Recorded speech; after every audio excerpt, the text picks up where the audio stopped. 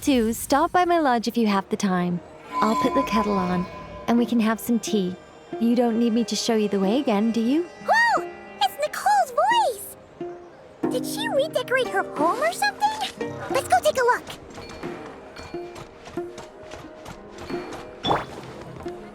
This land holds nothing.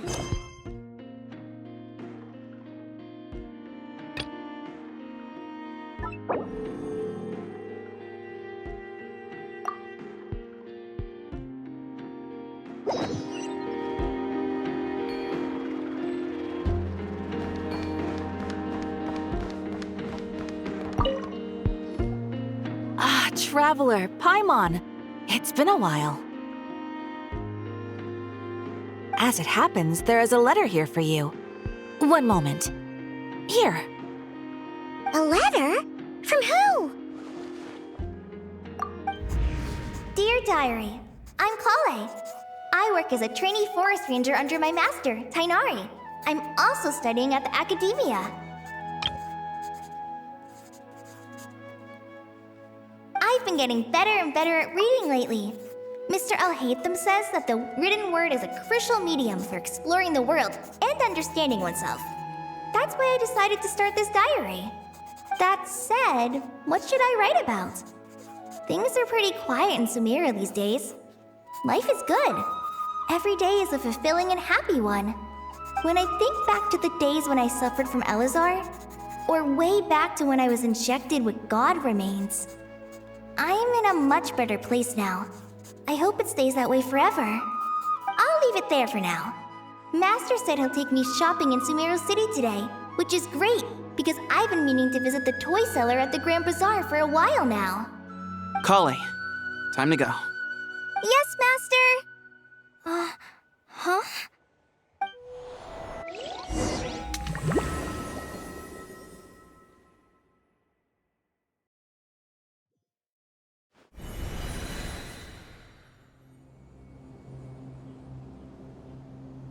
What's wrong, Kale? Is there something on my face? No, sorry. I didn't mean to stare. Did Master Tighnari send you to pick me up? Master Tighnari? What are you talking about? Tighnari is the General Mahamatra. He's probably busy arresting criminals in Sumeru City. I mean, if that's what floats your boat, I can introduce you, but... Wait, Master Tighnari is the General Mahamatra? But what about Mr. Sino? Sorry? Oh, you mean that guy who just joined the Vahumana Darshan? Rumor has it he's the leader of the Temple of Silence. If that's true, it's pretty impressive. Sounds like you've been getting to know more and more people since you joined the academia. It's great, but don't let your forest ranger duties fall by the wayside, okay? What's going on? Sethos is acting like he's my master, and Master Tighnari has taken over Mr. Sino's job. Is this some kind of prank? If so, it's a weird choice of prank. But anyway, Sethos doesn't look like he's joking. What is this all about? Hey, you're zoning out again. I'm gonna buy some tools for the rangers.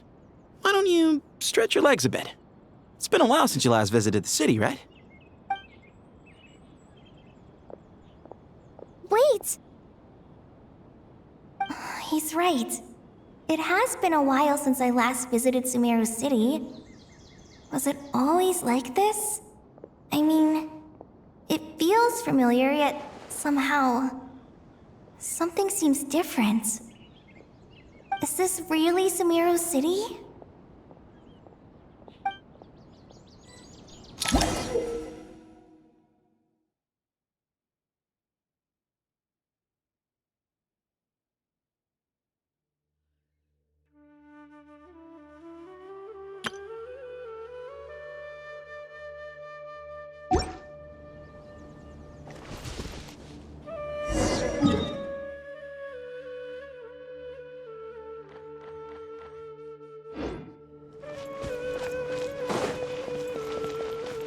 Hey, did you see who just walked by?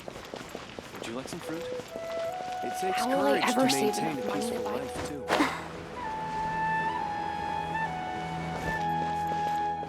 I heard that Sage disappears without a trace as soon.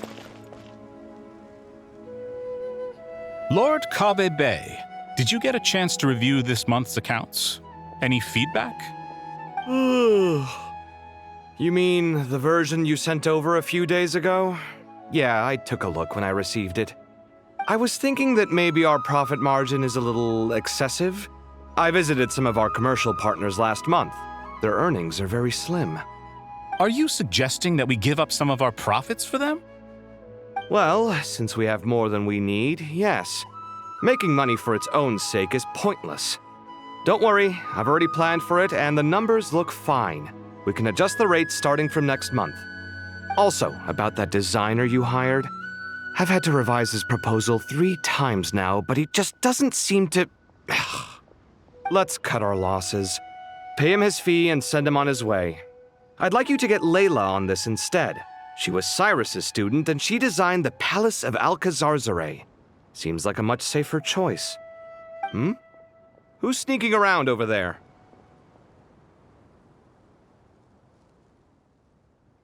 Mr. Kave? Do you recognize this person, sir? Yes, it's all right. We've met. This is Kale, Sethos' trainee. He brought her along the last time I went for drinks with him. What brings you to the city, Kale? Is your master here too? No, this is all wrong! Why is Mr. Kave saying that too? Tainari is my master, not Sethos. This can't be real. I have to ask someone else. There's gotta be someone else out there who still remembers the truth. Hey, wait! Don't run off! How strange. What's gotten into her today? It's like everyone switched places. I guess I'll keep looking around. Would you like... Students are under so much pressure these days. Lots of visitors today, I see. Welcome all. It's been a while. Hey, Rahman. You know that guy who sells face powder on Treasure Street? I haven't seen him around in a while. Any idea what happened to him? Oh, you mean a Hongar? Yeah, he got into a brawl with Shavirme on Treasure Street. He's been banned from setting up shop there for now. Seriously? Oh, well, that's a shame. I was planning to pick out some makeup for you. Oh, don't worry about it. The legendary Flame Mane discussing makeup with the Zubair Theater star dancer. Now there's something you don't see every day. Flame Mane? You know, I'm not actually sure when people started calling me that. Maybe the other Eremites thought I needed a fiercer title to scare people off? To be completely honest, I think the title would fit you better than me, Dia. You think? Can't say I've never imagined myself as a merc. If I ever give up the dancing, maybe I'll head to the desert and give the Eremite life a try. You would? Is that so strange? Oh, not at all. In fact, I've actually had similar thoughts before. If I ever get tired of sleeping out in the wild, I think I might go look for a job at the Zubair Theater. I've adored the dance of Sub-Zeros ever since the first time I saw you perform it. If the chance ever came up, I'd love to try it out on stage for myself. Really? If our manager Sataria heard you say that, she'd hold you to it. Probably grab you by the sleeve and never let you go again. Hey, when that day comes, I'll do your makeup myself. How's that sound? Sure. If the day comes, I'd be honored.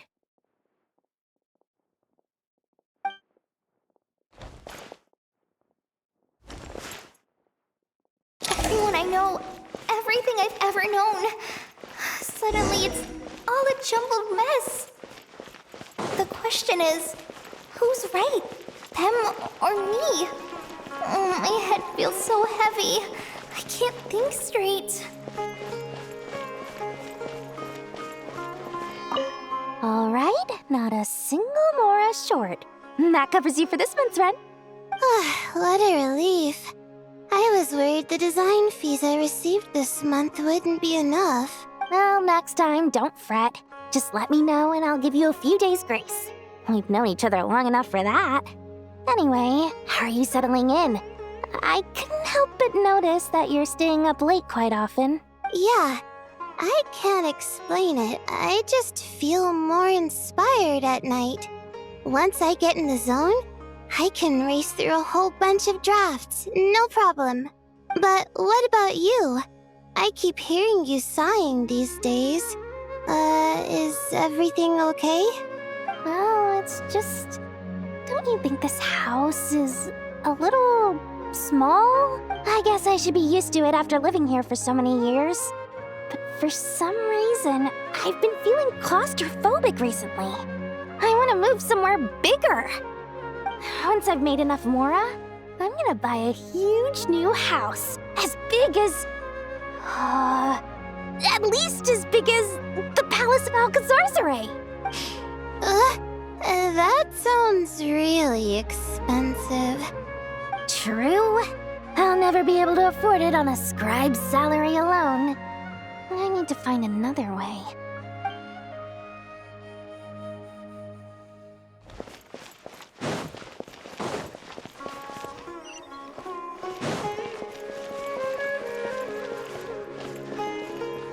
Mahamatra Tainari, we've apprehended the suspect. They say that the fool is prone to blind faith, but the wise man is not immune to it either. Suraj, do you have anything to say in your defense? Tainari, you were the one who turned the sages against me. Just a few words of caution from you was all it took to destroy my research. And now you're trying to stop me again? You should know that mechanical life is the future! We must cast aside our useless flesh and... That's enough. I'm not in the mood to listen to your lunacy. Anyone could tell you how amateur your work is. Karina, Ilias, put him somewhere safely out of the way. Yes, sir. Next on the agenda is... Master? What is it? Wait, did Professor Zahahati send you? She's been encouraging me to take on an apprentice.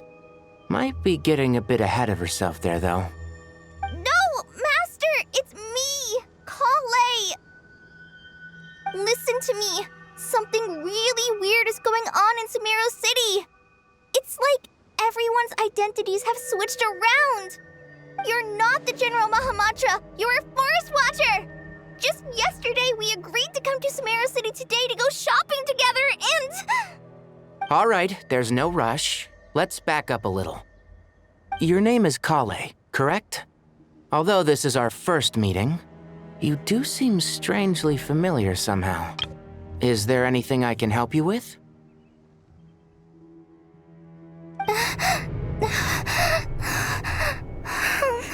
No.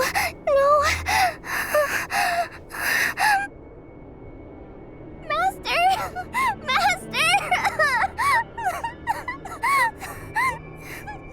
What is it?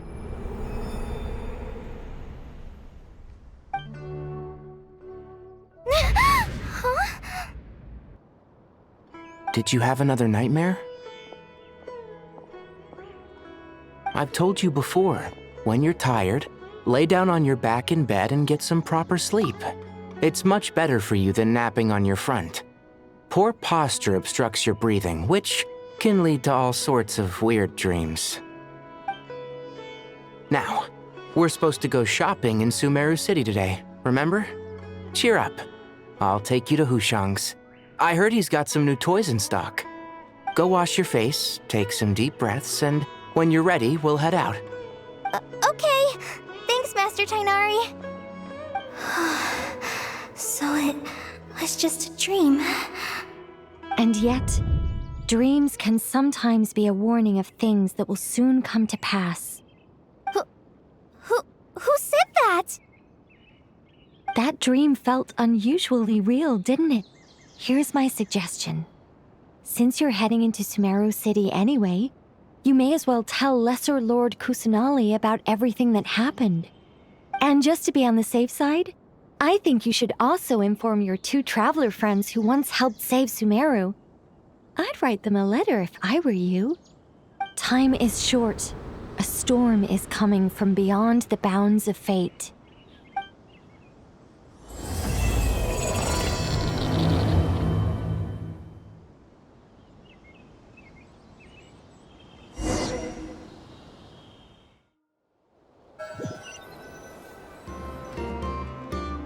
What a strange situation.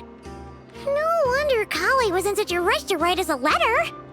Imagine waking up one day to find that everything around you has changed. You might not even recognize Paimon anymore. Oh, that's a scary thought. Let's get to Sumeru and find out what the heck is going on.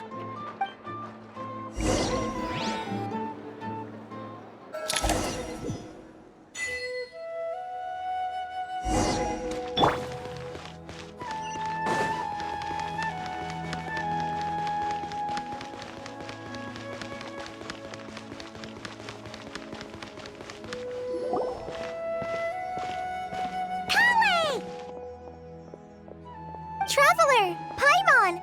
Thank goodness! I'm so glad you made it! Of course! We won't let anything happen to you, Kale. So, what's going on in Sumeru City? Looks like lots of people are moving or something. Yeah, I was just gonna say. After I wrote my letter, Master and I went to Sumeru City and told the Dendro Archon everything that I experienced, from start to finish. She was silent at first. It seemed like she was deep in thought. Then the next day, we got told that she was ordering everyone to leave Sumeru City immediately and move to Caravan Rebot.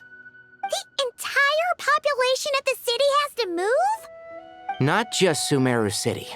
The evacuation also includes Lokapala Jungle, Avidia Forest, Ashavan Realm, and Ardravi Valley. Basically, everyone living in the rainforest must temporarily relocate to Caravan Rebot. Holy smokes! That's crazy! Yes, it's quite an operation. Even if people only bring the bare essentials, the scale is simply enormous. They've requisitioned almost all the Sumpter Beasts in Sumeru for the task, including the entirety of Dori's Sumpter Beast Park. The Dendro Archon said that what Kale experienced was not a dream, but a warning. After our meeting, she immediately summoned the 6 sages to analyze the situation and discuss countermeasures. They concluded that the events seen in the dream are very likely to become a reality, and that an unknown danger is rapidly approaching. Oh, please keep that to yourself. We don't want to cause widespread panic. The official reason they've given is a large-scale renovation of the rainforest ecosystem. People are skeptical, but there haven't been any major incidents. So far, at least. The Dendro Archon seemed really worried when we spoke to her. She said you can go visit her in the Sanctuary of Surasthana when you arrive. She also said she'd hold out until the very end. Tighnari? Kale? You got a minute? I need a hand here. One moment, I'll be right there. As a forest watcher, I've been tasked with assisting with the relocation work. There's a lot to be done, and they need all the help they can get. This will be the final group of evacuees from Sumeru City. While they're away from home, they'll be heavily reliant on outside help. Thank you for coming in our time of need. As you can see, another crisis is upon us. Excuse me, sorry to trouble you, but could you help an old man find his medicine? It's buried somewhere in my luggage. Where's my mom? Where did she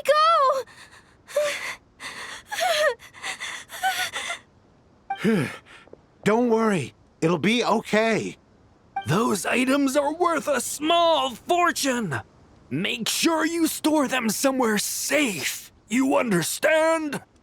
I bet you thought you'd get away with this in the chaos, huh? Guess again. No petty thief gets past me.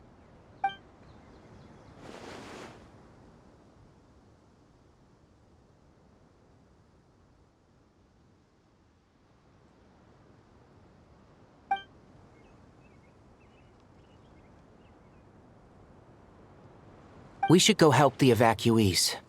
See you around. I'm so glad that you believed me and came all this way to help. It means a lot. Please stay safe.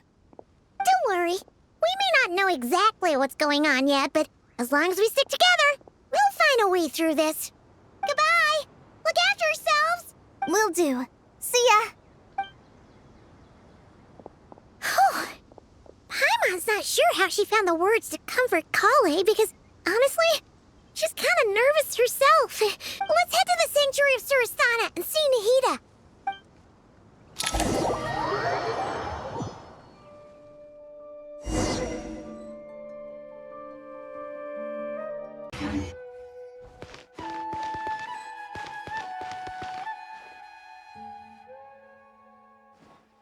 Who goes there?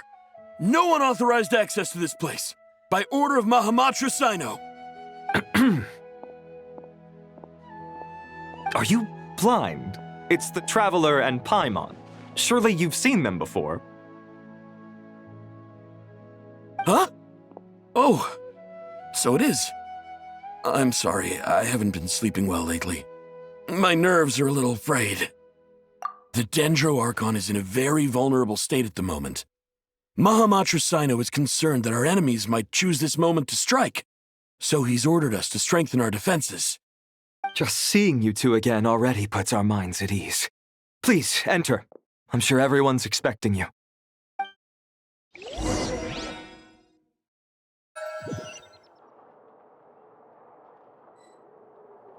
Can't hide the truth.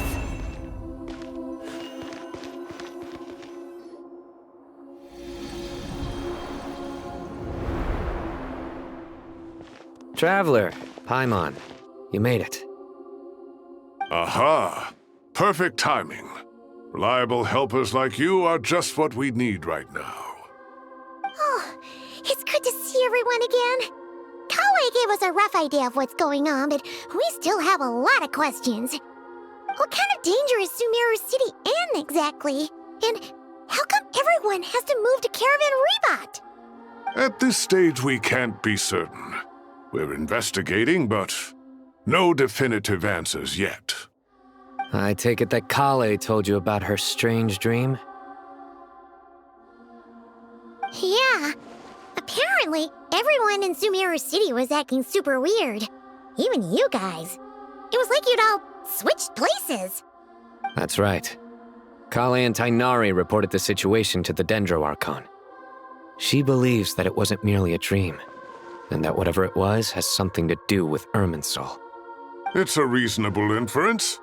Only through Irminsul can people's memory and cognition be so significantly modified in such a short time. We don't know why Kale would dream of these things, nor who was trying to warn her.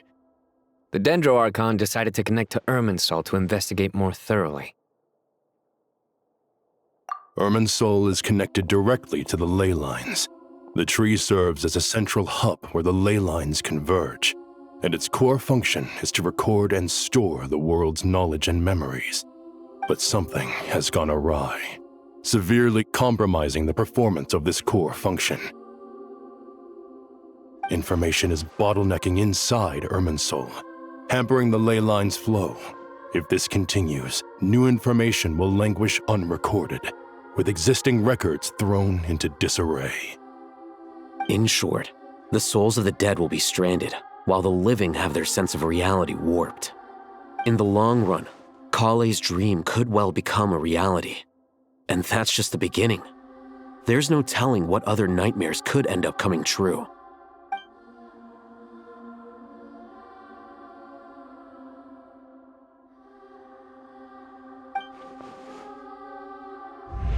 I have come this far, to use my death to open the gates of the ley lines to my people.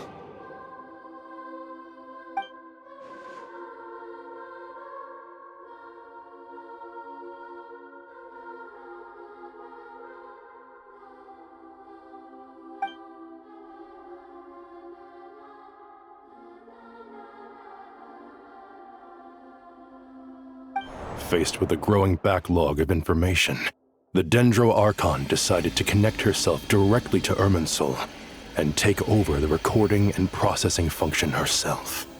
but it is an almost impossible task. Individual brains aren't equipped to deal with the sheer volume of knowledge and memories involved. All that information flooding in at once would instantly fry any human mind. And for a god, even for a god, the suffering must be unimaginable. The Dendro Archon's power originates from Irminsul. Any issue with the tree itself takes a toll on her to begin with. On top of that, she's subjecting herself to the grueling task of processing all that data. It must be torture for her. And despite all of this, she is somehow finding the strength to investigate the Irminsul situation from within and send us her findings. I finished analyzing the latest data. Looks like our working theory was wrong. There's no signs of Irminsul having been attacked from the outside. So it's internal then? Some sort of disease, perhaps? No. I've spent half my life studying the ley lines. If Irminsul malfunctioned this easily, the world would have met its end long ago.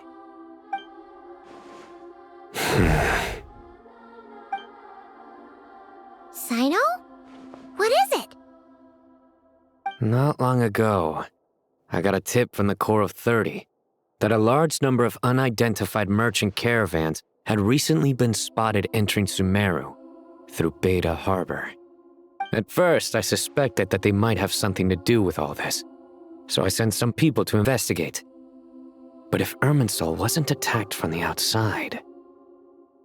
Don't you think there are more important things to worry about right now than guessing who's behind all this? It's been over 12 hours with no new intel. If even the Keeper of Irminsul is this badly affected, you can imagine how bad things are in there.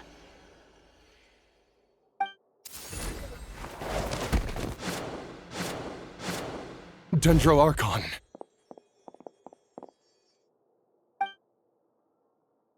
Nahida! What's wrong? Her breathing is weak, and her elemental energy levels are dangerously low. Looks like it's time to move to the backup plan. What's the backup plan? Get out of the city and take the Dendro Archon with us. The entrance to Irminsul is directly beneath the sanctuary of Surasthana. That means this is ground zero if anything goes wrong. The Dendro Archon has a very strong connection to Irminsul. But theoretically, this connection should grow weaker with distance. Under normal circumstances, she could unleash her full power here. But with Irminsul out of control, our first priority is to get her away from here. The situation is critical. There's no time to deliberate. Everyone in agreement? I'll deal with it. I'll also let the Matra and the Core of 30 know to start evacuating.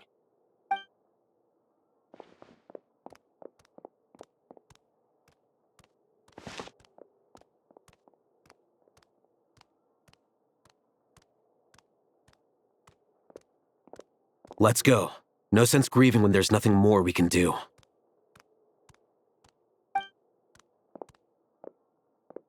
Agreed. We'll be back as soon as this is over.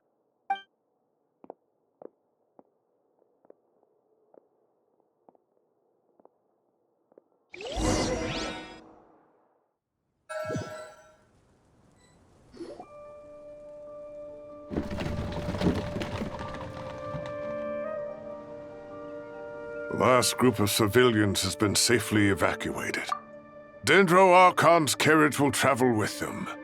Sino and Hat Guy will protect the convoy. With the Dendro Archon in a coma, we've lost our means of investigating the situation. And with Irminsul still deteriorating, we have no choice but to evacuate Sumeru City. Feels as though we're being pushed along by an invisible hand. Stop moaning, Cyrus. We're the teachers here. We should be showing a little more confidence, don't you think? A wise judgment. Let's move out to Caravan Rebot.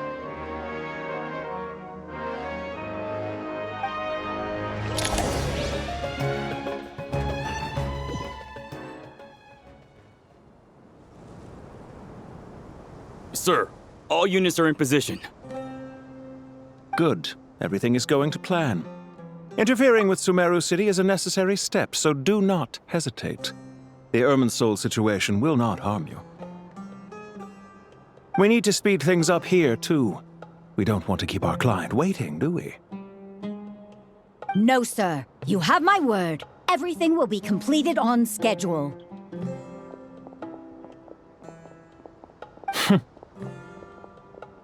They say that fervent ambition attracts the favor of the gods, and with it, a vision. But we appear to be the exception. So, is our ambition not strong enough? Or does it threaten the very foundations of this world?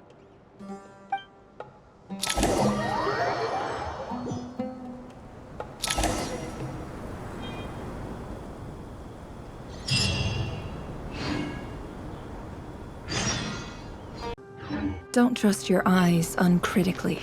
People only see what they want to, so don't be your own fool.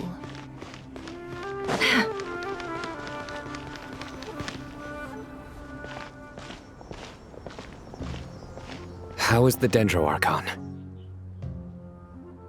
Her breathing is steady. I prepared some therapeutic incense for her, but it hasn't had much effect. Her vitals are still very weak. Based on the information you've provided, I have a working hypothesis. Her condition is partly due to Irminsul's influence, and partly due to a physiological imbalance caused by the rapid depletion of her power. Elemental energy usually flows through the body at a relatively constant rate. The body grows accustomed to this rhythm, so when it's thrown out of balance, physical symptoms will appear. Is this similar to the ley lines? Overloading and withering both directly affect their vitality, potentially causing irreversible damage. Correct. From a biological perspective, if you overexert yourself, you pay the price with your life. The Dendro Archon is not only drained of power, but her life force is at a critically low level. Is there any way to restore her health? I know the ley lines have strong self-healing abilities. As long as any blockages or pollutions are dealt with, they can quickly regain their vitality. But what about people? Well, gods. What's their capacity for self-healing? Before we think about that, there's a bigger predicament to resolve. Restoring the Dendro Archon's power requires us to heal Irminsul first. But that will be extremely difficult without the Dendro Archon's power. Paimon's already getting lost here.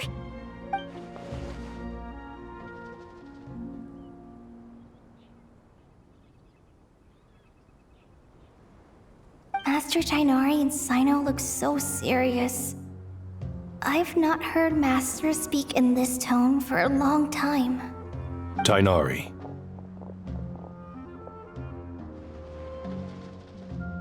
Master Nephis, sages. Tighnari, haven't seen you in ages. Have you gotten taller? Or did your ears get longer? Hopefully the former, Uncle Baladuri. Cyno, where's Professor Cyrus? I thought he'd be with you. He went out into the wild to investigate the situation. He said that the Irminsul anomaly will likely start to affect the real world soon.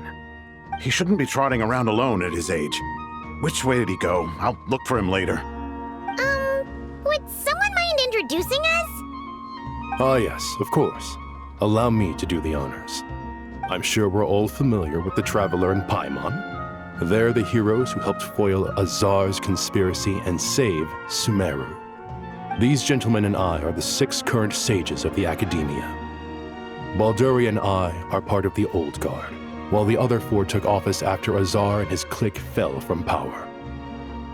We have Sage Alkindi of the Spontamad Darshan, Sage Farnas of Kasharawar, Rataoist Sage Shakir, and finally Harabatot Sage Rusht.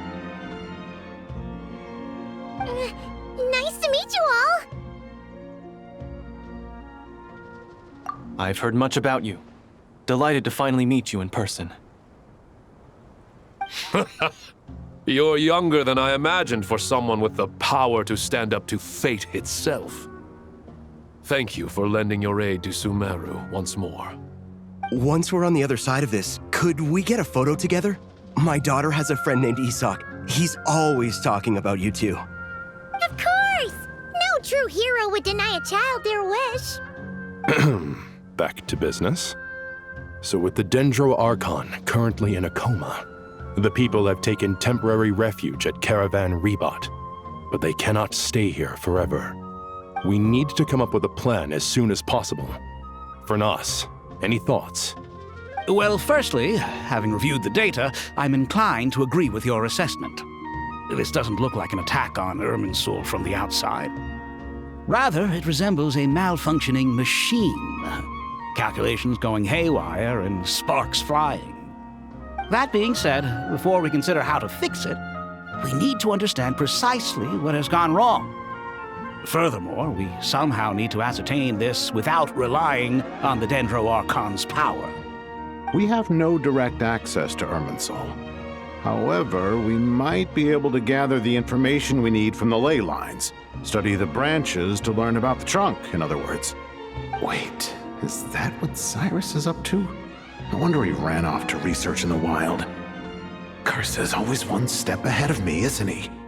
I heard that while in the sanctuary of Surasthana, the Dendro Archon had to serve as the central information hub herself. This is a clear sign the situation within Irminsul might be far worse than we can imagine. Irminsul is vital not just to the safety of Sumeru, but to all of Teyvat. We must be the ones to bear responsibility for this world. To be on the safe side, I think we need to consider some backup plans. Are you saying we should consider a scenario in which Irminsul is completely destroyed? I'm merely pointing out that the possibility exists. You have a valid point. But until worst comes to worst, I believe we should focus our efforts on resolving the Irminsul anomaly and helping it recover. Kale, I understand that you were the first to foresee this crisis. If it's all right, I'd like to talk with you about it in more detail. Of course! But even I don't know how I came to have that dream. If there are no signs of external damage, could it be a stress fracture? Metals tend to suffer from this issue with long-term use, and Irminsul has existed for centuries, after all. It's possible, but surely a stress fracture would be more likely to cause a complete shutdown rather than chaos. Sages, General Mahamatra, sorry to interrupt, but something has come up. What happened? Some citizens didn't believe that Sumeru City was really in any danger. They slipped away and hid during the relocation, intending to return home. How many people are we talking? About a dozen. Sakura found them while on patrol, but they appeared to be suffering from psychosis. For whatever reason, they were trying to kill each other. By the time we arrived, there were only 2 survivors. One was unconscious from their injuries. The other tried to attack us, but was subdued. Where did this happen? Near Yasna Monument. That's not far from Caravan Rebot. Master. I know. The Irminsul anomaly is beginning to have effects in the world. I didn't expect it to spread to Yasna Monument so soon. It almost feels like we're being chased relentlessly, with no time to catch our breath. Sir Cyrus said the same thing. He sent me back to report in, while he continues investigating. I'll go join him. Count me in too. Don't let my age fool you, I can still fend for myself. Very well. Meanwhile, the rest of us will continue discussing our next steps. Get back soon. Take care of yourselves. It's getting dangerous out there.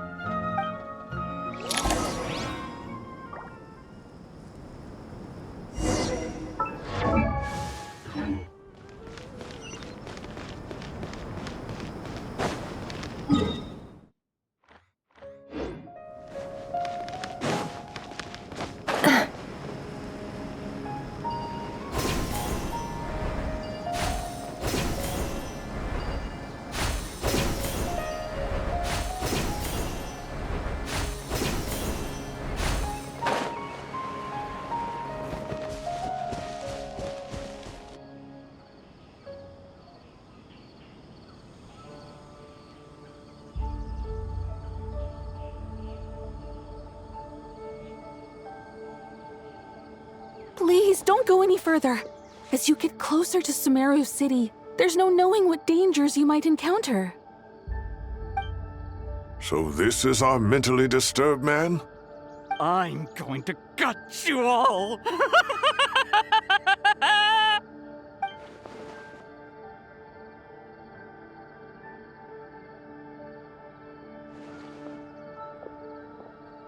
Cyrus, you didn't even bring a single guard?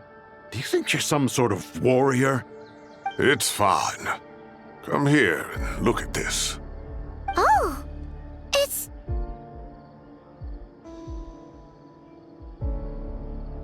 That's right. Flowers that bloom from openings in the ley lines, indicating some sort of anomaly. I don't believe I've ever seen a color like this before. Did you discover it nearby? Not just here. Way over there, too. They're everywhere. There's even more in that direction. How did you ascertain the situation further ahead? Didn't you just say that we can't go beyond this point? Yes. This area is relatively safe so far.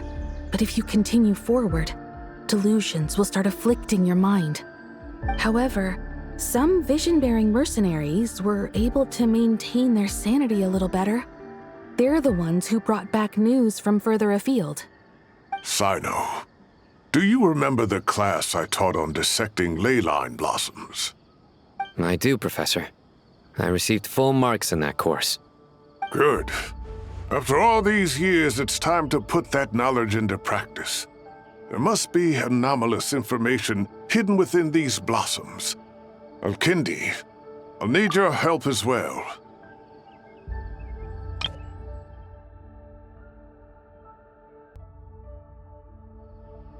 Been a while since we worked on a project together, hasn't it?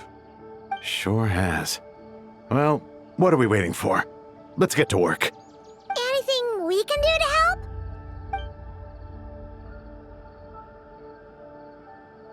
Will you need my help? All right, well, don't go too far. There's too many unknowns at this stage. Let's regroup at Caravan Rebot later. Don't worry if you don't show up. I'll come and find you.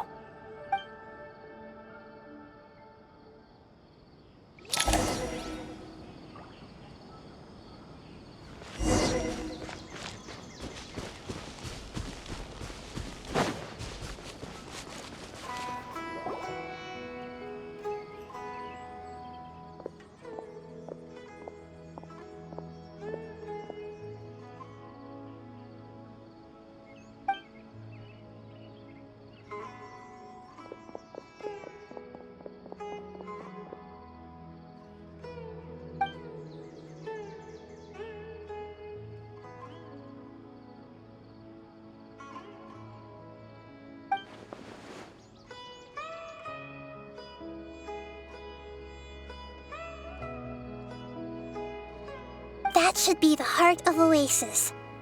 All we need to do is light it with the fire seed, and it'll restore Apep with elemental power.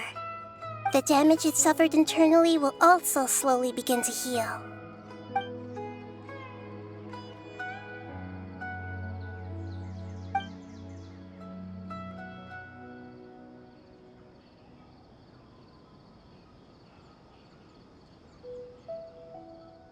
What is it? You thought of something? Really? Then let's get back and tell the others!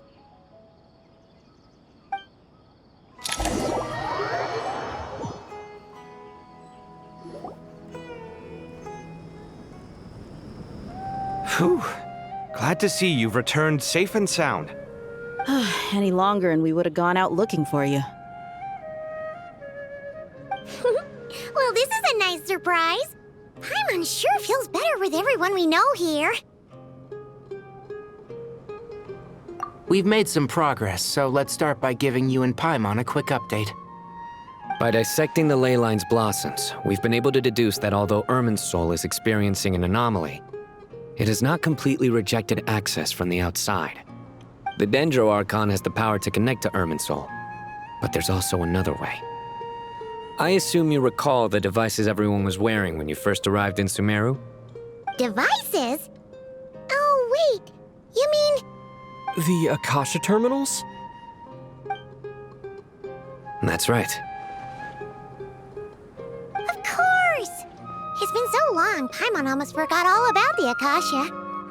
Wasn't it shut down, though? Yes, but although the system isn't currently operational, the technological infrastructure is all still there. And it turns out that a certain someone gets so bored at work that he's actually read through every single one of the instruction manuals. No prizes for guessing who that was. If praising others is that embarrassing for you, you can simply spare yourself the ordeal. As much as it pains me to say anything nice about him, there's no denying his intelligence. He rarely forgets anything he's read. The Akasha is exactly what Sumeru needs at this moment. Between us, we should have all the knowledge and expertise we need to get it up and running again. But if I recall correctly, doesn't the Akasha need a gnosis to function? That's exactly right. The Akasha relies on the gnosis as a power source, and in its absence, we'll need to find an alternative. To tackle this problem, it looks like we'll be relocating once again. Namely, to the Temple of Silence. Ring any bells? It's the only major institution in Sumeru dedicated to preserving the knowledge of King Deshret's civilization. You might find the answers you're looking for hiding there. I agree. There's a good chance. Master Nephis and the other sages have discussed it. As the chaos from Irminsul continues to spread, Caravan Rebot won't be a safe haven for much longer. We have to move into the desert next. The scholars and sages will head to the Temple of Silence, while the civilian population seeks refuge in Aru village. The Eremites will keep everyone safe during the journey, and Candace will be there to receive us at the village. This leaves us just one thing to worry about. That Dendro Archon. She's very weak. We can't afford to wait until Irminsul is fixed. There has to be another way to help her. Huh. Well, luckily, the Traveler had a eureka moment while we were out investigating. Really? Wow, nice one, Traveler. Let's hear it. What say our Amorta experts? Theoretically, it's feasible. From what you're saying, although elemental life and elemental energy have their differences, the Dendro Archon has explicitly stated that she can imitate the power of the former. In which case, as long as Apep is willing, she should be able to convert her own power into a form that the Archon can use. It wouldn't be difficult for her at all. The only problem is convincing her to help. Yeah! Even though she wasn't exactly friendly the last time we met, she didn't refuse to talk with us. When she realizes the danger that Nahida is in, surely she won't turn a blind eye to it. Well, hopefully not. Either way, we're not exactly spoiled for choice here. Hey, it's better than having no options at all. I agree. Without Irminsul's aid, the legendary Dendro dragon Apep may well be the only living thing in Sumeru who can help our Archon recover her power. There's no time to lose. I'll bring this proposal to Master right away. If he and the other sages agree, we'll split into 3 teams. The academics will go to the Temple of Silence to look for a solution to the Akasha problem. The Eremites will escort the civilians safely to Aru village, and the Traveler and Paimon will take the Dendro Archon to see Apep.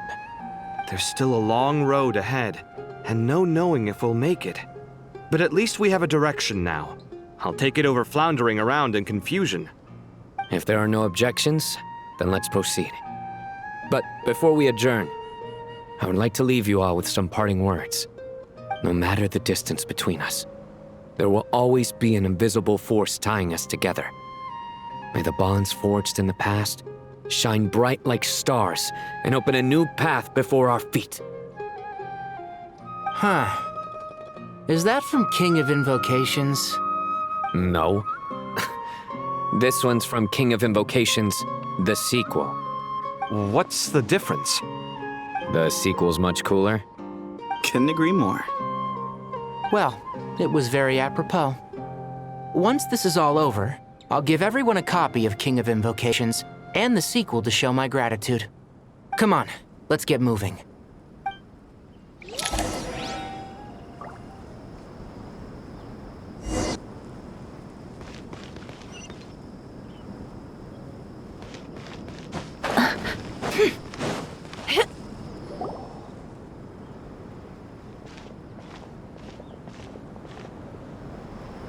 Tighnari has brought me up to speed.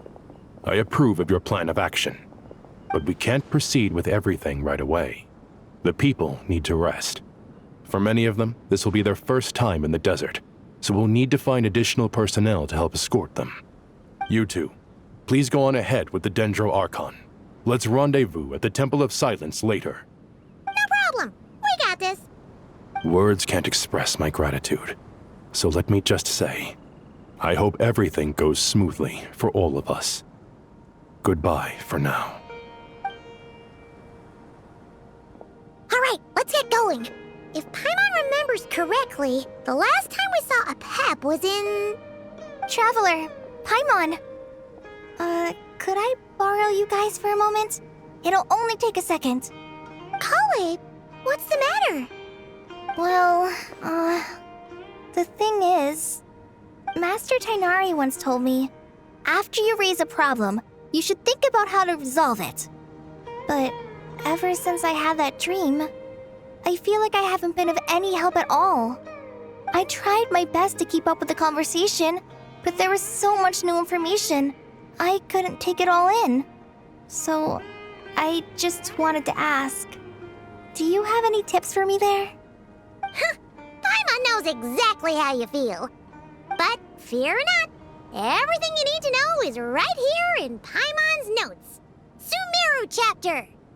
It's got tons of info about all the things we've seen and heard on our adventures. Some parts are a little simplified, but hopefully it all makes sense.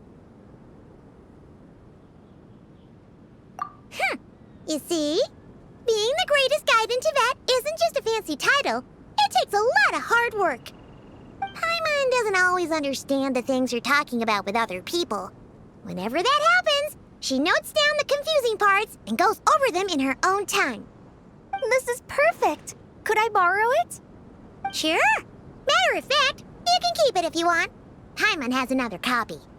The spare copy was originally meant for the traveler. Paimon used to worry that one day he might not need a guide anymore, so she wanted to have a gift for him, in case we ever parted ways. But it doesn't seem so necessary nowadays. We have so many more places to see together. One copy will be enough for both of us. Thank you so much. But still, these are your treasured memories. I think I'll make my own copy and then return the original to you. Anyway, that was all. I won't keep you any longer. Have a safe trip. See you again soon. See ya! Alright, time to bring Nahida to see Apep. Let's hope that old grouch is in a negotiating mood.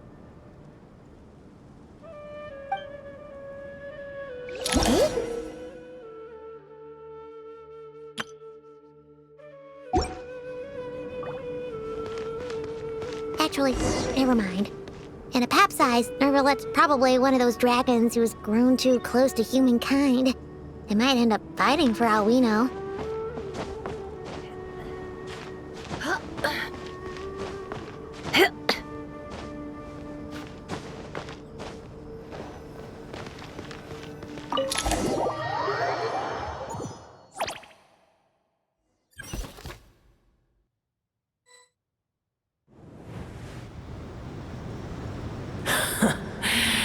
I had a feeling your kind might come calling.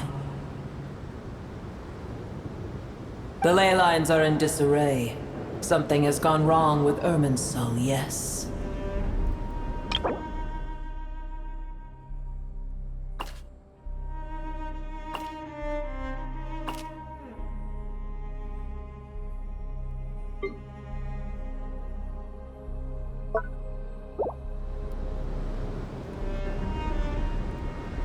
Even from a great distance away, I can sense that Sumeru is headed for destruction. You who took our home from us, prepare to watch as your own world is plunged into oblivion.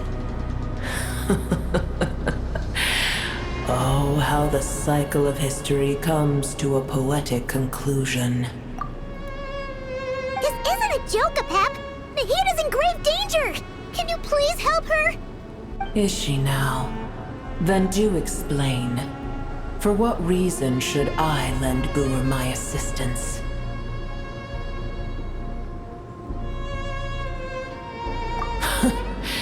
The age of the dragons ended long ago, and the world that replaced it is under the dominion of the heavenly principles. In choosing not to side with your enemies when the heavenly principles' rules began to relax, I have been merciful enough. Do not forget that I have no love for this world you hold so dear. Be not mistaken. The fate of Sumeru is of no concern to me. I am neither the god of this land nor its guardian. I may have given my tacit agreement as your kind built homes here and multiplied for generation upon generation. But that does not mean that I bear any responsibility for Sumeru. Tiny Boer, puny humans. In my eyes, all of you are but intruders who followed in the wake of the heavenly principles. I am not obliged to be your savior.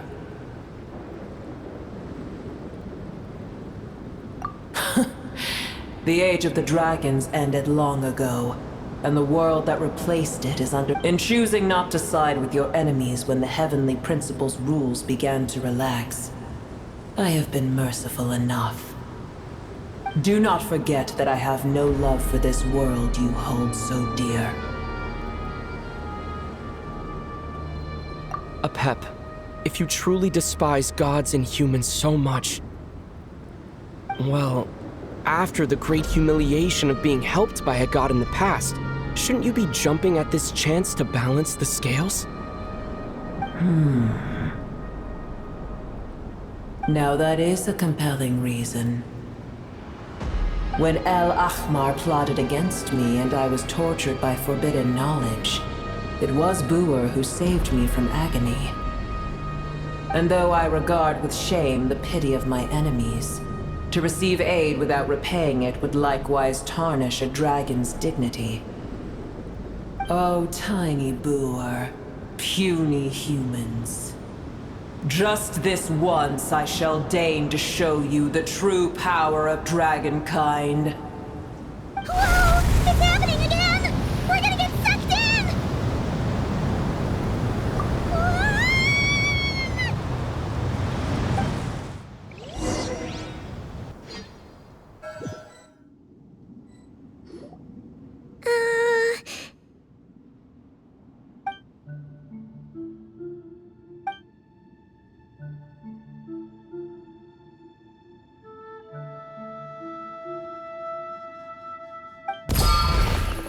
It is done. The heart of Oasis is supplying her with life force as we speak. It shall not be long before she recovers. But I should warn you. Boer's existence is closely intertwined with Irminsul. Unless the issues plaguing it are resolved, she will never completely recover her former strength. Thank you. Spare me your words of gratitude. You may also spare me your feigned concern. A dragon's sovereign's power is far greater than you can imagine. While I was indeed weakened when the heart of Oasis ran dry, providing Tiny Boer with a morsel of my life force shall have little consequence for me. Oh, good to hear.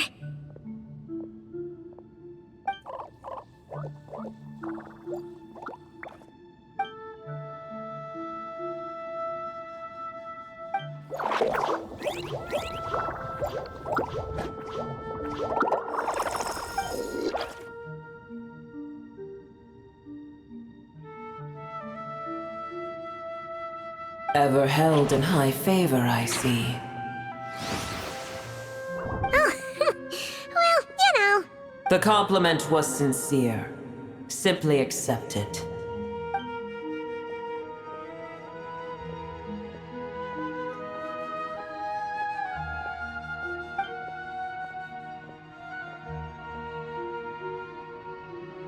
I did once.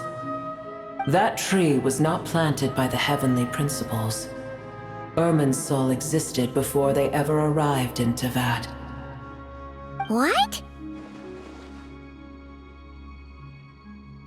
There was a time when it belonged to Tevat, to dragonkind. Its appearance and function then differed greatly from today. The ley lines flowed with an abundance of a familiar, primitive form of elemental energy. You may know it as the power of the Light Realm. The heavenly principles usurped and refashioned Irminsul, made it serve humanity, and used it to anchor the fate of the world. Yet in the end, humanity has failed to protect it. Heavenly principles, God of gods. It makes me sick. The enmity between your kind and mine can never be bridged. As things stand today, holding a grudge against you would serve no purpose. But there will come a day when we reclaim this world for ourselves. The opportunity will arise no matter how long we must wait. I can already sense that far away from here, the Hydro Dragon has wrested his authority from the hands of the usurpers. Though we have yet to meet, I know that we are both preparing for our revenge day and night. Uh-huh.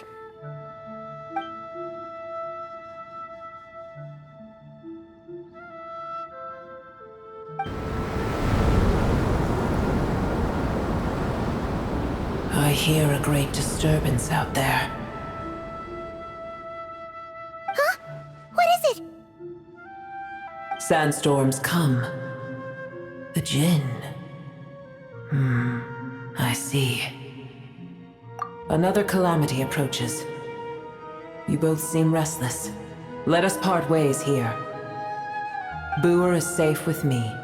Once she has recovered, I shall return her to your side.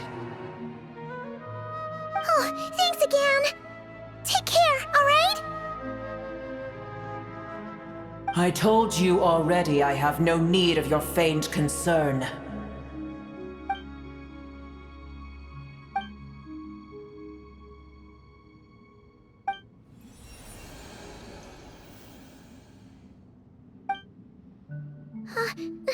Nahida? You're awake! Are you okay? Cease your interrogation. Yes, she awoke for a brief moment, but she has now lost consciousness again. Take it. We shall talk more at another time.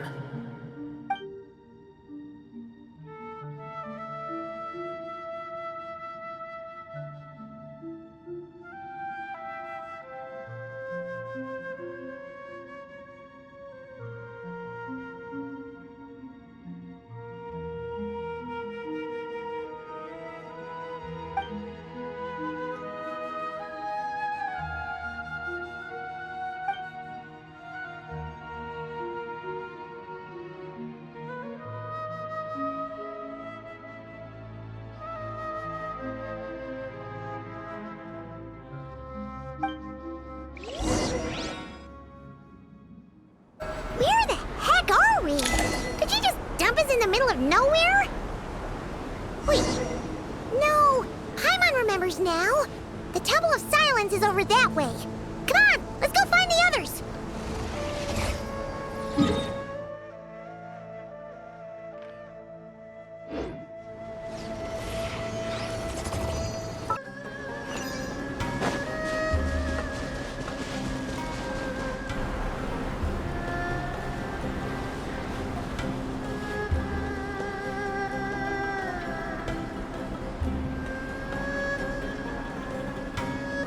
There's no need for everyone to stay here. I'll protect the sages. The rest of you, return to Aru Village. Yes, Mahamatra Sino.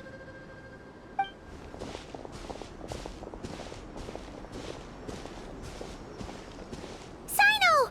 What's going on? You're back. How is the Dendro Archon?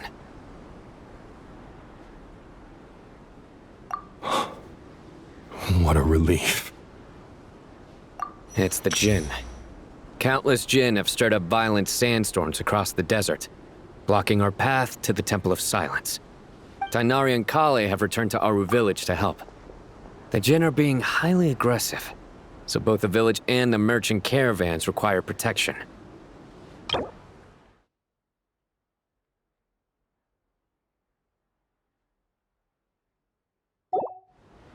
It's just one thing after another. Where did all of them come from, anyway? In all my trips to the desert, I've never seen anything like this before. As I see it, the only possible candidate is Gurabad. Gurabad? Baladuri could explain in more detail if he were here. All I know is a rumor I've heard about from previous trips to the desert. Supposedly, a great number of dormant Jinn lie sealed beneath that city.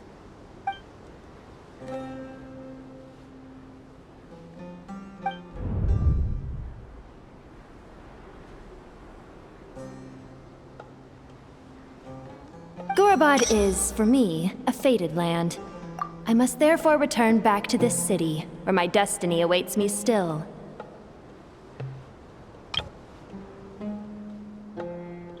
My master, I am sorry that I couldn't stay by your side for long, and that I could not have more time to get familiar with you. Lilupar. Yeah. We once said goodbye to a friend there. Well, maybe not a friend exactly, but someone we met on the road anyway. She was a strange bottle. If we can find a way to wake her up, maybe she can help solve the situation in Gurabad. Well, be careful. You may find there's more than just the Jinn to worry about. You mean, there are other dangers in Gurabad? It's a sensible assumption to make. The moment we arrived in Caravan Rebad, the Irminsul anomaly started spreading in that direction. Now we've moved to the desert, and suddenly we're plagued by Jinn and sandstorms. To call it a coincidence would be a stretch. Don't worry, we've gotten a lot stronger since our last stint in Sumeru.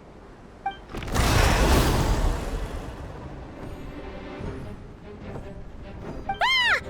When did they show up? It appears the monsters native to the desert have been stirred by the Jinn's activity.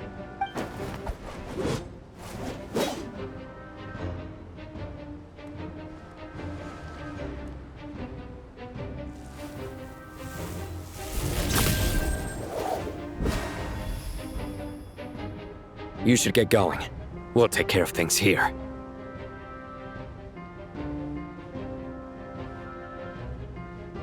You too. Don't do anything too risky. You got it?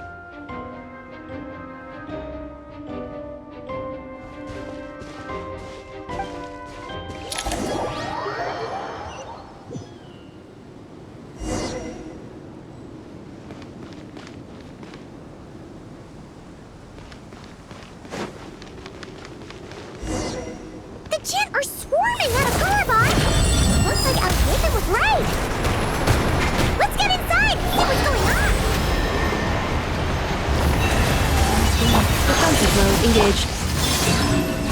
Three moons converge. No more lies.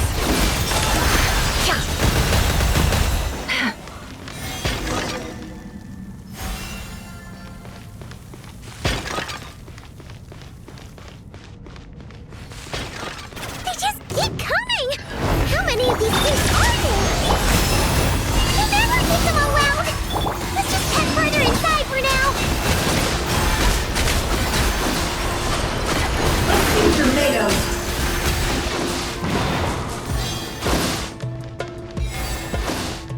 Target spotted! All units at the ready. If it's silly! They must be using this place as a stronghold! Are they the ones behind all this?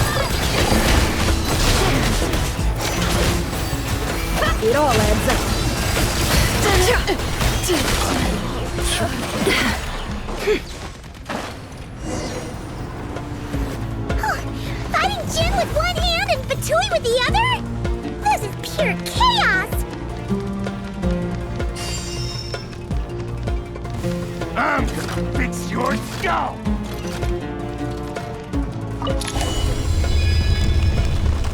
Time! Do you see that strange machine? Paimon has a sneaking suspicion that that's the thing wrecking Gurabad and setting all those dangerous Jin free! The target has reached the core zone. Requesting backup.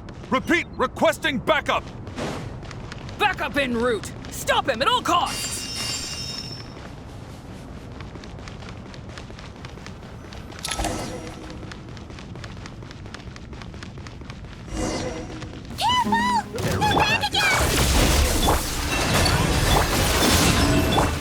No more lies.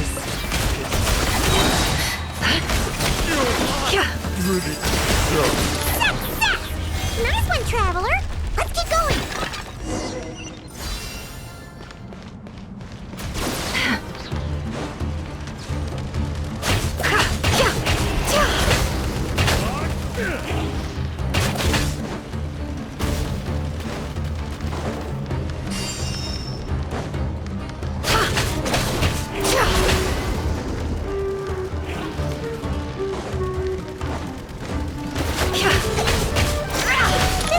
Junk's gone kaput! Now we can finally...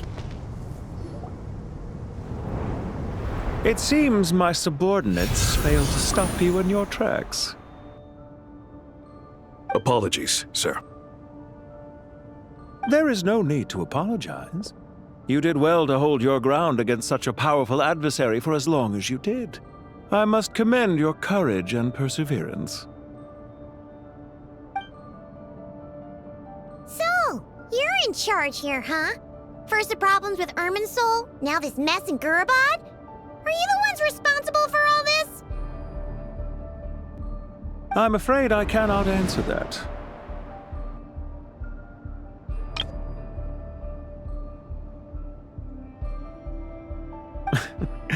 I assume you aren't naive enough to expect answers from an enemy.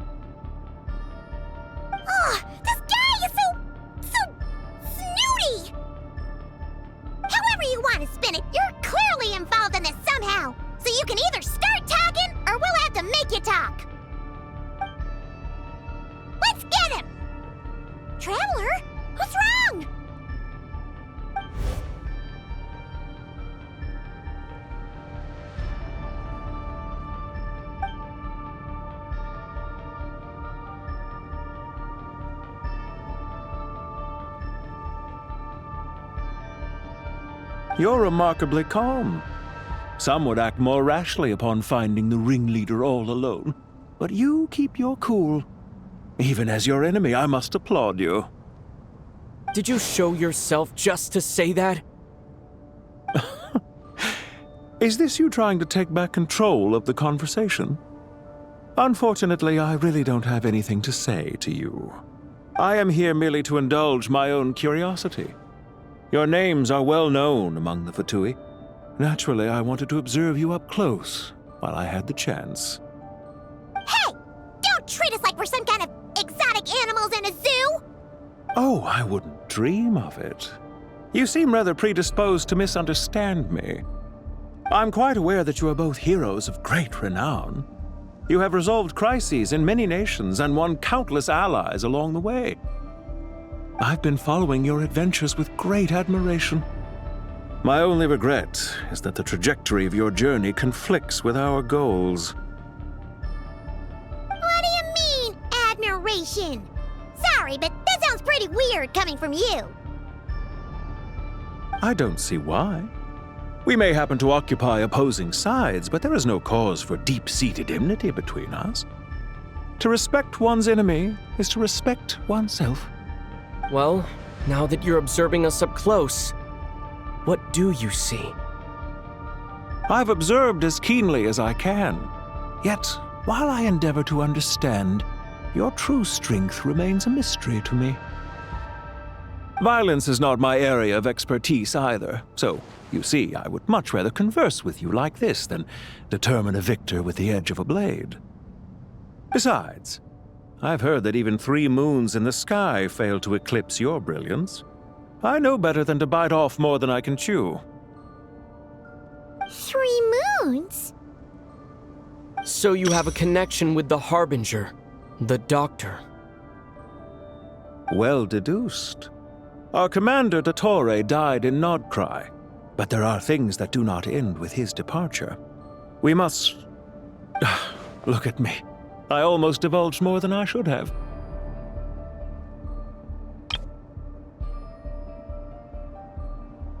What are you after?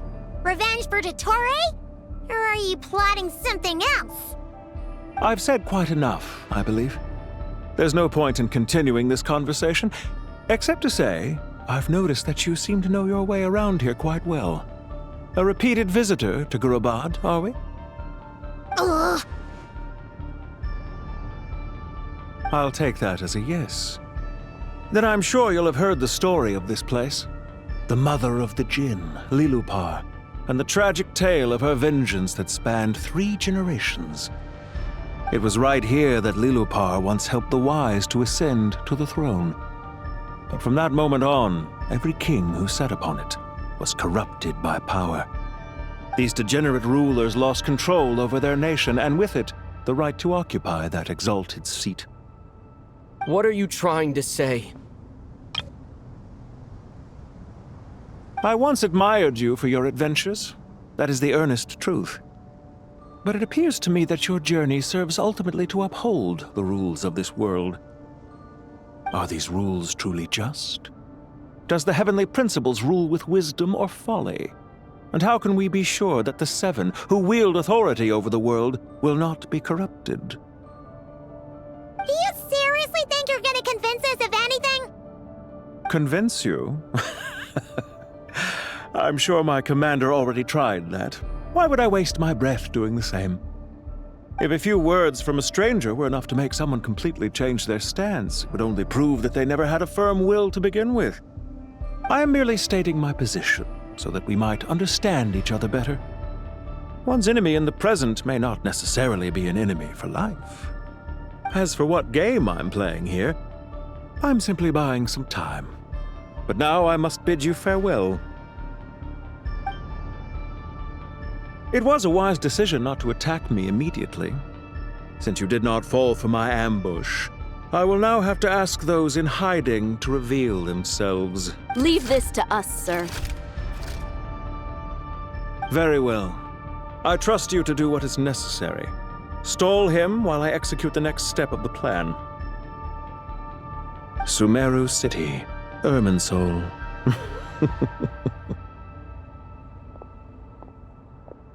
Hey! Stop right there! Don't you dare leave without explaining yourself! All units, stop them! Protect the commander! Did you hear that? He mentioned Sumeru City and Irminsul! He definitely knows something! We can't let him get away! Get rid of these pesky soldiers, quick! Rear guard to the front! Don't let them through! Get that thing in position! Hold on! Just a little longer! Jeht! Seek within. Installation chamber. Right? Can't hide the truth. We finally beat them! That mysterious guy can't have gotten far! Let's catch up with him!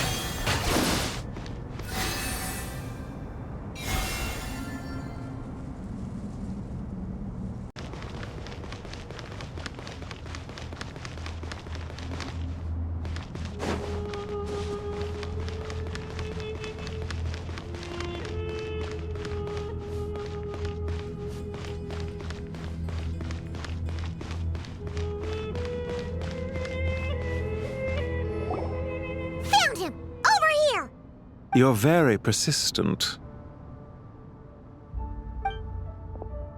Hey, you! Stop running and explain yourself! What are you trying to...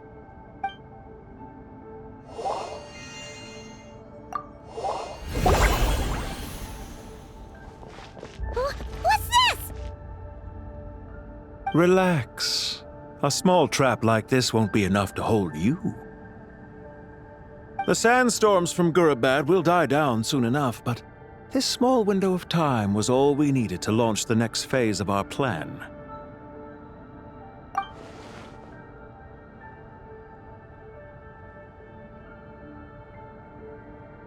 Don't be discouraged. I knew that someone would come here eventually, so I planned ahead. Where to chat with you, which door to exit from, even which mechanism to wait by for you. I thought through every detail. You, meanwhile, know nothing of who I am. So far, you've only heard my voice, and for all you know, it may not even be real. But not to worry. This is only our first meeting. It shan't be our last. Just answer me one last question. Why do you continue to follow Dottore? He has conducted countless cruel experiments, even on his subordinates. Follow isn't quite the right word. Let's just say even those you see as villains have their friends, even if they aren't the most sincere of friendships. When any set of rules is established, there will be those who benefit and those who lose out. People will do anything to justify what they have gained or escape from the hardship imposed upon them.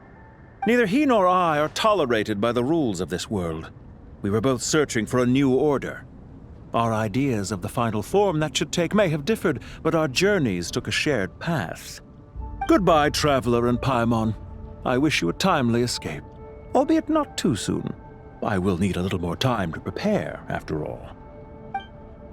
Hey! Come back! Wait, this dark wall.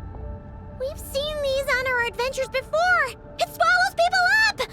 Oh, I'm sorry. She shouldn't have jumped a gun! Oh, okay. He may have fooled us this time, but we'll get him back!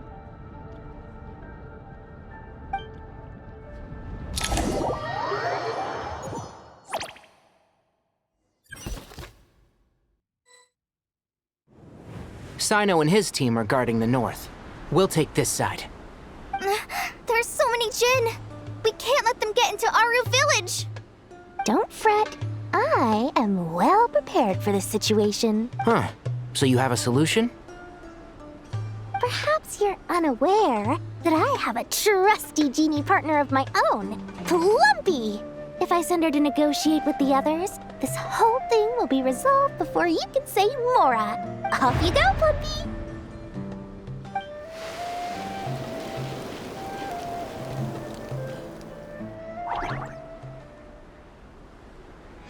Come on, what's the holdup? 5,000 Mora. 20,000 Mora.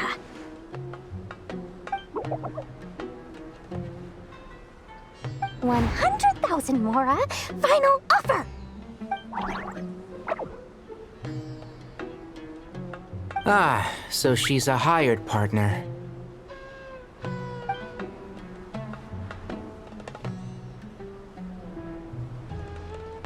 Hired partners are reliable too.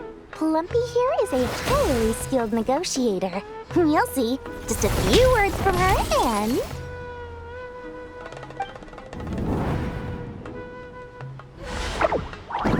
Plumpy! Don't you Jinn have any respect for the rules? This was supposed to be a negotiation! How dare you treat my messenger like this? You wanna play rough? You can play at that game!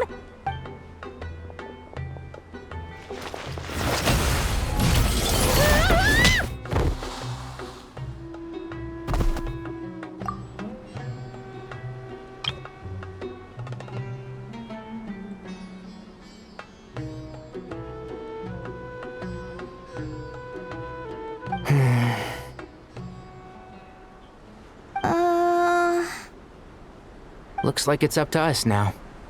Be careful, Kale. Yes, Master.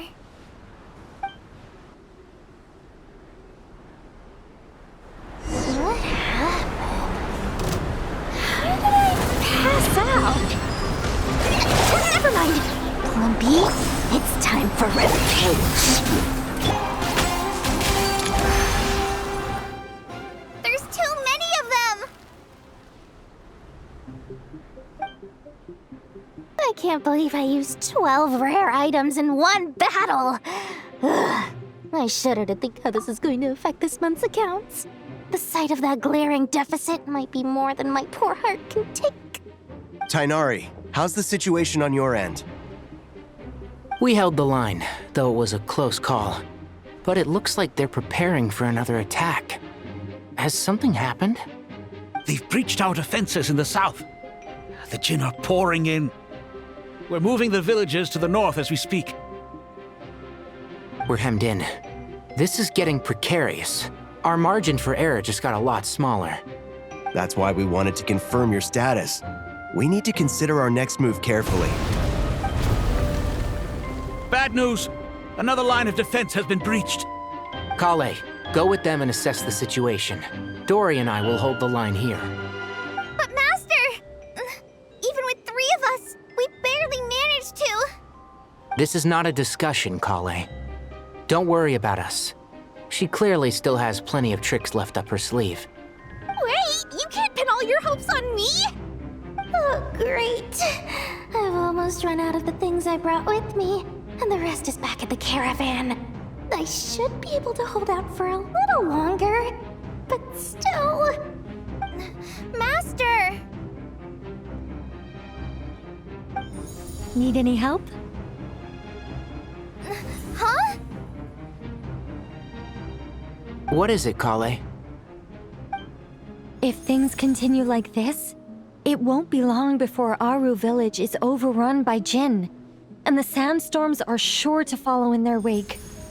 I do have a plan, but I can't guarantee it will work. I don't care.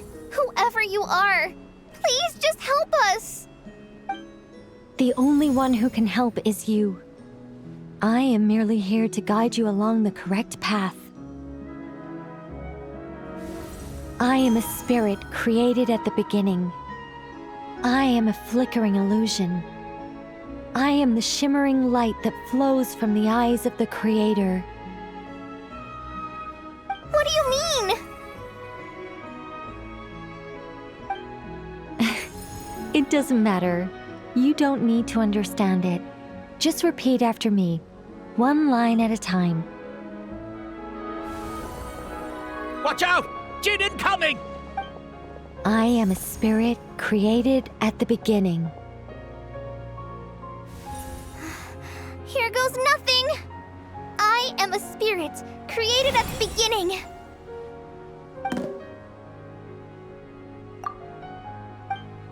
I am a flickering illusion.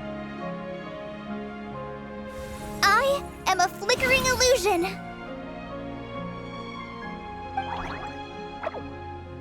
What's wrong, Plumpy? I've never seen you so agitated before. But how do you... Do you know what Kale is reciting? I am the shimmering light that flows from the eyes of the Creator.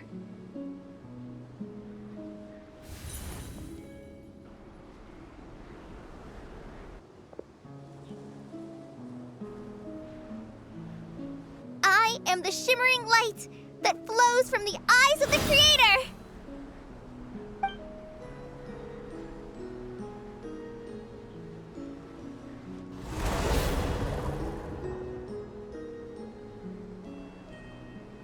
It's a song composed by the goddess of flowers, but very few records of it remain, even in historical texts. All we have is a few fragments. Is Kale an avid historian? Not to my knowledge. The Jinn have actually quieted down. Although...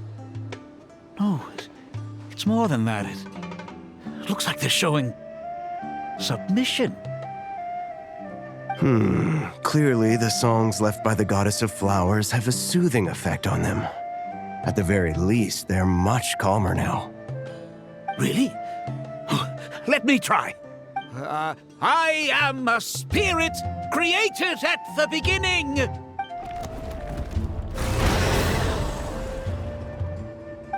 Don't stay away. I'll stop. It seems like the song only works when Kale recites it. But why? Kale.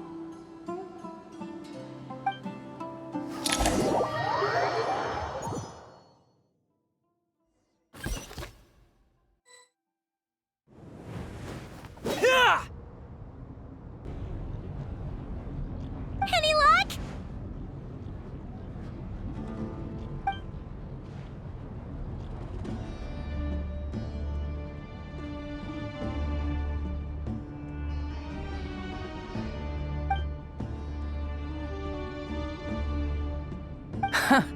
When I heard that loud rumbling in the distance, I thought the shifting sands had bust open the gates to some ancient treasure vault. Turns out it was just you guys. Huh? Wait! That sounds like... It's been a long while. Did you miss me?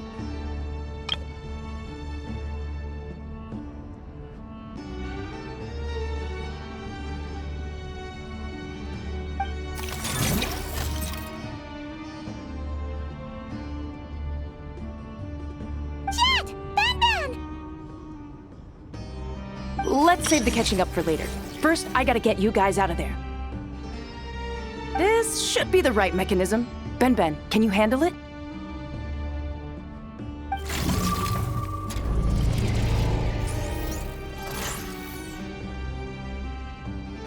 There we go.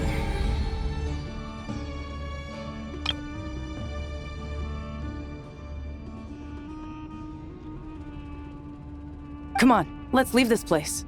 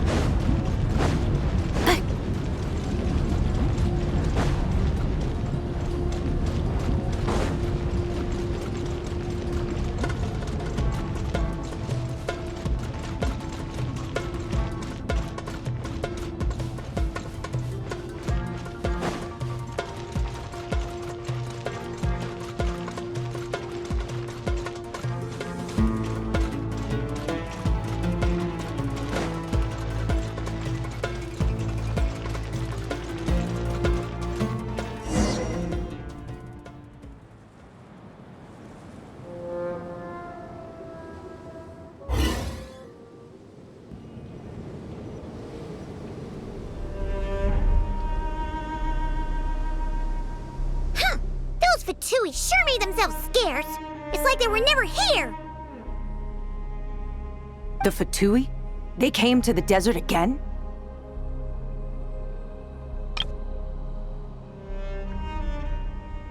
Yep. No idea what they're planning this time. They were being very coy about it. How have you been, Jeth? Well, since we last met, I've started my own band of mercs. We've actually made quite a name for ourselves. Oh, yeah. On a slightly different note, I have some good news. I finally took care of Masira. Not much to write home about. It was just another day. Found his hideout. Dragged him out of his cozy little bed. He tried to talk me into seeing his point of view, as usual. But I'm way past that by now. There was nothing he could say to save his life. What about you guys? Bet you'd forgotten all about me and Ben, huh? Of course not! We're super duper best friends! Wow. Sounds like I should make time to visit some other nations too. Anyway, what brings you to Gurabad? Oh, right. Paimon almost forgot. We're here to look for Lilupar. Oh, that bottle? Yeah! We need her power to calm the djinn and stop the sandstorms. Here's hoping we actually manage to find her, after all the trouble we've been through. Surely, with everything's been going on in Gurabad, she must have woken up, right? Only one way to find out.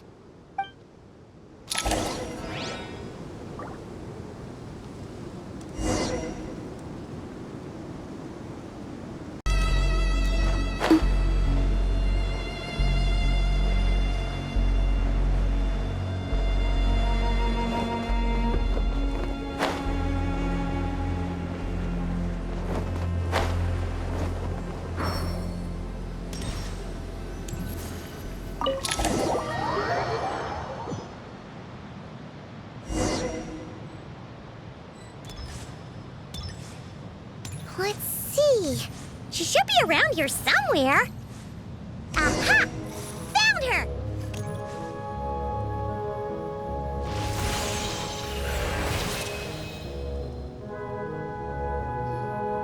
Lilupar! What a long dream that was. It's been a while, my master. Oh, and you're here too, little wildcat. The four of us back together again. Imagine that. In truth, it was at first. I was none too pleased when those miscreants barged in. But it did give me the chance to reunite with you, dear master, so I shall overlook their folly. After we last parted ways, I merged with the land beneath Gurabad to suppress the dark calamity stirring in the depths. It rekindled the flame of vengeance within the Jinn, depriving Gurabad of any hope of peace. I fought against it for a long, long time, until one day I sensed a change in a foreign land to the west. Suddenly, the pitch-black abyss fell silent.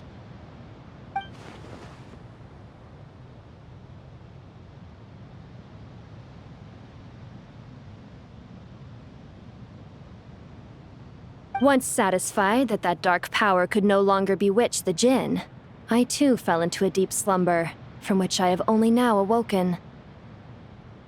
Why have you returned to Gurabad, my master? And why is my sand-swept homeland in disarray once more? Well, basically, Sumeru's in danger and a lot of our friends are affected. Some bad guys messed around with Irminsul and now they've released the Jinn in here. We managed to chase off the culprits, but we have no idea how to seal this place back up and stop the sandstorms. Child's play. I shall quell the Jinn and scatter the storms. Thank you, Lilupar.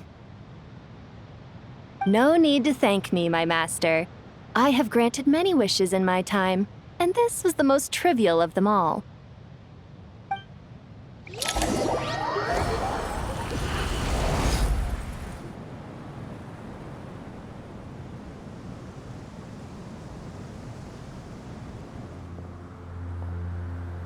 The sandstorm's gone. The sun shines bright again. When I said that we'd meet again under a lovelier sun, this was exactly how I imagined it. Yay! Although, honestly, Paimon would love to hang out with you more, even if the weather sucked.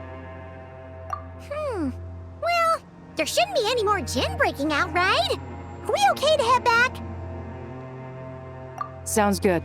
You can introduce us to your other friends. Another adventure begins. Lovely.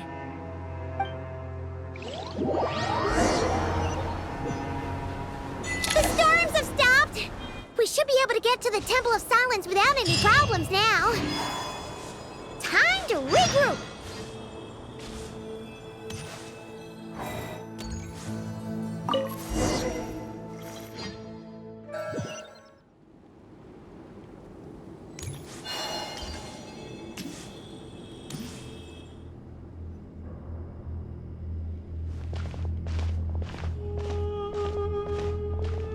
So, this is the Temple of Silence.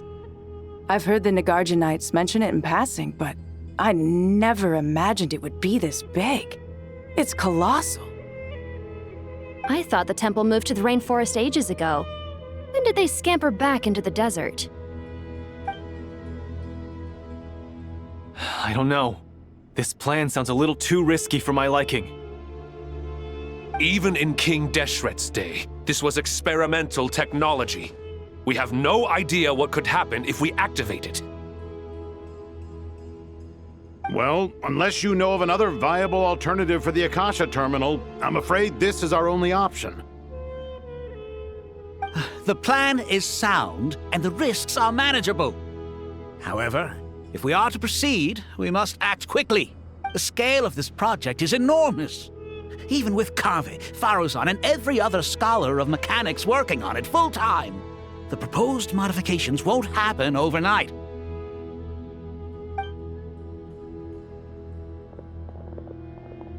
you're back. Everything all right? And who are they? Friends of yours? Pretty much everyone in the Temple of Silence is. This guy's Kaveh, and the one next to him is Alhaitham. Hello, I'm Jeth, and this is Lilupar. Oh, a famous name from the history books. Pleased to meet you. A friend of a friend is a friend of mine, as they say. Who's they? Huh? Do people not say that? Not in the desert. Friends you can trust, but friends of friends? Gotta keep an eye on them. Still, I do trust the Traveler's judgment. I'm sure you're good people. The sandstorms have calmed down. I take it the Gurabad problem is resolved? What did you find?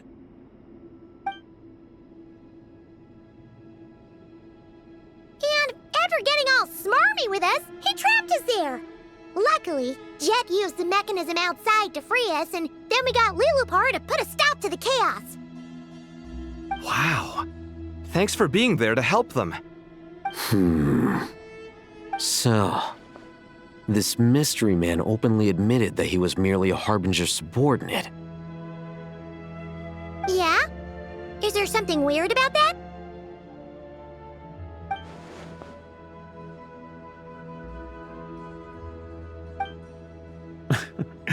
I assume you aren't naive enough to expect answers from an enemy. Well deduced. Our commander Dottore died in Nodcry.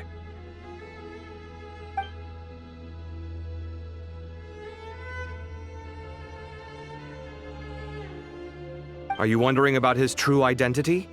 Or do you think there's a big conspiracy behind all this? I wouldn't go as far as to call it a conspiracy. Just the simple fact that having someone to shift the blame on tends to prove useful should trouble come knocking later. The most important thing for now is to solve the immediate problem. Perhaps that man knew you wouldn't have the resources to investigate his background and so didn't put much effort into disguising himself. This is all getting a little cryptic for me. I'll let you guys talk while I take a walk with Lilupar.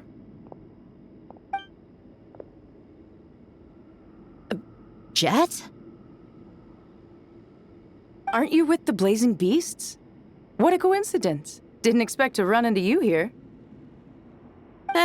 We're mercs. You can run into us anywhere. Who's this with you?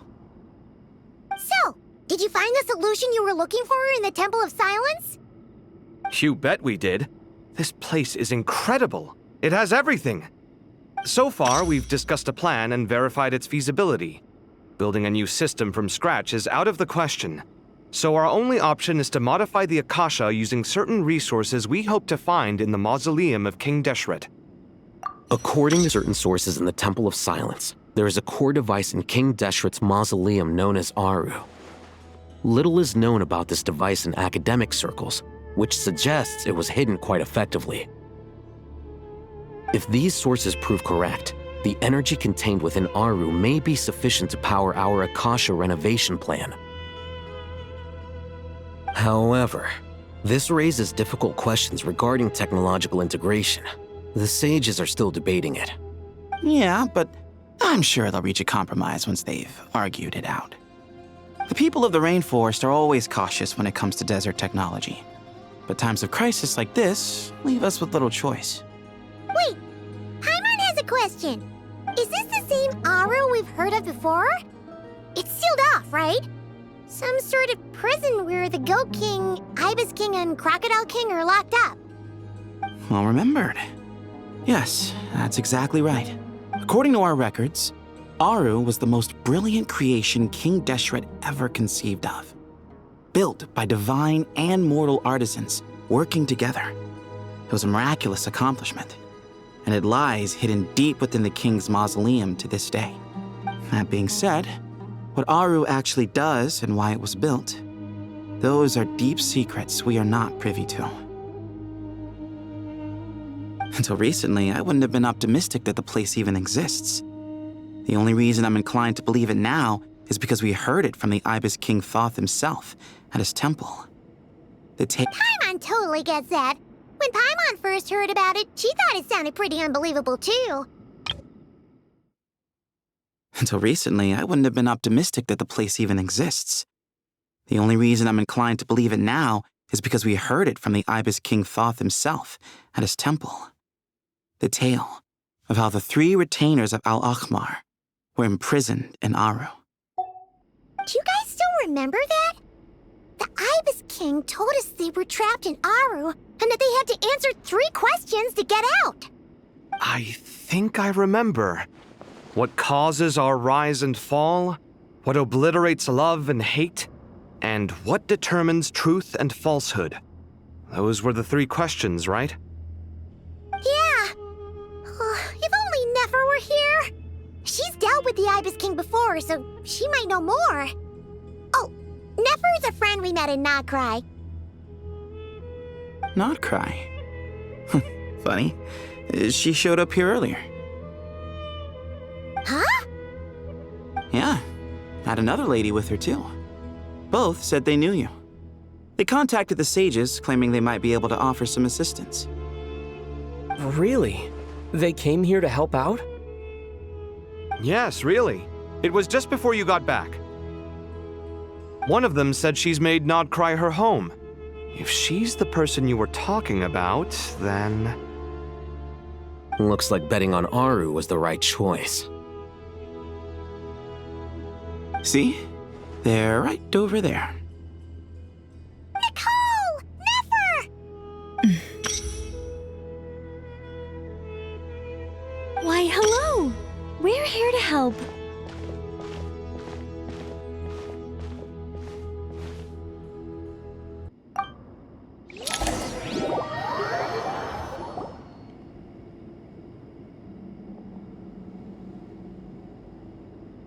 It's a good thing we left early.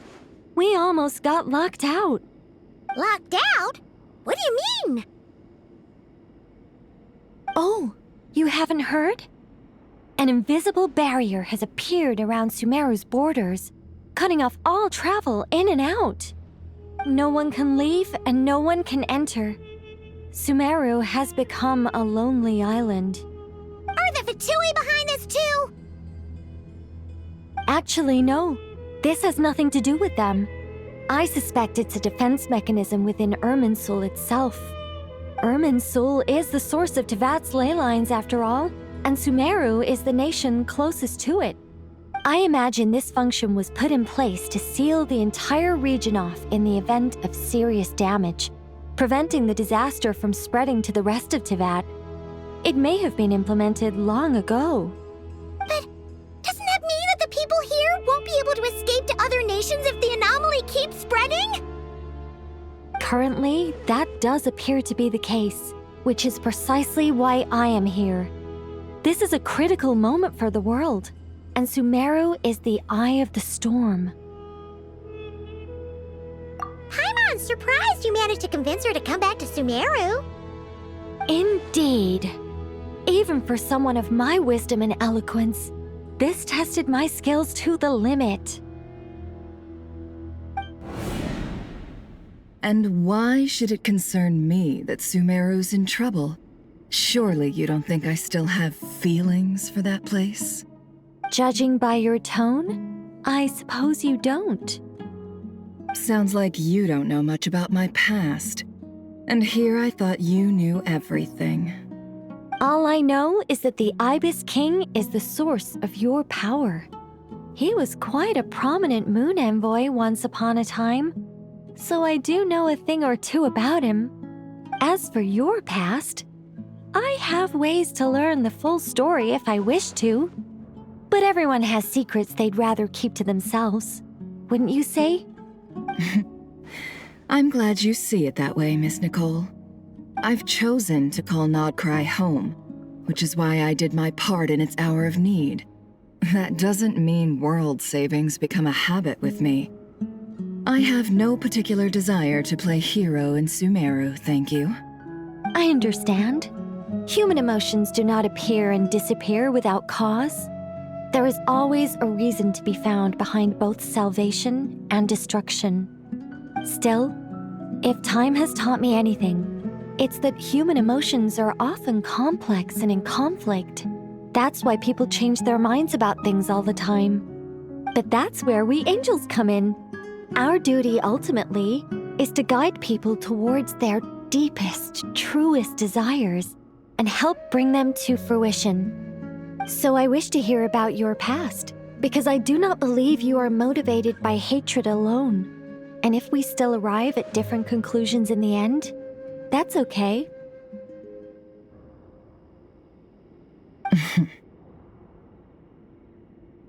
I refuse.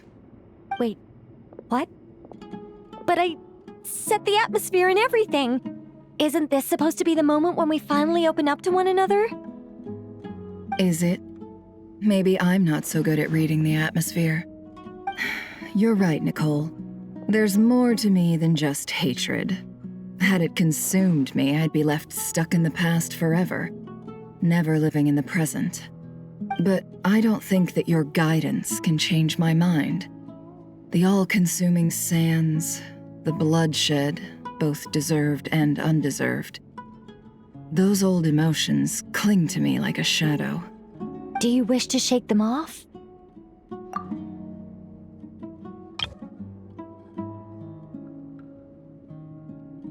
No. I hope to remember them forever. Those emotions and memories shaped me into the person I am today. They'll always be a part of me.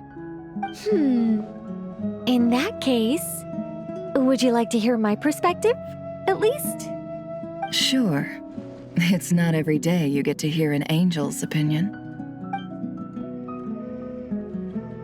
A long, long time ago, when the angels still walked freely upon the earth, I found life tedious. Monotonous work, lukewarm relationships. Things weren't nearly as interesting as they are now. And yet, since the angels' demise, I have found myself missing those days on more than one occasion. Human emotions are often attached to a person, a place, or an object.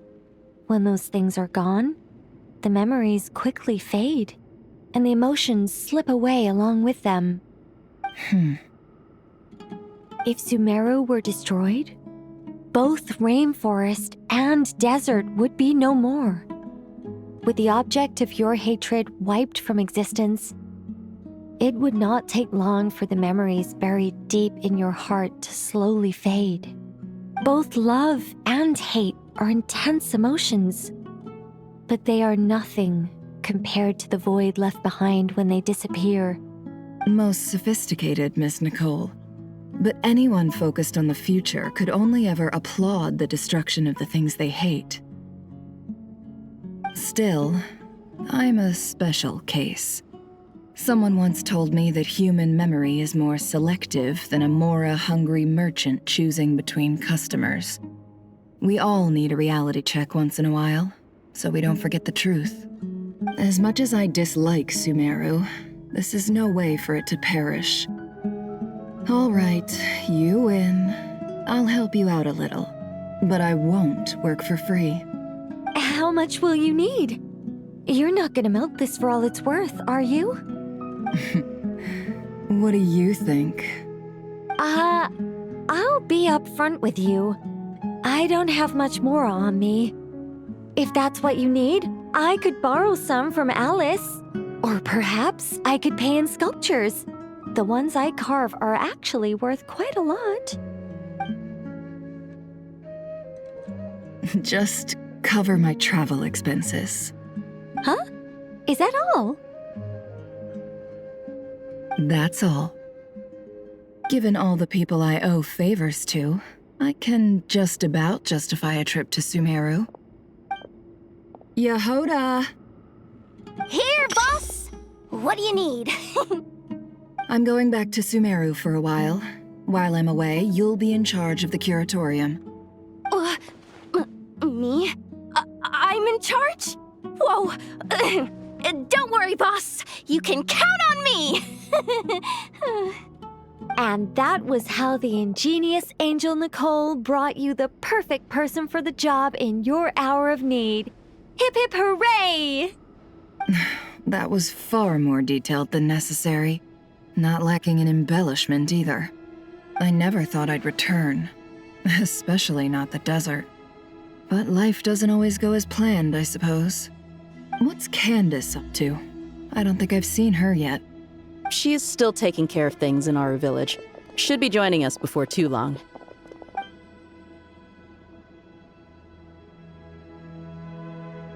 Oh, and sorry. Hope we're not interrupting anything. We have some good news, though. We're planning to go to the mausoleum of King Deshret to look for the legendary Aru, then use it to try and restore the Akasha system. According to records in the Temple of Silence, the mausoleum houses something called Aru's Chute, which can be used to establish connection with Aru. We still have some time before we leave, so there's no rush. By the way, who are these two new faces? Just call me Nefer. I'm based in Nodcry. Did I hear you mention Aru? Correct. Well, I happen to have a connection with one of the 3 retainers imprisoned inside, the Ibis King. I'm here to get things done, so if you don't mind, I think I should come with you. That sounds perfect. Miss Nefer, are you from the desert by any chance? Why do you ask? I don't know. There's a familiar air about you. Plus, you mentioned Candace. Sorry, I don't mean to pry. It was just a random thought. I'm Dia, an eremite mercenary. My work usually keeps me out in the desert. I'm on good terms with Dory, and she's mentioned you all before. It's nice to finally put faces to the names. However, my associate here is probably less well acquainted with you. Why don't you all introduce yourselves? Actually, I'm a little better acquainted than you might think.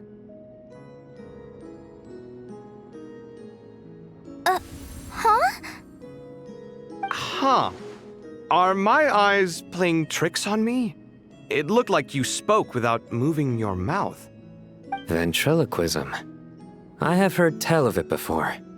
What is it, Kale? It's you! You're the voice who's been speaking in my head, aren't you? You encouraged me to report my dreams to the Dendro Archon, and got me to recite that magic prayer. Mm-hmm. I have many titles, but let's go with the most pertinent one. I am Nicole Rain, an angel who has lived since ancient times. An angel? Sounds like a big deal, but, what exactly is an angel? Oh, Well, we're a rather long-living race of beings. Not gods, technically, but we can still tell you a lot of stories from ancient history. Yep, and she's also an amazing sculptor. You could say she's a real creative type. Well, ma'am, if both the Traveler and Paimon give you rave reviews, you must be pretty impressive. Oh, please don't call me ma'am. I find it so awkward when people get too formal with me. Just relax and be yourselves. No need to be nervous. Miss Nicole, if it's okay, could I ask you a few questions? Yes, you may. I can see your heart is filled with confusion, and you are desperate for answers. I also know which questions you want to ask me. Why did you dream of Sumeru City in disarray? Why did those verses soothe the djinn only when recited by you? I can guide you to the truth, but it involves a personal secret of yours. I'd prefer to speak with you alone, if possible.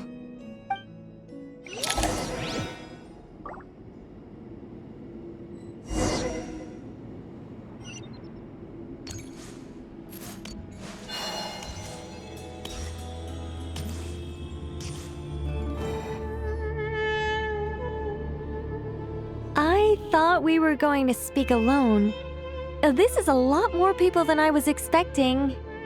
What's wrong with it? Even the doctors at Dar al-Shifa allow patients to be accompanied by family members. Well, if Kale doesn't mind her secret being revealed, I have no problem with it. Thanks for being so considerate, Miss Nicole. I don't know what secret you mean, but whatever it is, there's no need for me to hide it from my closest friends. Closest friends? It's so nice to hear that. All right. In that case, I'll get right to it. Kale, are you aware that there are god remains inside your body? I am. When I was young, I got sick with Elazar. Nothing could cure it. The Fatui convinced my mom and dad that they could help, and I was sent to an unfamiliar place. There were a lot of other kids just like me there. This creepy guy injected us with some strange medicine, which I heard contained god remains. I can still remember the pain like it was yesterday. But thanks to the friends who've stuck by me all this time, I've gradually been able to overcome those memories. Anyway, so you're saying that what happened to me has something to do with the god remains they injected me with? Yes. Those were the remains of Nabu Malikata, the goddess of flowers. What? Huh. Fascinating.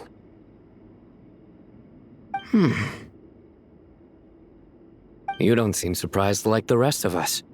Why? The possibility crossed my mind when Kale recited the Goddess of Flowers song and calmed the Jinn. You made Paimon jump! What are you doing here, Lilupar? I was merely passing through when I heard the name of the Goddess of Flowers.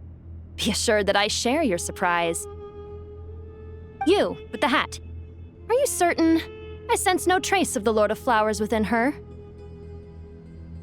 Well, it is a very small fragment. Unless special methods are used to manifest its power, even her closest acquaintances would find it near impossible to detect. After the goddess passed away, her remains were scattered across the desert. King Deshret gathered all the pieces he could find and buried them in the eternal oasis. But some fragments remained unaccounted for. Eventually, the Fatui must have found a way to track some of them down. Presumably for use in some experiment. It's not an uncommon occurrence.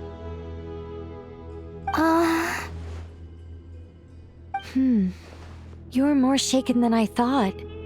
In one sense, you've been extraordinarily lucky.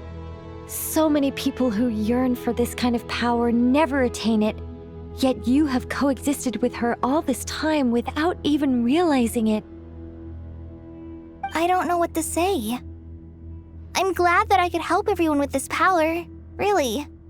But knowing that a fragment of the Goddess of Flowers is inside my body is... it's a strange feeling. Well, people value their autonomy very highly. Even a well-intentioned intruder can shake one's sense of self. I understand how you feel, Kale. But once you get used to it, you'll find it's nothing to be concerned about. Huh. I guess you, of all people, have a good reason to speak on this. 2 good reasons, in fact. Incidentally, 3 is the maximum number of Hermanubis' Ba fragments that I could bear. Let me guess. Because 2's company but 3's a crowd? Thanks for helping to explain the joke, Tighnari. Not my intention.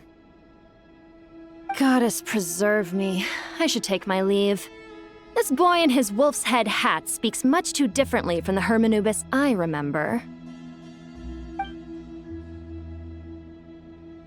Kale, all I'm trying to say is, no matter how many Hermanubis fragments there are within me, you wouldn't think of me as Hermanubis. In the same way, you are simply you. Yeah, I know know what you mean.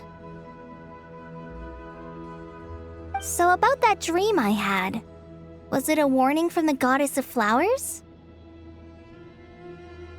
Yes. Just like me, she was an angel created by the primordial humans, born with the instinct to guide living beings. Though her body and soul have perished, her essence retains its natural instincts. Even her smallest remaining fragments would do their utmost to send you that warning. The Mother of Dreams? Lord of Flowers and Oases? She must have had a premonition. That is why she gave that dream to you. We won't let our efforts go to waste. But I still don't understand. Why me? Yes. Why indeed? You weren't the only one injected with god remains, but only in you have her fragments persisted. I suspect it may be because of the firm will you showed in the face of suffering. She was likely assimilated by that will. Of course, this doesn't mean you have to shoulder any extra responsibility. As this young man said, you are who you are, and that will not change. All right, any further questions from the family members of the patient? If not, we should head to the mausoleum of King Deshret. Let's move out. Time to put our plan into action. We all hope it'll work. But will we really be able to open Aru? And even if all 7 pillars of King Deshret agree to let us proceed, the scale of the work to follow is daunting, to say the least. Haven't you handled other big projects before? I mean, the biggest project I've worked on to date is probably the Palace of Alcazarzaray, I guess? But this is orders of magnitude beyond that. It's a total nightmare. Look on the bright side. At least this time you're actually here when Sumeru needs you most. You won't have to come asking me for details after the fact. Mock me all you want. But now that I'm here, things will be resolved far more quickly and smoothly than last time.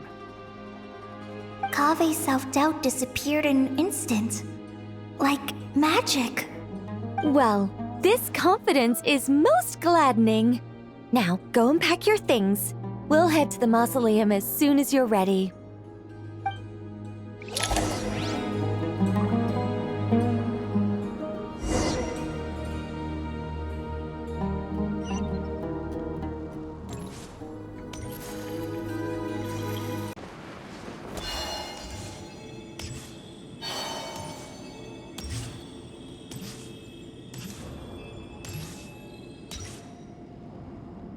Oh, Miss Nicole. I heard you're a very talented sculptor. Is that true? Oh, I don't know. I wouldn't want to blow my own trumpet. Honestly, even though Kasharawar is best known for its focus on mechanics, plenty of Kasharawar scholars are quite serious about sculpting as a hobby. So if they rate your work, that's enough for us. We just have to take a look. Who's we? Myself and a few other scholars. Kashif, Daneshvar, come take a look. Oh, well, if you insist, I suppose there's no harm in showing you.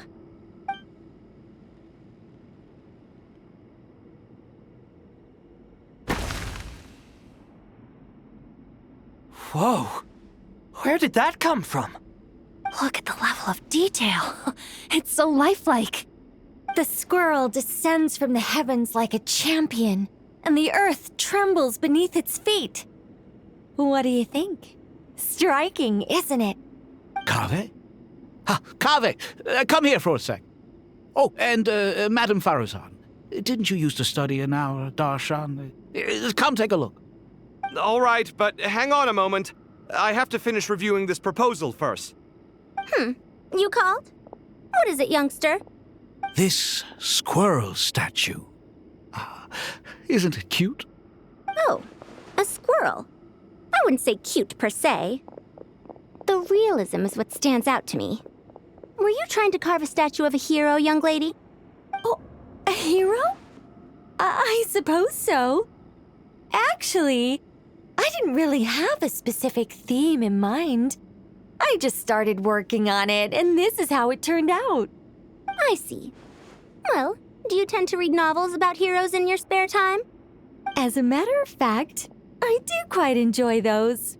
Everyone loves a good tale of daring do, right? Then perhaps this statue represents the heroic tale you long to see deep down inside. Also on the subject of heroism, I feel that if the subject posed with a finger raised towards the heavens, it would lend a greater gravitas to the overall image. I'm sure some would call it cliché or old-fashioned, but not me. I think it would be a perfect fit. It has a certain classical beauty about it. Kaveh! Sorry, Madame Faruzan, I'm a little busy right now. Don't wait up for me. What a pity. That young man has excellent aesthetic tastes. I was hoping to ask him for his opinion.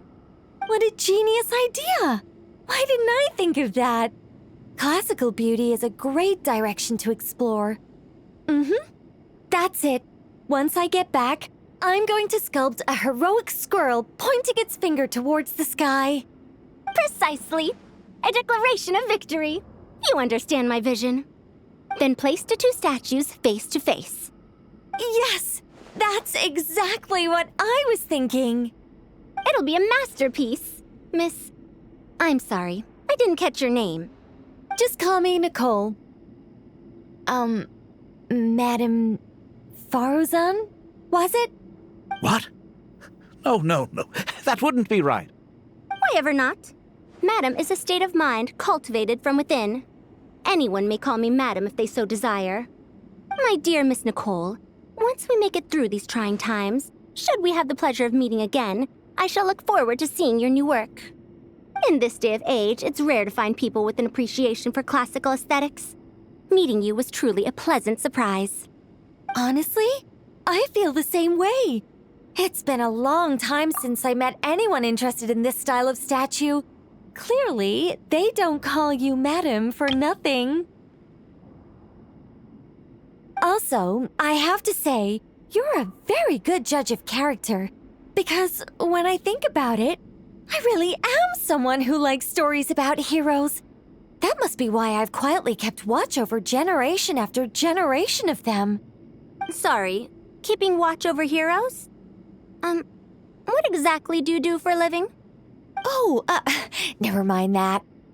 Let's not tell Madame Faruzan about Miss Nicole's true identity for now.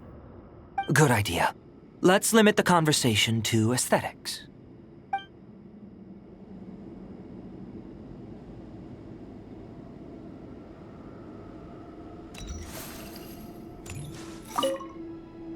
Let's not tell Madame Faruzan about Miss Nicole's true... Good idea.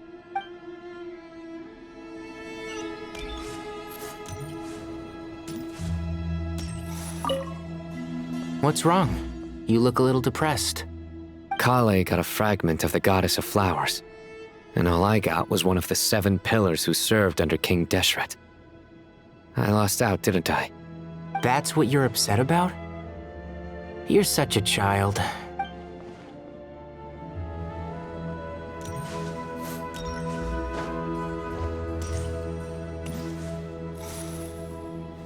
Good to finally meet you in the flesh.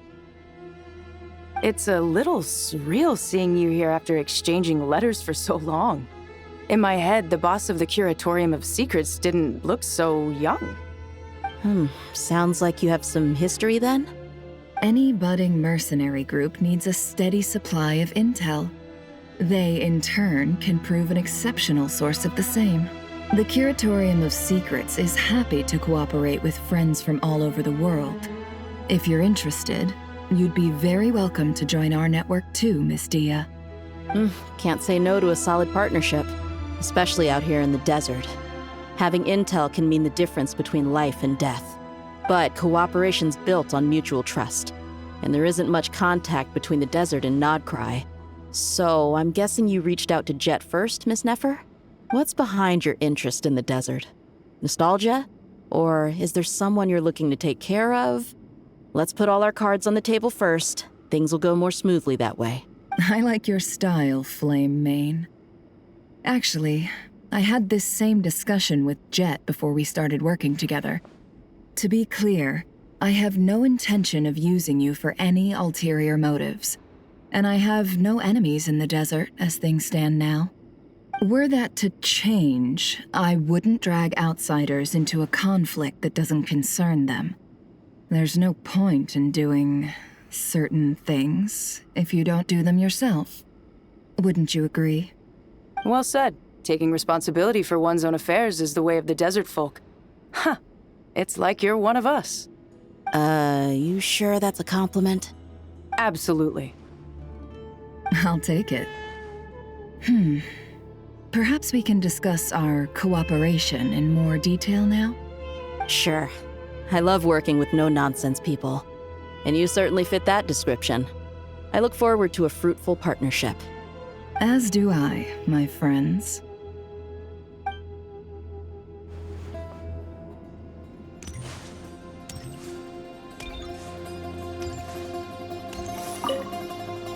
Oh, so many books.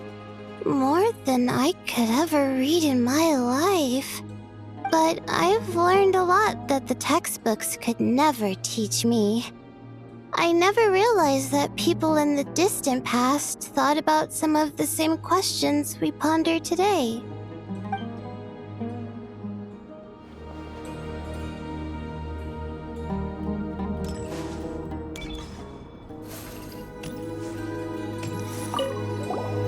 Paimon! Thanks again for your notes. I'm done copying them, so here you go. You're welcome. Just let Paimon know if you ever need help again.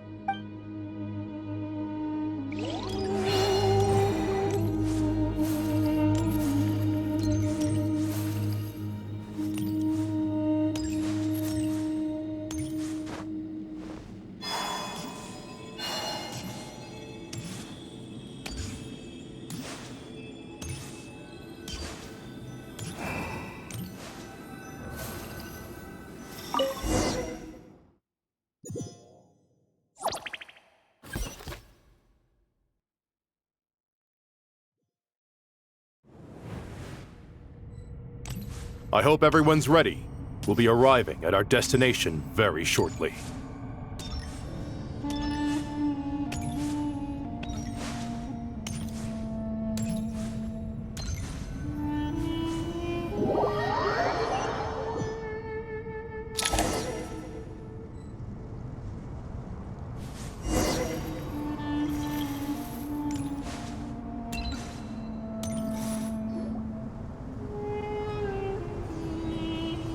Why, we've not seen so many visitors ever, really.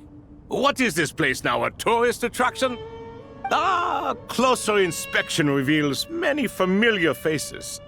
To what do we dusty old fellows owe the honor? Surely you're not just here to chat. You surmise correctly. We are here to carry out a rather enormous project. Ho, enormous, you say? How large, then? Larger than the gaping void in our lives? Why, you've even put a smile on Goatee and Crocco's faces. All this activity is making for quite the special day.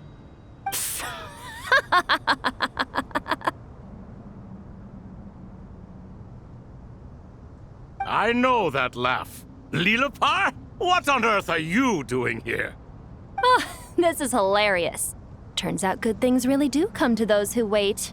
As long as you stay alive long enough. When did you three get locked up in here? And still you act all high and mighty, putting on a show for the younglings. Truly hysterical. Why, you... Yes, I know. No need to shout. You're right, Lilupar. Goatee, Crocco, and I all have the same problem. But didn't King Deshret seal you away? How did you break free, and how did you get in here? Who knows?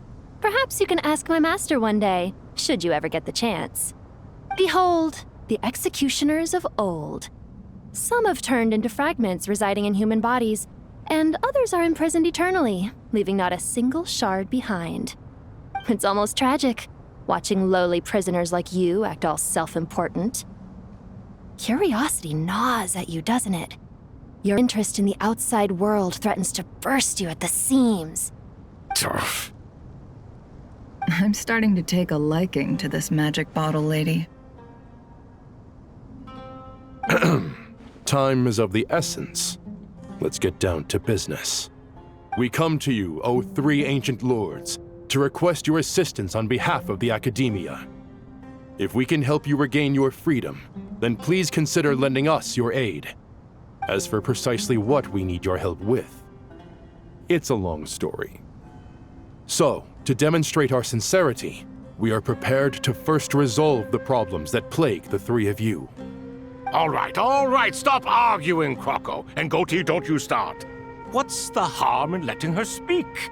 It's not worth getting so angry about. Forget about her. The three questions are the crucial thing here. But do you really have a way to answer them? You once answered the final question, Nefer, but the seal did not open. Unless, with the passage of time, you have found a new answer? You could say so. When you first asked me what determines truth and falsehood, my answer was a liar's soul. Liars are the best at seeing through the falsehoods of the world. But if you want them to tell you the truth, you have to reach their soul. I think that makes sense. I found it quite compelling myself, and I told Nefer so. Unfortunately, it brought us no closer to liberation. Well, that's simply because it was my answer, not the one King Deshret was looking for. Can you guess which answer Al-Ahmar wanted then? Time. And that's not only the answer to the final question, it's the answer to all three of them. All things wax and wane with the passage of time. Love and hate eventually fade into nothing.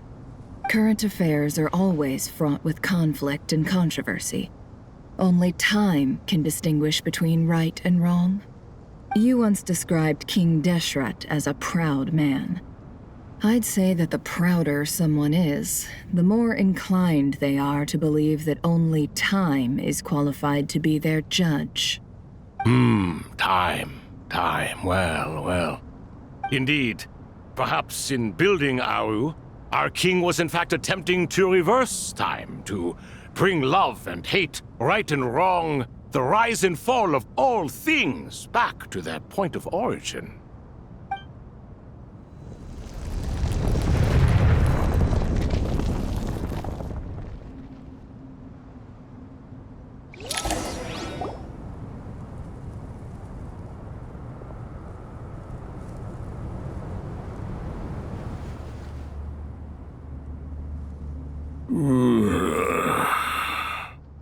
This is the most eventful day I have experienced in a long time. You have my sincere gratitude. Are those 3 of the 7 pillars? Turns out the statues were quite faithful to the source. You three seem to be in good spirits. Prison can help a person grow and learn to cherish what they have. Nevertheless, after everything you've done for me, I sincerely hope you never have to experience it for yourself. Hello, Nefer. It's good to see you, Thoth, the Ibis King. Nice. Definitely puts my mind at ease, seeing you two getting along so well. Should we maybe introduce ourselves, or... Sure. I'm Sethos, the current leader of the Temple of Silence. This is General Mahamatra Sino, and this is the former Spantamot sage, Cyrus. But I'm guessing none of that means a whole lot to you. Everything is equally new to us, in truth. We've been gone from this mortal world for longer than you can imagine. Let's hold off on the introductions for now. We can always ask Nefer about you later. It'll give me something to talk about with my chosen disciple. You're like a helpless parent. Gods and people of yore are not necessarily welcome in today's world. Self-awareness is one of my finest qualities. I thought I ought to share its fruits with you two. Is that so? Well, I think we'll take it in stride, just as we did with the 3 questions. Let's not forget, It was my persistence that won you both your freedom. Fair point. I have to applaud your persistence. And I must praise you for your wisdom. Now, state your wishes, young ones. I'm sorry? Why, your tremendous accomplishments deserve a reward, do they not? You must let us do something for you in return. General Mahamatra, what do you think? I won't beat around the bush. Sumeru is facing a crisis the likes of which have never been seen before, and we need your help. Every calamity throughout the ages has been connected to us in one way or another, whether we were its cause or consequence. Whatever is wrong with Irminsul, it severely affected the Dendro Archon. She fell into a coma, and is currently receiving treatment from the Dendro Dragon. The Dendro Dragon? I'm sorry, the Dendro Dragon is helping to heal the Dendro Archon? Not Apep, surely. Not vicious, cruel Apep, who possesses no virtues aside from her basic instincts. Ah, good heavens. Oh, I shudder to think what could have caused Lesser Lord Kusanali to suffer such a plight. Still, why would the Dendro Dragon lend you her aid? She has always held nothing but contempt for the Archons.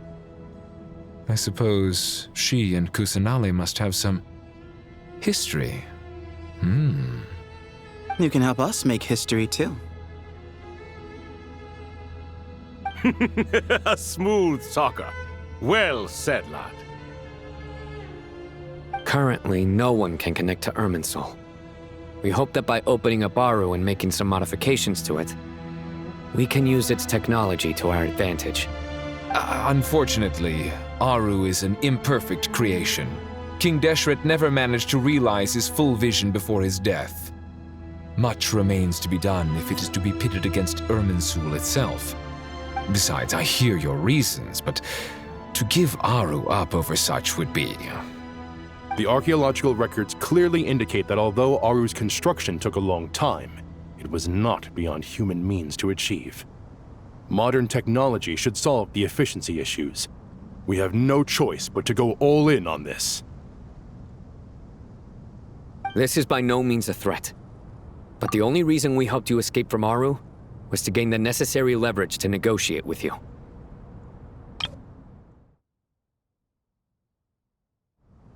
You asked us to state our wishes, and we have. Each one of us here needs your help, as do all the thousands of people living in Sumeru. They need you, and they need Aru. What do we think, my fellow old fogies? Shall we lend our support or not?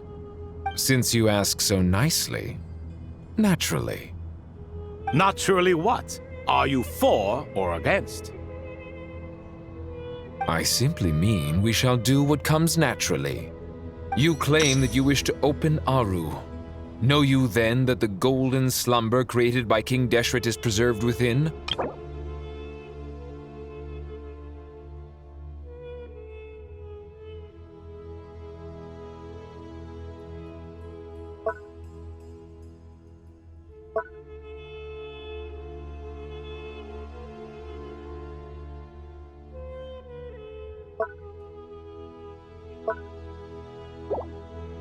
We do. We understand the risks involved. In all likelihood, the mortal world will never again be able to replicate King Deshret's work. Never will there be another chance to come so close to creating a utopia. Knowing this, are you sure of your decision? We are sure. Before people can dream, they must first live. If your minds are made up, very well. We shall summon our erstwhile colleagues to discuss this further. Saint Shezepank, Saint Bennu, once you surrendered to silence and were buried with King Deshret. But now, we invoke the right to awaken you with our voices.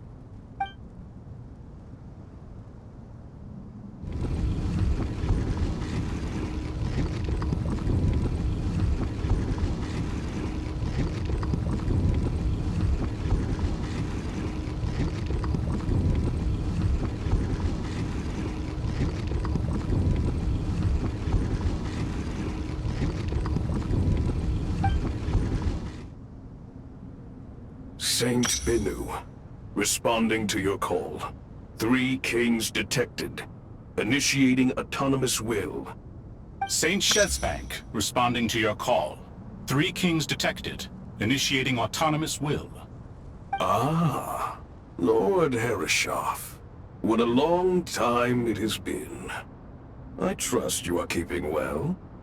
Then your trust in my well-being has long outlived your physical body. You have always opened with that same phrase, in life, death, and now even beyond. Al-Akmar is long gone. What is the reason for this meeting? You're awake? Good.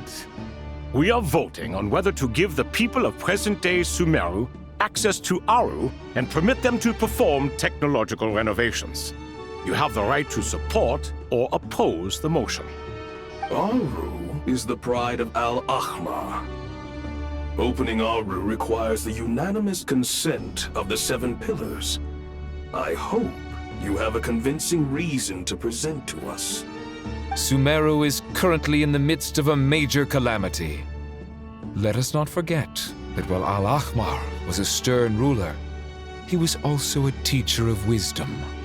A god without his people shall cease to exist, and King Deshret's greatest wish was to provide protection for his people. Let us then honor our God King's wishes as we consider our decision. I do not mean to mock these proceedings, but what is the point of a unanimous vote when we know that the last of the 7 pillars, the Dendro Dragon Apep, will never communicate with us?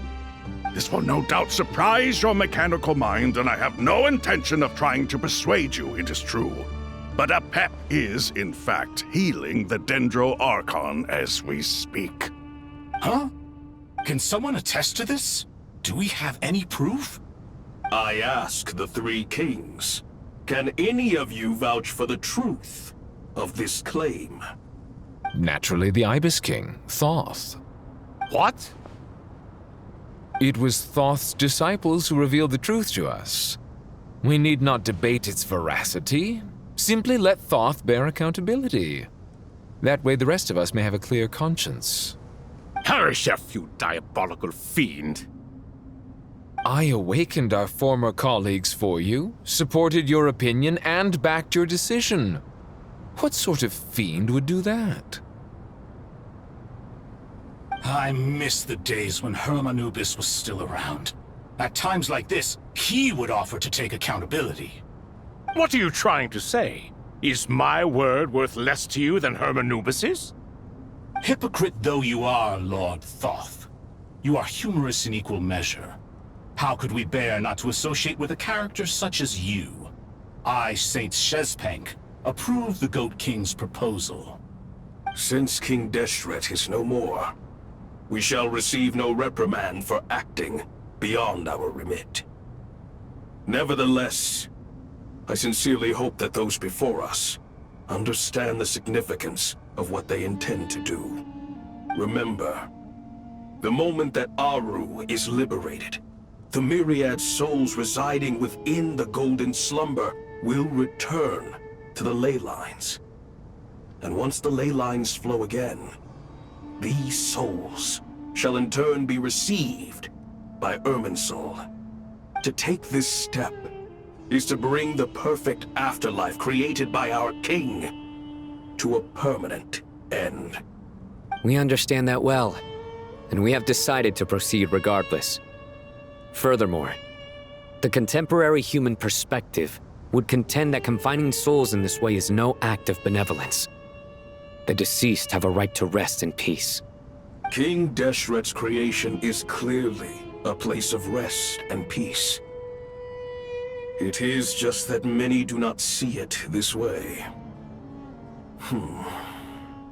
But no matter. Saint Binu approves. Hermanubis' representative and the Dendro Dragon Apep made their choice ahead of time, while the Goat King, Ibis King, and Crocodile King have also granted permission to liberate Aru.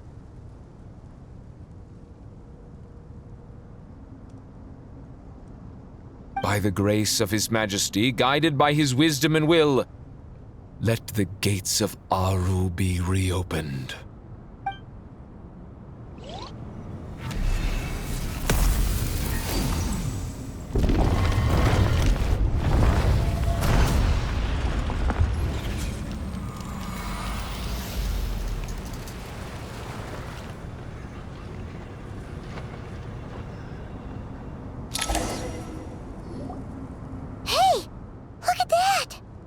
What's this? Are we under attack?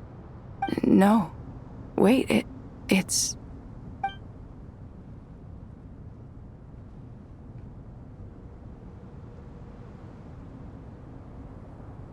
Here you are. Through the sands of time. I see you. Father. Father, is it really you? It's Jeth's father, Jibriel! That's right! He entered the golden slumber, didn't he? I smell blood and sand on you. You've grown. Strong as a wild beast, and without shedding a tear. You have to leave, don't you? Please, just answer me this. What should I do for you? This meeting is a blessing from the gods. My soul, once imprisoned along with that of Semail, is finally free. I am truly grateful for the chance to see you again. That the dead should meet the living is itself a miracle. One brief, precious moment is enough. Enough to set my heart at ease. Do not weep for me, Jeth. I know you will accomplish many great things in your life. You will go further and climb higher than I ever did. All I ask is that you take good care of yourself.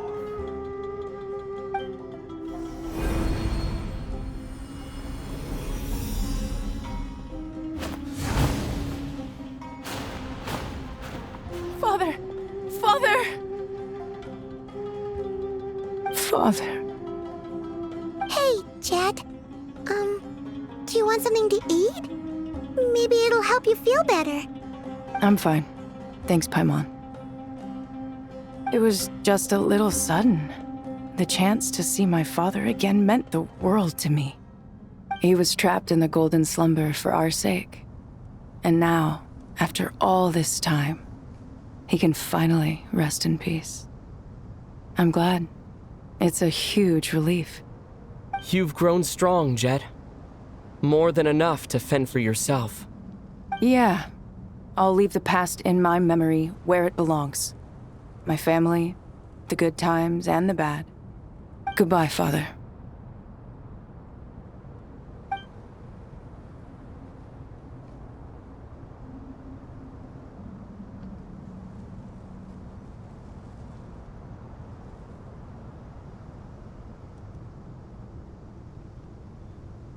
Ah, me, what a touching reunion that was. It seems we did a good deed today. We three retainers, once imprisoned for our iniquity, are surely the least qualified to judge whether this deed is good or bad. Either way, Aru is open. Now you have your opportunity, and with it, whatever trouble may ensue. Although Aru was created by a god, human craftsmanship was nevertheless required to build the gate that connects it to this world. Perhaps the relationship between gods and humanity follows a similar principle. As for your proposed renovations, we cannot determine which functions to keep or discard. Proceed as you see fit, but please entrust the task to your most accomplished scholars, or Bennu will be most displeased. It matters not. The Ibis King shall be accountable if any problems arise. Ibis, you chose to take on disciples, and so it follows that you must accept the risks of associating with humans. If I'd known you'd be like this, I would have locked all of you away in Aru, never to leave again for all eternity. All of us? What does this have to do with me? Vilify me no further. Scholars, since you have liberated Aru, allow me to present you with a gift. Using Aru's power, we shall install a defense mechanism at our king's mausoleum. You must be guarded even against Irminsul itself. This shall afford you some convenience. Unseen and unheard. From this moment forth, none may by sight or hearing perceive anything said or done within the mausoleum. Amazing. And all this is achieved just with the power of Aru? With technology from the heavens, the possibilities are endless. Just because King Deshret did not use it for this purpose does not mean that it cannot be done. So, marvel away. This is the reward you have earned. All right. Well, that resolves the issue of confidentiality. What about the technical side? Do we have the manpower? Why, yes. I've already contacted them. They'll be here soon.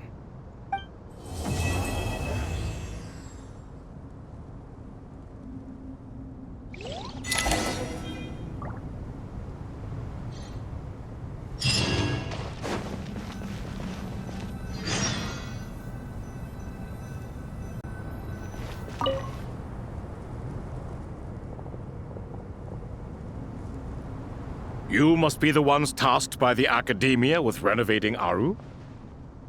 That's right. Good afternoon. I'm Kaveh, and these two are Termezi and Naisaburi. Hey, I'll hate them! Come and introduce yourself! We've met before. This is Thoth, the Ibis King, and everyone knows these two. Afternoon, gentlemen. I've only ever seen these two in murals! Ah, the paintings in the temple. They show us chatting, playing cards, playing chess. Precisely the activities we most enjoy, funnily enough. No, only you enjoy playing chess. We were just humoring you. I wouldn't go that far. Back to the matter at hand. A preliminary assessment by the Academia indicates that this project requires expertise in various disciplines, including the deciphering of ancient texts, mechanical engineering, the restoration of ancient ruins, and elemental theory. The most capable minds in their respective fields are here before you. If there are no objections, we'd like to begin our work. The artisans who built Aru for Al-Ahmar gave their very lives to create this splendid work. Follow their example by giving your utmost devotion to this project. I didn't know that. We'll do our best, of course, but we certainly won't be sacrificing our lives. Such brazen words. Humans these days are a far cry from their ancestors. What little respect you show for King Deshret. No, that's not what he meant. Please, don't mind him. He shares your sentiments, just not your, penchant for hyperbole.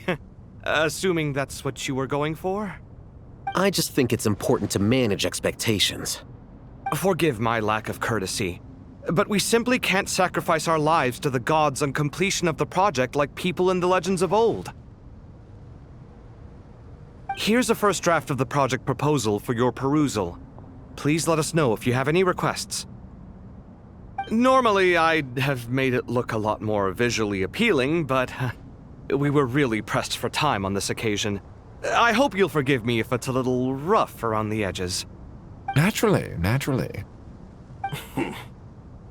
If my fellow ministers deem this meager display of respect sufficient, I suppose I can consider agreeing to their proposal. Why are you so preoccupied with the ostentatious displays of respect to Al-Ahmar? We should be trying to make things easy for them. You never know. We might have to rely on these young people to look after us in our old age. Exactly. This is Aru's mainframe. Be reminded to use it with great caution. We certainly will. Thank you for your assistance. You may attempt to lay out punishment should you so desire, though I'm afraid it would be futile. You and I both know that certain components of Aru can only be operated by humans. King Deshret always believed in humanity. Still, the reason that Aru's modules are designed that way is not so much because he trusted them, but more because he was wary of you. Is that true? No wonder human artisans helped to build Aru then. He actually required human assistance to create his greatest work. Naturally. Have you noticed that the Goat King keeps giving superficial responses? It's like he's just going through the motions and leaving the real debate to his colleagues. He understands the art of perfunctory speech. That's what earned him his position as the Minister of Ministers. It seems the rumors about King Deshret being a poor judge of character are baseless after all. Excuse me for being blunt, but it sounds suspiciously like you're putting yourself on a pedestal and mocking me. You're mistaken. And while there's nothing strictly wrong with making every conversation about yourself, it's not exactly a positive tendency either. You? Whatever. I knew it'd be like this working with you. All right, let me past. I need to look at this console. It's your job to activate it after all. Let's begin. Everyone, please proceed with the external checks and preparations as per the procedures outlined in the engineering plan.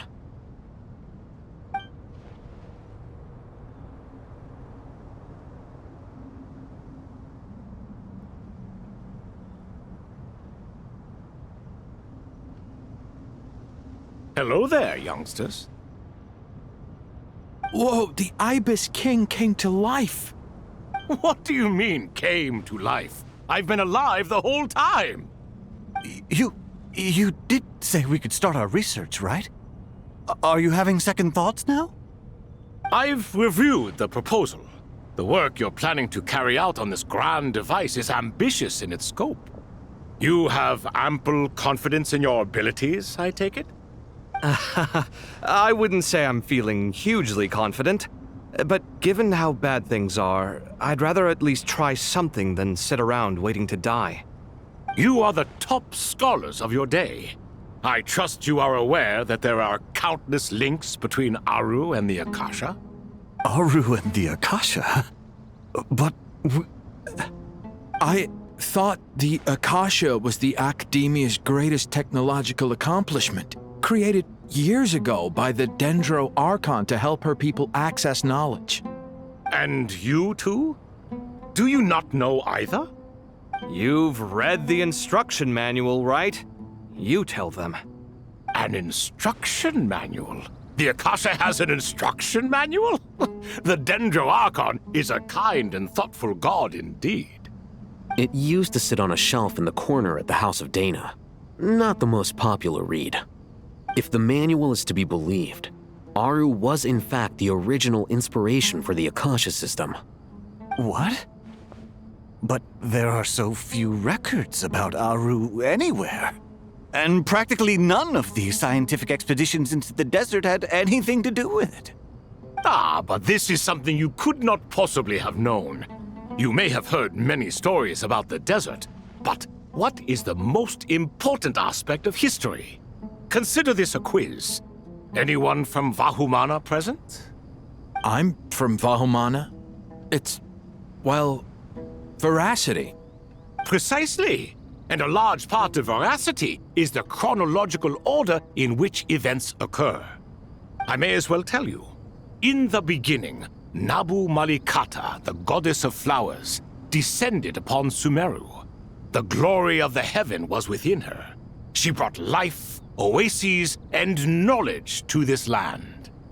Then she created the Jinn, enlightened them, and ordered them to serve her. Two other gods also walked upon this land where wisdom flowed in abundance, and the three met beneath the great green trees. It was the first and greatest alliance. We should speak with reverence of this covenant between the three, which transcended both time and life. For they promised that in Sumeru, wisdom would be shared with all. All the great changes in Sumeru's history began with the goddess of flowers.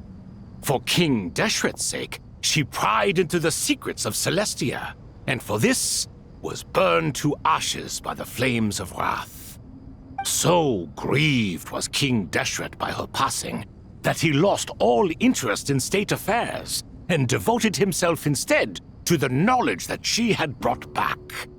It was after learning of the technology from that floating island in the sky that he first conceived of Aru.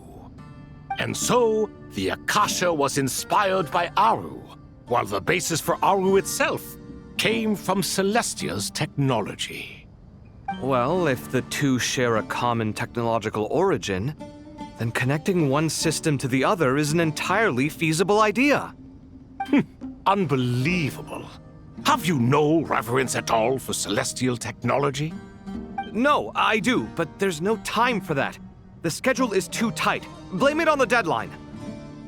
Perhaps you could try coming up with our cutoff dates.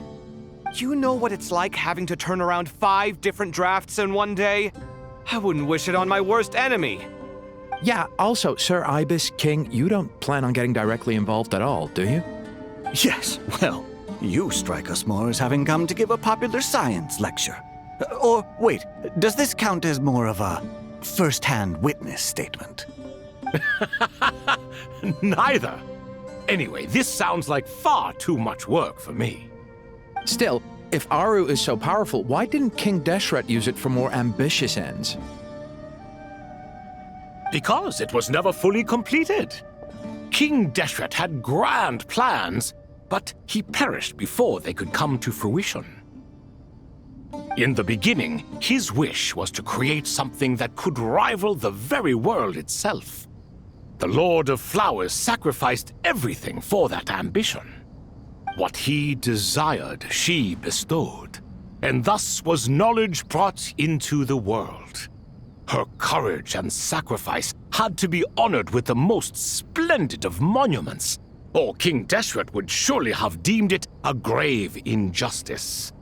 And that monument, built from knowledge and technology, etched with a sacrificial and courageous love, even in its unfinished form, it deserves to be treasured.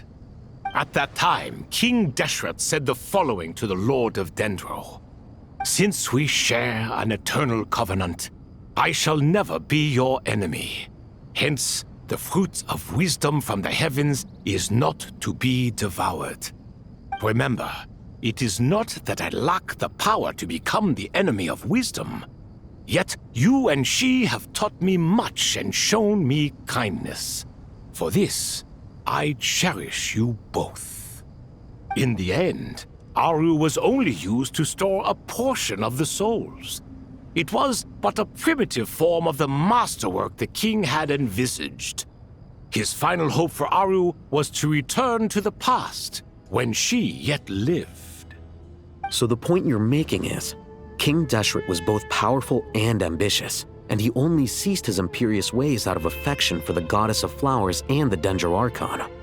You could see this as an act of mercy, but you could also see it as the sentiments that lay between these 3 gods placing constraints on him.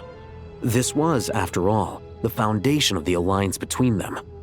This explains why Aru was both a prison and a monument, and why the answer to the 3 questions was time.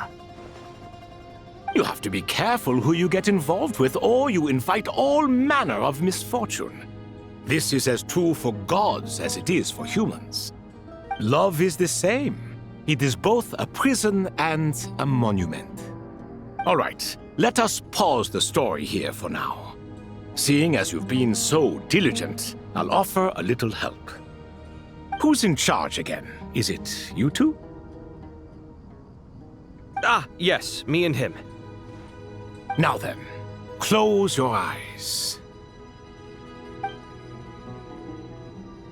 Wisdom hides in the space between the tangible and the intangible. It is to convey the incommunicable through the simplest of mediums. By the power of King Deshret, I shall grant you a glimpse into the unseen secrets that lie at the threshold of existence.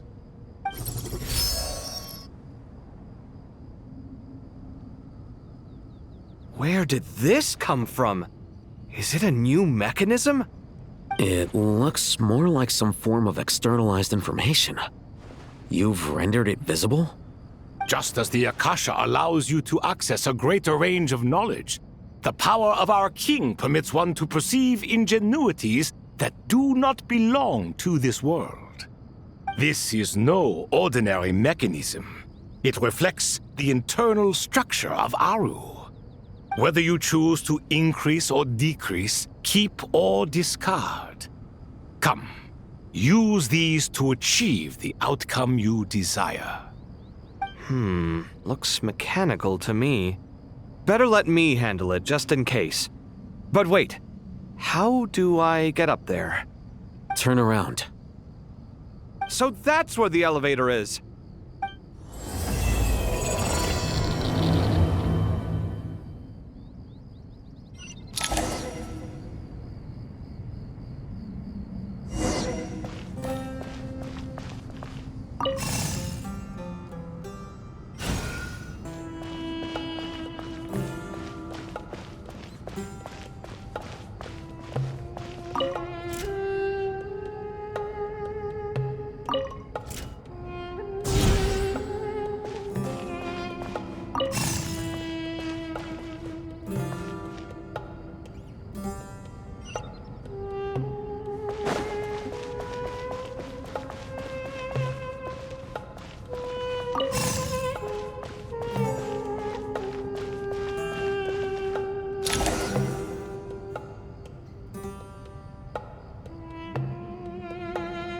Obelisks were used to record important information in the ancient desert civilization.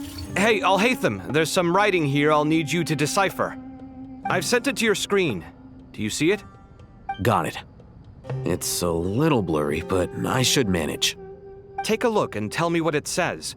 Oh, and I'll send any other similar text directly to you from now on. Let's start with this one. It's a variant of an older script.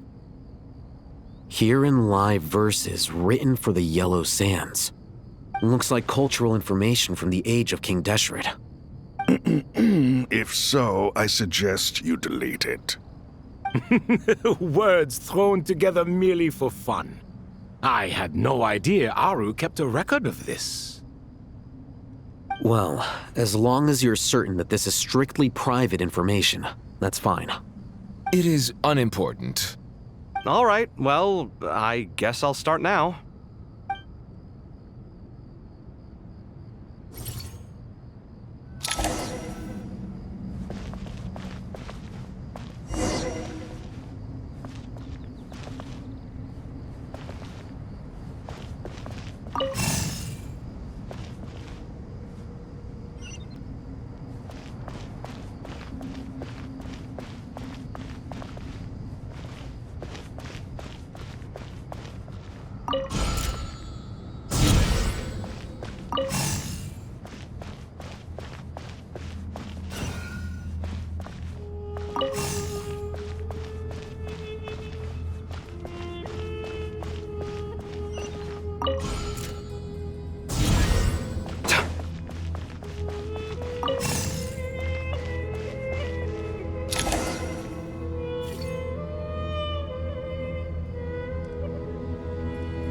Found some more. Sending them over to you now.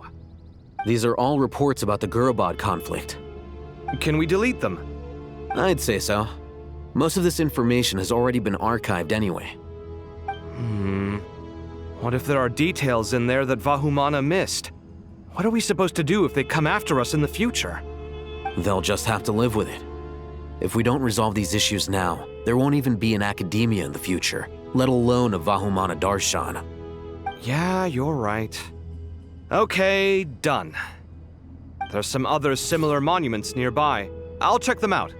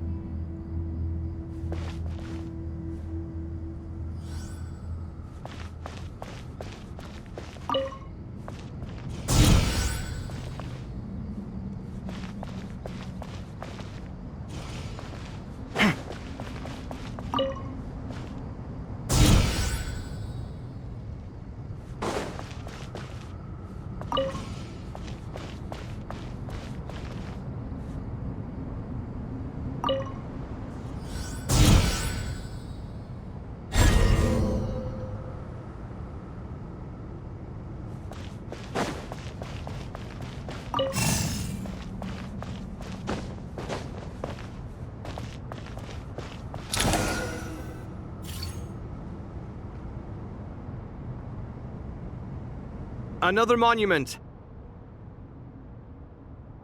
Hold on.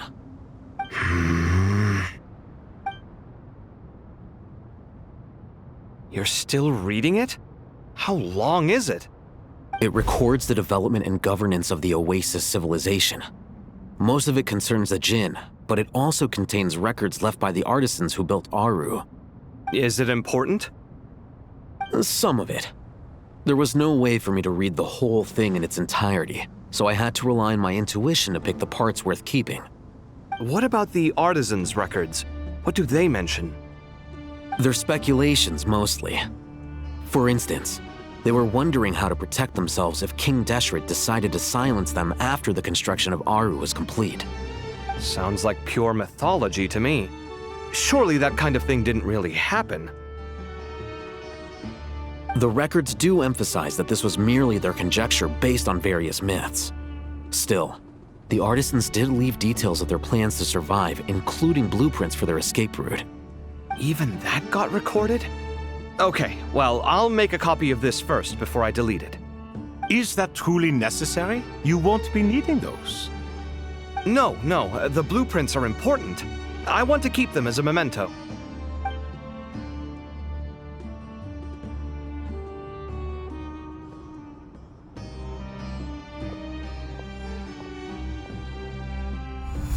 I think that should just about do it. It meets the requirements of the contingency plans, so we should be good. I gotta say, it's the strangest feeling, this cross between reality and the intangible. It's like drifting between life and death, or in and out of a dream, using my own hands to manipulate illusions that are forever out of reach. Chasing dreams in the most literal sense. Definitely a novel experience. What happens if my spirit just floats away? That won't happen. Anyway, I wouldn't celebrate just yet if I were you. There's likely to be a phase 2 of this project. All right. I'd better keep my wits about me then.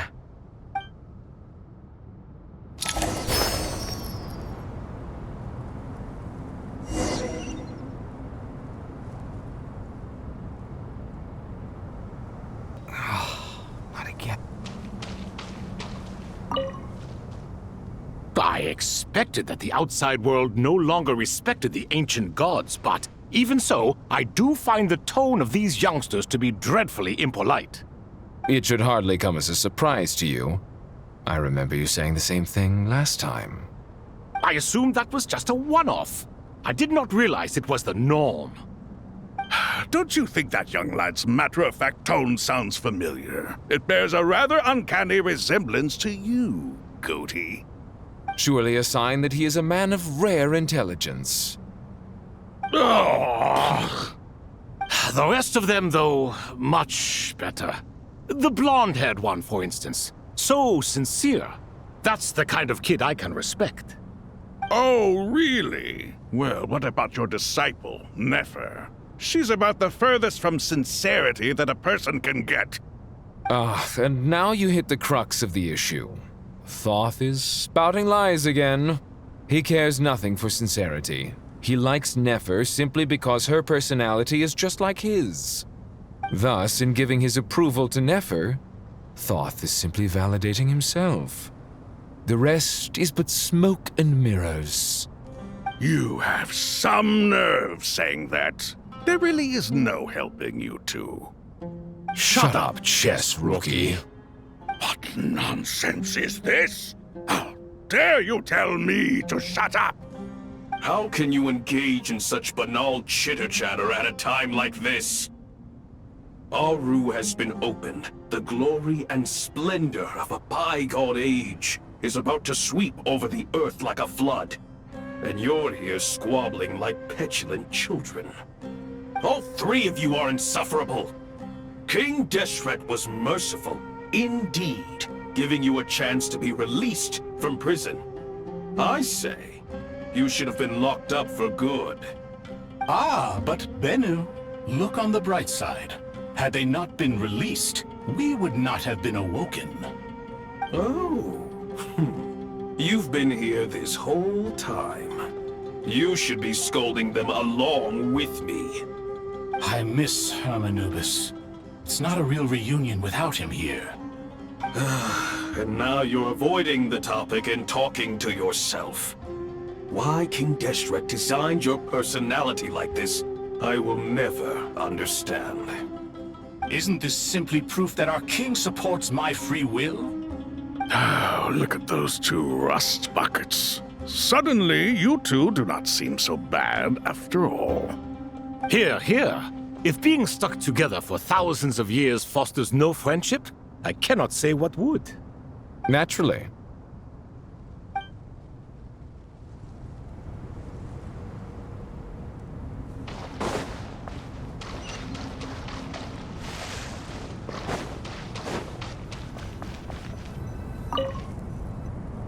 How's it going? Are things progressing smoothly? Well enough, I suppose. You know how it is. The work itself is only half the problem. The other half is having to work with Alhaitham. I'm sure the feeling is mutual. Honestly, though, I thought you two had already worked things out. As if. Turns out working closely together is the best way to expose any tensions lurking beneath the surface. Besides, I just think that some people never change. Agreed. Case in point, you didn't make sure I was out of earshot before you started complaining about me. Old habits die hard. Actually, this is for your own good. Maybe if you spend a little more time listening to what other people have to say, you might actually realize that you're the problem. Naivete is another old habit of yours. I had assumed that you both volunteered for this project like us forest rangers. But now I'm getting the sense that wasn't the case. Definitely not. We were assigned to it by Lesser Lord Kusanali and Nephis. As much as I'd love to be doing normal work for normal clients, these Titan projects are all that's on offer right now. Though I'm sure they wouldn't be roping us in if they had any better options. Just goes to show how short-staffed the academia really is.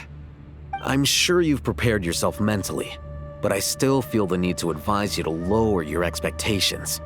It might make the process of working together a little less intolerable. I know! Same to you!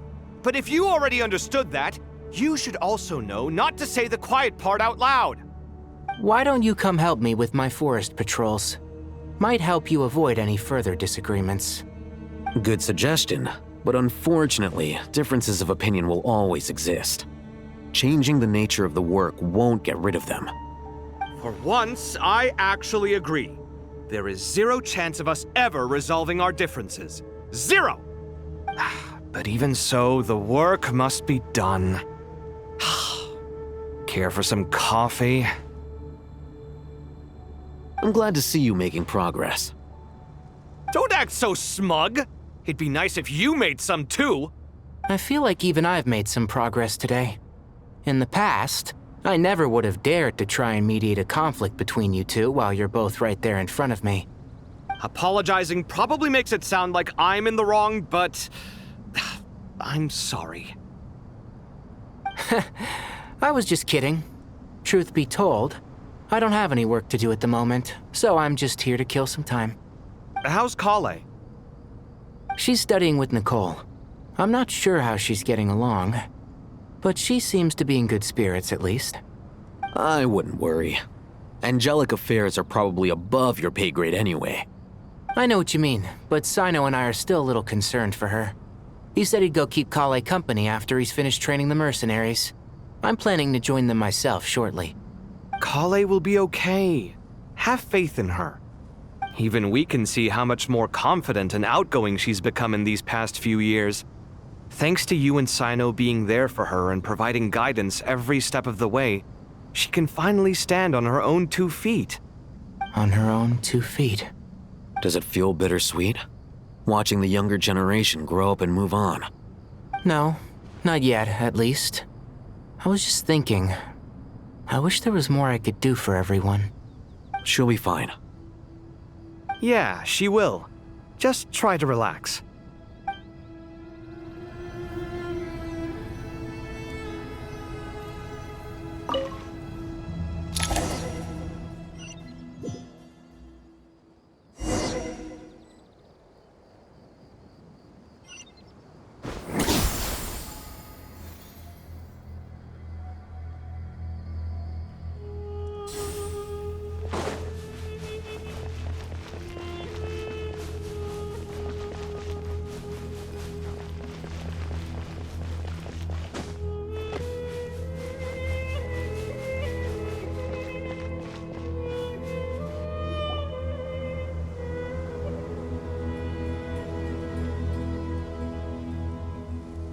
Traveler from afar, do you worry for the fate of Sumeru as well?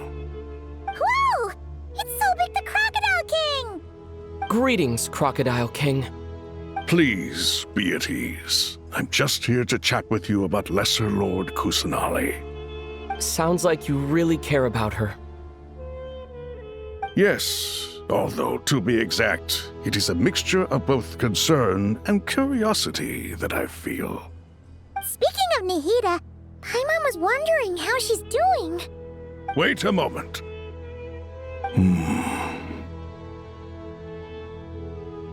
What is it? I tried calling out to Apep, but there was no response. This can only mean that she is focusing all her energy on taking care of Lesser Lord Kusanali. All the gods who served King Deshret seemed super surprised to hear that Apep agreed to help Nahida. Guessing she made a bad impression on you or something. Are you aware of the history between her and our king? Then you are learned indeed. I'm glad to know that Sumeru has the support of someone like you. At the end of his life, King Deshret tricked the Dendro Dragon into swallowing him whole, leaving her to bear the torment of his sins. The Dendro Dragon despised King Deshret, yet he outwitted her. Rather than bringing disaster to the land, he chose to deceive her and thereby ensure his annihilation. An act that surely displays his love for humanity. The Dendro Dragon stands for the glory of a bygone era. She hated Al-Ahmar and what he represented. All the gods, all the power they wielded. And so, her willingness to help the Dendro Archon through this crisis comes as a great surprise indeed. It makes one wonder whether, perhaps, the Dendro Archon assisted her in the past.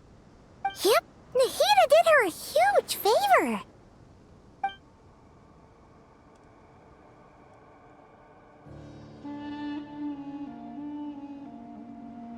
So Lesser Lord Kusanali put an end to the Dendro Dragon's many long years of torment. As much as she loathes the Seven, Apep knows kindness when she sees it. No wonder she was willing to make an exception. Yeah, that's the sense we got from dealing with her too. She is not incapable of coexisting with other living things. Rather, she actively chooses to avoid coexistence. And this despite the fact that she symbolizes life itself. How ironic.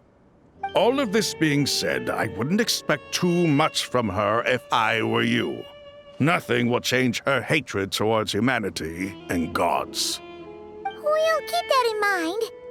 Anyway, how much longer do you think Nahida needs to stay with Apep?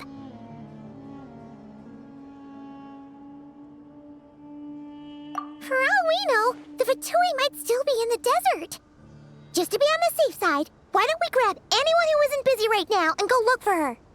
I'm alright, Paimon. Huh? Was that Nahida's voice? It seems the treatment was effective. Since when do my deeds require your evaluation?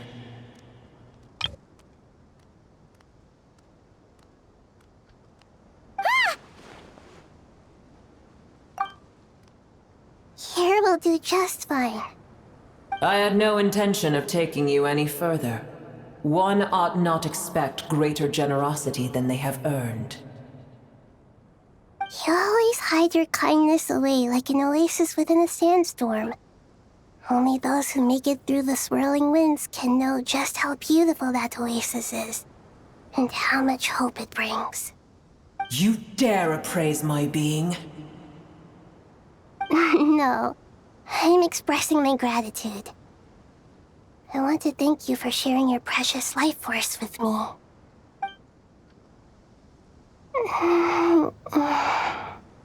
Awake already? You are more resilient than I thought. Apep. I feel much better. Thank you. Gods and their gratitude mean little to me. I would rather you give me your assurance that the situation with Irminsul and Sumeru's ley lines will be competently managed. If I suffer any ill effects from the ley lines, you, as the god of this land, will be held responsible. And you would not enjoy being held to account by me. I understand what you require, but I would assume this task even if you did not demand it. Sumeru is my responsibility. I must resume my duties as soon as possible. A farcical notion. God of Sumeru, I hope you realize how unextraordinary your strength is. And yet, maybe it is precisely what defines me. A god of wisdom is not meant to rule by force. Then hold steady. We go forth. Well, I'll be. Is that Apep? Do my eyes deceive me? Of all places, the Dendro Dragon has decided to visit the mausoleum of King Deshret? I see that after all this time, El Ahmar's menagerie of ministers remain as vile as ever. It's a pleasure, Dendro Dragon. Had you arrived but a little sooner, you might have attended a meeting of the Seven Pillars. What a nauseating thought. You are not the first insects I have had the displeasure of dealing with today. A swarm of them tugged on my tail on my way over. Goodness knows what hovels they crawled from. Why do all the creatures of this world remain so lowly after all this time? What did you do with them? I cast them away. What would you have me do? Keep them as trinkets? Boer, this is where we shall part ways. To be clear, I do not wish to see you or anyone else here ever again, unless absolutely necessary. Then I wish you peace as you return to your dwelling place. It matters not to me. Simply refrain from bothering me again.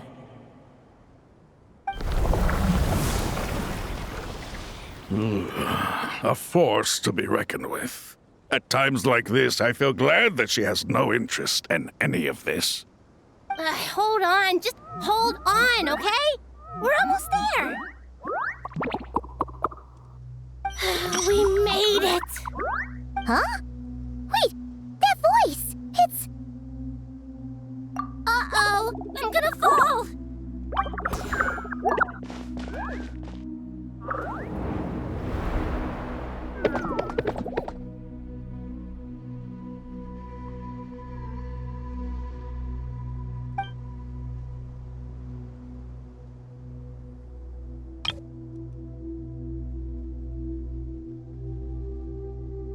Well, that's a relief. A pair of safe hands indeed. The Dendro Archon's familiars. They are the last thing I expected to see here. Huh? Wait, what are the R&R doing here? Don't you guys hate the desert? Obviously I was worried about the Dendro Archon. I've been supporting them with my Pari powers the whole way here.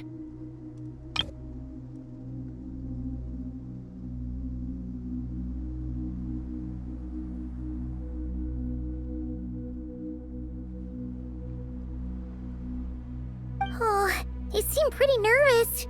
Is it because there are too many people around? Not just people. It's all these non-human beings, too. It's hard on them. I can't believe you made such a long and dangerous journey just for my sake. I appreciate your support so much. I'll have to ask everyone to wait while I help our new arrival settle in. Once I'm done, I'll gather everyone to discuss our next steps. Traveler, Paimon, shall we find a place for our friends to stay? Awesome! Let's go! Well, first I have some questions.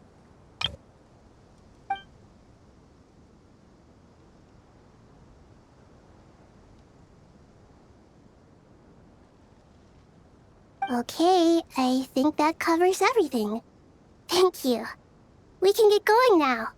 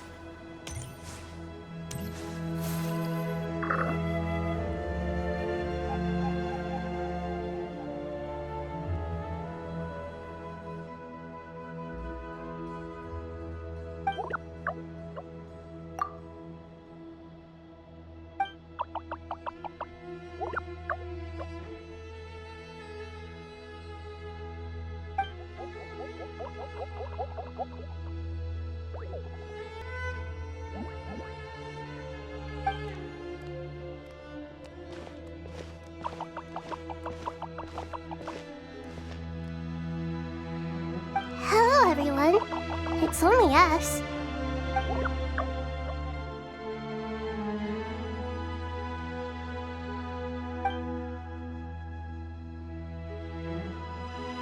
It must be very tough for you coming all the way out here, especially since you don't like the mavuika. Is everyone back in Vanarana doing well?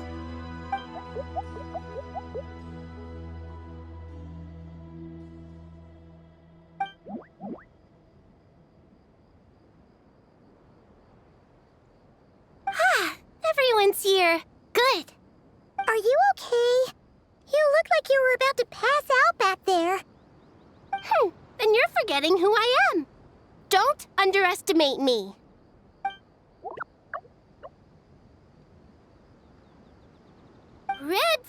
Oh, excuse me! Are you comparing me to Paimon?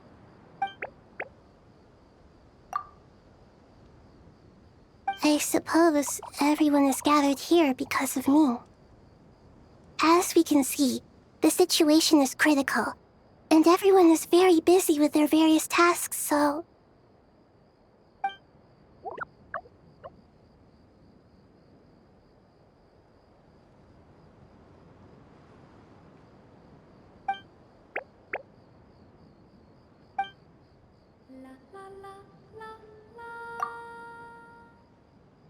I can't thank you enough.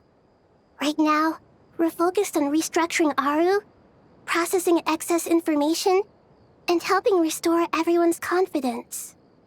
I'm sure you'll find it all very straightforward. I can help too! Just let me know where I'm needed.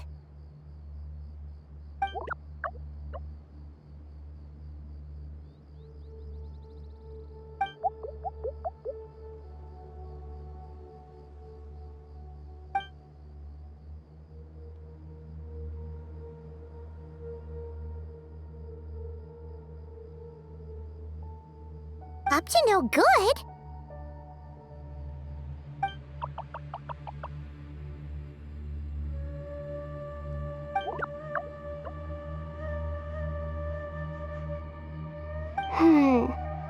That definitely sounds suspicious. Traveler, Paimon, I have other work to attend to here that needs to take priority. Could I trouble you to investigate the situation Arabalika spoke of? No problem. Leave it to us.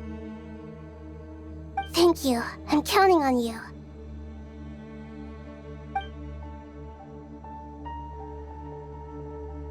There's one other thing. If you are to work alongside the people of Sumeru, you will need to make yourselves visible to them. Is that acceptable to everyone?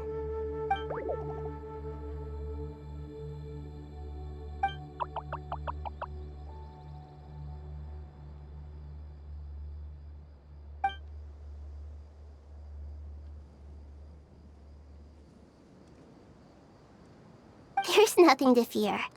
No one here will hurt you. But if you do feel afraid, don't worry. Just call my name and I'll be there. Very well. Now, I shall bestow a small blessing upon you all. Whenever people see you and interact with you, from the moment their gaze meets yours, they will experience the most beautiful of dreams.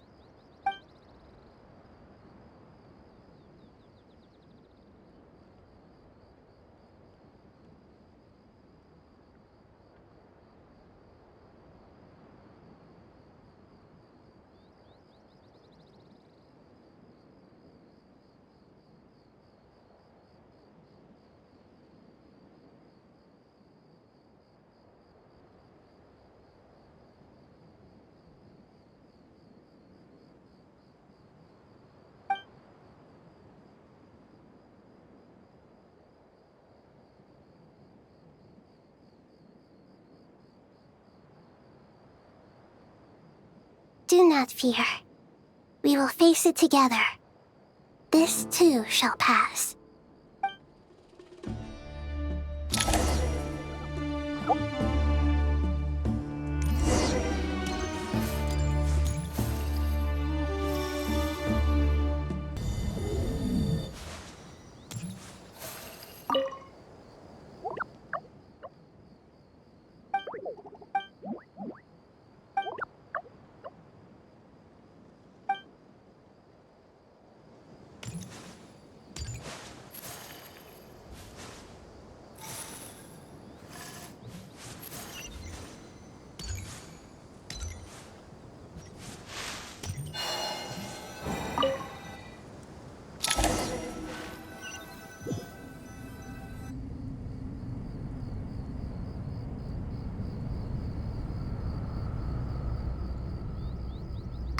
Everyone's here. Wonderful. Dendro Archon, you're back. Are you recovering all right? You mustn't push yourself too hard. I'm doing very well. Thank you for your concern.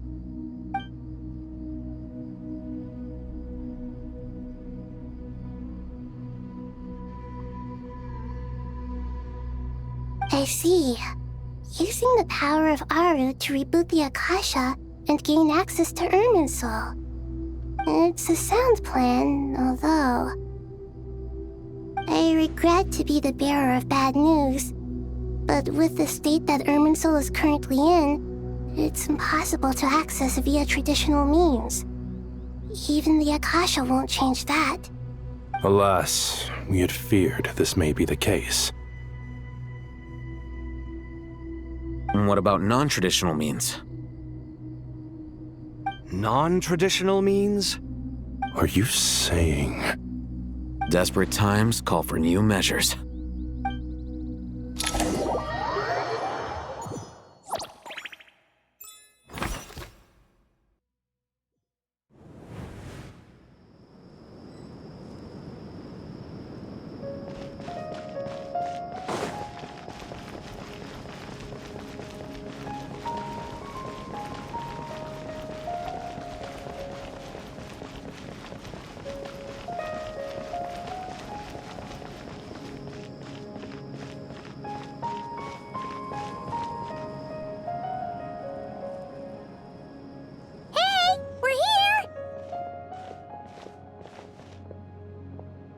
Ah, it's you. Is there a situation?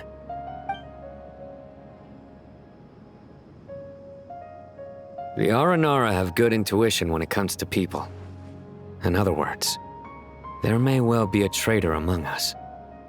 Given everything that's going on, I'd be more surprised if there wasn't. Miss Nefer, as a professional intelligence broker, I trust you have a solution? Not one that I'm willing to volunteer. What's in it for me? Let's say I'll treat this as a pilot project aimed at expanding your intelligence operations. Whatever business you're in, an avenue to demonstrate your abilities could never hurt. I like the sound of that. Glad we're on the same page. Given that you rarely set foot in Sumeru, practically no one at Caravan Rebot knows who you are. I take it you've read the files on everyone in the area? Yes. I also skimmed the list of evacuees, and am more or less up to date on where everyone stands. Any initial suspects? Limiting the scopes to males whose recent activity could be viewed as suspicious. I've identified 3 names. The Aranara saw 2 people talking, but currently we only have 1 suspect. The other person was probably just a messenger, and in all likelihood has already left Caravan Rebot. Everyone is heading for the desert per the evacuation order. Anyone willing to turn back at this stage is almost certainly with the Fatui. There's no way it was a spur-of-the-moment decision to act at a time like this. This spy must have been planted long ago. We need to smoke him out from wherever he's hiding. Sounds like you have the beginnings of a plan.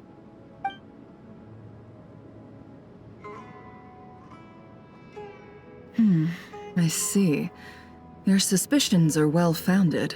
I'd be watching him too if I were you. So far, we still lack solid evidence that he's been bribed. He hasn't made any recent purchases that would indicate he came into some cash. Then let's get closer to him to confirm before we make our move. I can handle it. I'm not based in Sumeru, so barely anyone at Caravan Rebot knows who I am. And you're certain you've never encountered this person in Nodcry? I'm certain. Besides, it's extremely rare for me to have had any direct contact with Sumeru mercenaries besides Jeth. There's no way he could have seen my face before. Sino, stay out of sight and wait for my signal. If he raises any red flags, I'll bring him toward the main road. Understood. I'll take it from there. Excellent. Well, it's a pleasure working with you.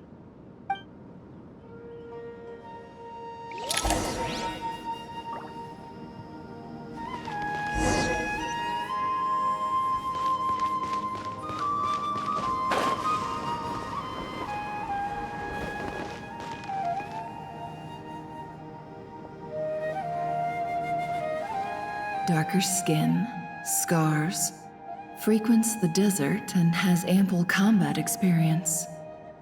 Nothing unusual about how he dresses or acts. What's that he's looking at?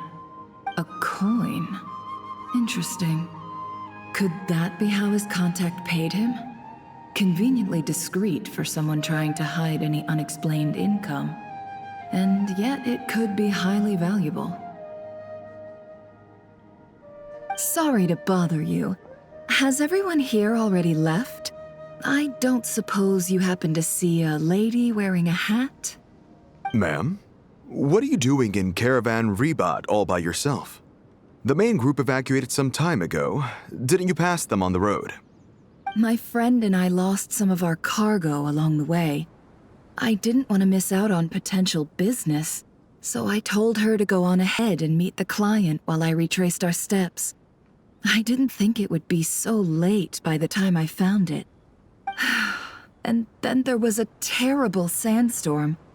I guess I must have taken a wrong turn, because I didn't see any large groups on my way here. Forgive me for asking, but just to be on the safe side, could you describe this friend of yours? Sure. She has blonde hair, and she was wearing a hat and a white dress. You'd definitely know if you'd seen her. Yes, I think that does ring a bell. Ah, my apologies. During this exceptional time, the Core of 30 are under orders to be extra cautious when dealing with unknown people, whoever they might be. I understand. Well, sir, is there anything else you need to know? If not, I'd better try and catch up with them. Hey, wait! They left a good while ago now. You'll never catch up with them on your own. Why don't I give you a ride? I'm here to collect the last few people anyway. We have plenty of carts, so one more won't be a problem. That would be amazing. Traveling with a group will be much safer. I'll have to pay you for your trouble. Hey, let's not worry about the money for now. Wait here a moment. Once I'm done packing up, I'll take you to join the rest of the group. All right, thanks. Let me know if you need a hand carrying anything. No need for that. I'm strong enough for both of us. Okay. Well, I wish there was some way I could repay you. Guess it's my lucky day, running into someone who knows what they're doing here. You might have just saved my life, you know? You're not wrong there. I mean, what kind of cargo is so important that it's worth risking your life to get back? I hope for your sake that it's priceless. Actually, I suppose I can tell you, since you've been such a big help. But be sure to keep it to yourself, or we could both be in big trouble. Oh, really? Sounds mysterious. We're in the antiques business. You understand? Some of our goods aren't acquired through the most legitimate means. We have to be very discreet when we're selling them. That's why I had to go looking for the missing cargo alone. Ah, no wonder. Well, ma'am, in that case, it turns out that maybe there is something you could do for me. I'm all ears. But to be clear, our commission isn't cheap. Think carefully before you ask. We don't want to ruin our relationship before we even hit the road. I'm sure that won't be a problem. My issue is, I have something that's a little difficult to sell on as well. Take a look at this.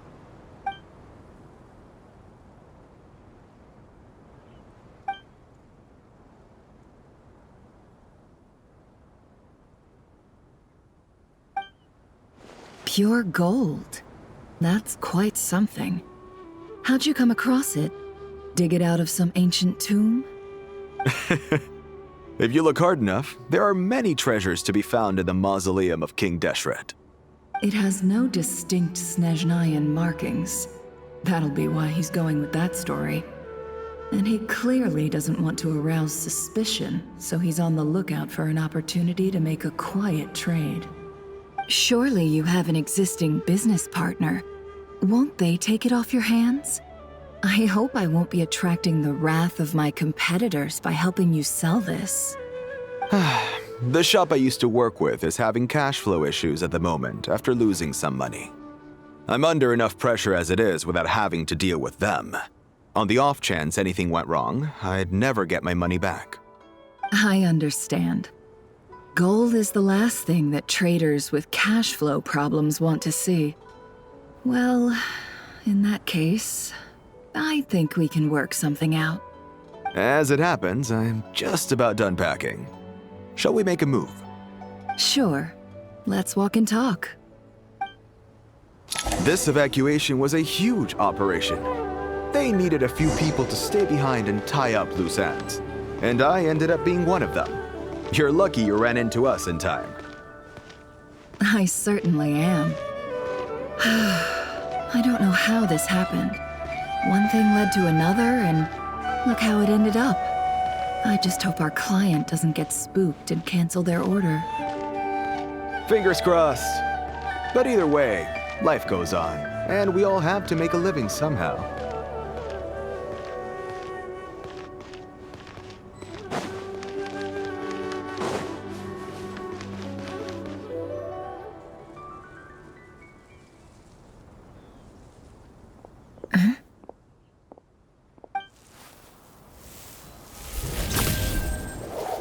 Hands where I can see them. General Mahamatra! No, wait! What are you doing?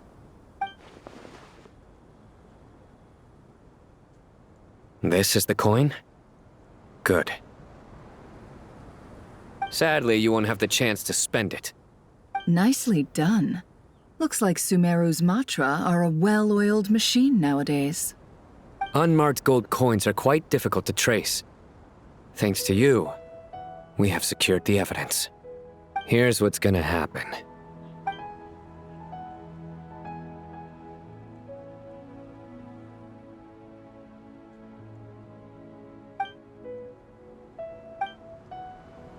Southeast from here, leeward side of the hill.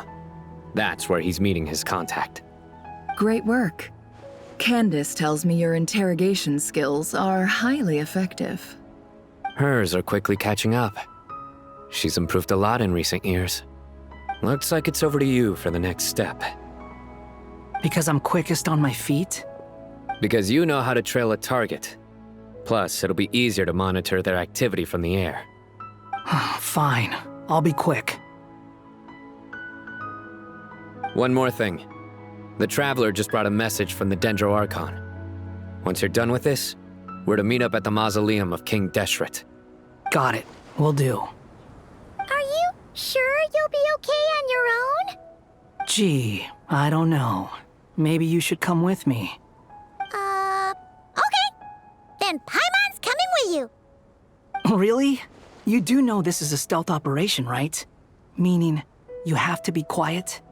Paimon, are you sure about this? Well, Paimon at least wants to give it a shot. Like everyone says, if you never try, you'll never know. Besides, being the best guide into that has to count for something. This should be a piece of cake. Fine. Join me if you want. But be warned, if anything goes wrong, I'll have to gag you and shove you into a bush. No need! Paimon will be super careful. Promise! Good. Then what are we waiting for? Let's go. Ah! Coming! Coming!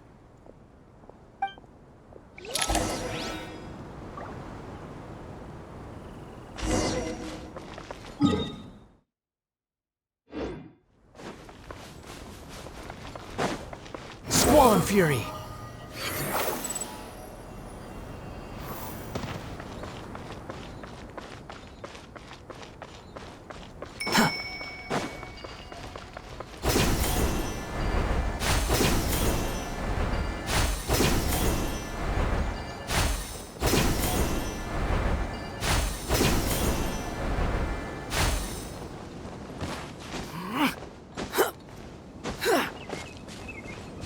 Behold!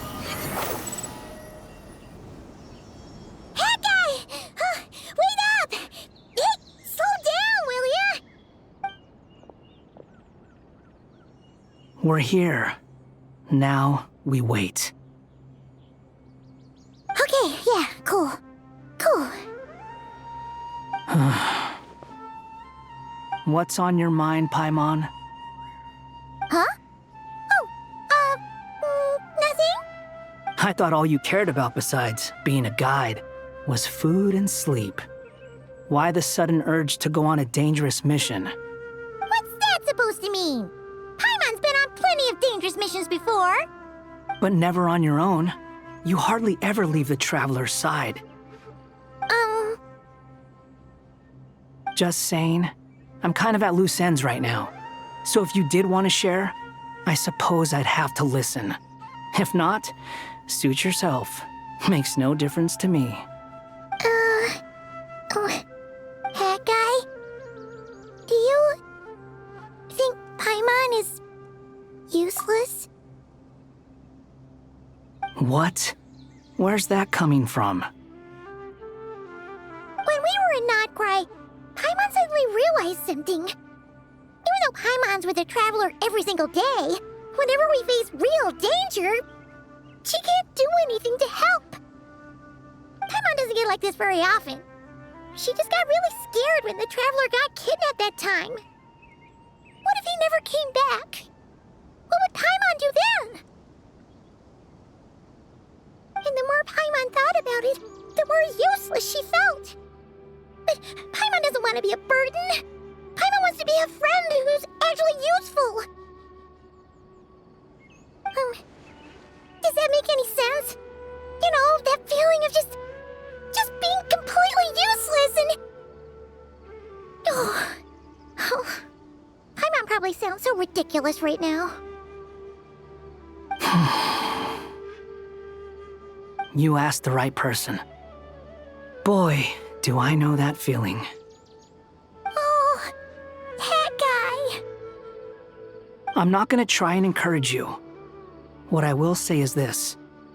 When you start doubting yourself, you have two choices. Give up or change. You have to make the decision to move forward. Otherwise, no amount of consultation from other people is gonna help you. So ask yourself, what do you want? To get stronger? To learn more? Whatever it is, go do it. You won't have any regrets if you can at least say that you tried. Oh. All right. Something's not right. Shouldn't they be here by now? Paimon, is it just me? Or is it a little too quiet around here? Should Paimon take a look? We'll give it another hour. If nothing happens, we head back. Okay.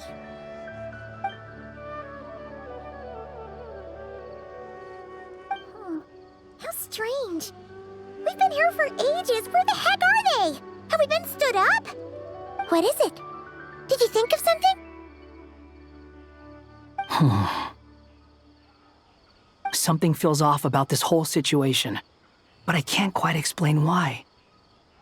We know for sure that the guy Sino caught had something set up, yet somehow his contact is a no-show.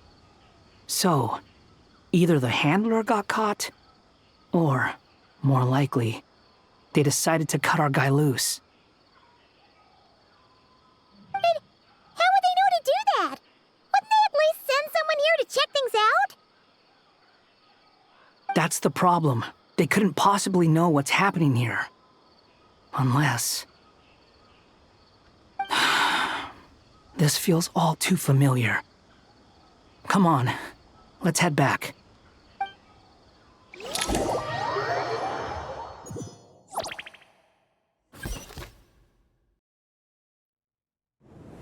Even though this isn't a formal meeting, I'd still like to start by saying how grateful I am to each and every one of you.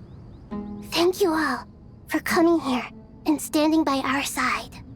Shesipank and Bennu are currently assisting the scholars with the maintenance of Aru.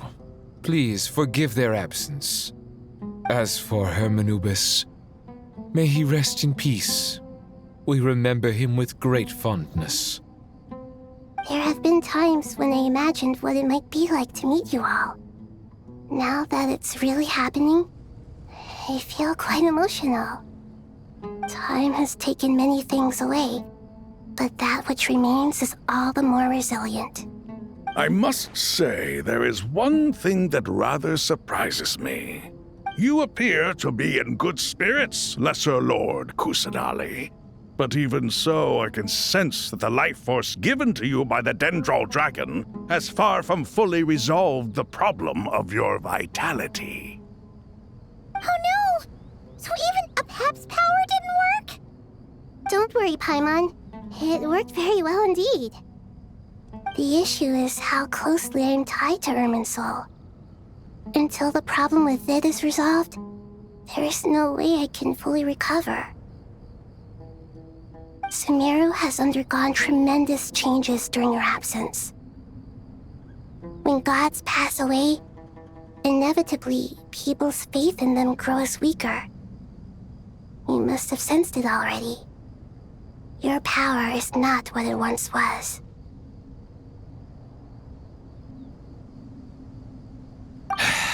Regrettably, this is true. I too have grown weaker due to the effects of Irminsul. Right now, we're all in quite a sorry state. Then what do you suggest? We take all the help we can get. Sumeru is our shared home. You and I, gods and humans alike. We must unite all our strength in this moment. Though Al-Ahmar is no longer with us, the alliance between the three gods remains in force. Regardless, as subjects of our king, we have a responsibility to support Sumeru through this catastrophe. Not to mention that it was the people of Sumeru who released us from this prison of Aru. Times have changed, and the people of today possess greater wisdom than those of the past. You really know how to give a rousing speech, Koti. Now then, let us learn more about your plan. The brightest minds of the Sumeru Academia are busy opening and renovating Aru. They claim it has something to do with Irminsul? Correct. Irminsul has existed in Teyvat since the very beginning. But during the Age of the Dragons, it did not possess the significance it holds today. After the heavenly principles arrived, the power of the Light Realm was divided into elemental energy, and Irminsul was refashioned as a device that records and preserves all information. Since then, everything in this world has been inextricably linked to it. As the Dendro Archon, I have a duty to protect Irminsul. To Sumeru, it is both a national treasure and undeniably a major threat. Teyvat has seen many upheavals in the last few years. The most recent of these was a major crisis in Nodcry, which forced Sumeru to be even more vigilant than usual. I made sure to monitor all the pathways through which an outsider could potentially transmit themselves into Irminsul. But despite my efforts, a major problem still arose within. I still believe that someone has actively invaded Irminsul. But rather than taking any of the pathways I referred to, the intruder chose instead to utilize the most direct route, and the only one that cannot be protected against, by entering Irminsul through death. I see what you mean. You cannot simply stop all deceased souls from returning to the ley lines because of a potential invasion that could occur at any time. That's right. As important as it is to guard against external threats, I couldn't allow myself to stop the souls of the departed from finding peace. Please, understand how difficult this predicament was for the Dendro Archon. Defense has never been an easy task. After Irminsul was invaded, my authority was quickly restricted. Soon after that, the tree began denying access to any connections. I'm sure you feel responsible, but you are not to blame. No one can predict every possible disaster. There will always be trials and tribulations for the world to endure. But the people of Sumeru should not have to endure this. We must find a way to break through the lockdown and connect to Irminsul. And this is why you need Aru. Yes. The only thing in Sumeru capable of rivaling Irminsul in terms of overall function and performance is Al-Akhmar's legacy, Aru. All I managed to do before falling into a coma was make some minor adjustments to Irminsul. Using Aru is a last resort, and a move that comes with enormous risks. The Scholar's initial plan was to borrow Aru's power to reboot the Akasha, then use the Akasha to connect to Irminsul and investigate. Unfortunately, Irminsul has suffered far greater damage than they first thought, rendering that plan futile. To rise to the challenge, we had to resort to more extreme and far costlier means. This has led to a number of new contingency plans. To reclaim Irminsul, our brightest scholars have made further modifications to Aru with multiple goals in mind. I thank you all for giving them your blessing in this endeavor. Human wisdom has clearly improved over the millennia. You have not only our support, but that of the Jinn, the Aranara, and the Pari. Together, we will do everything in our power to save Irminsul. By the way, when you spoke earlier of an intruder, it almost sounded as if you knew who you were dealing with and what they were capable of. Well, since you ask.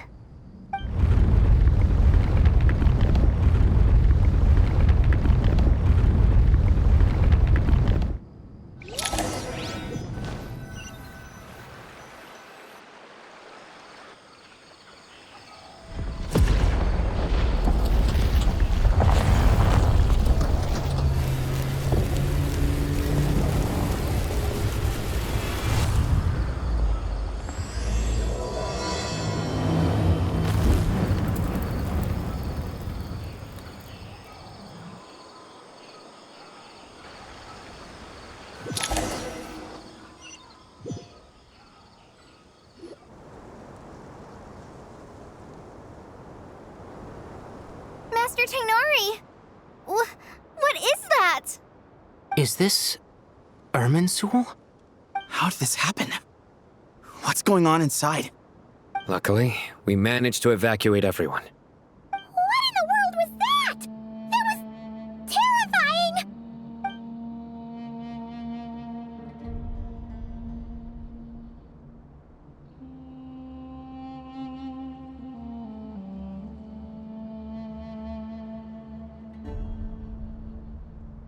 Oh my. I understand now, Dendro Archon. You make yourself quite clear indeed. Not once over the millennia has Irminsul been so terribly afflicted as this. Please continue, Dendro Archon.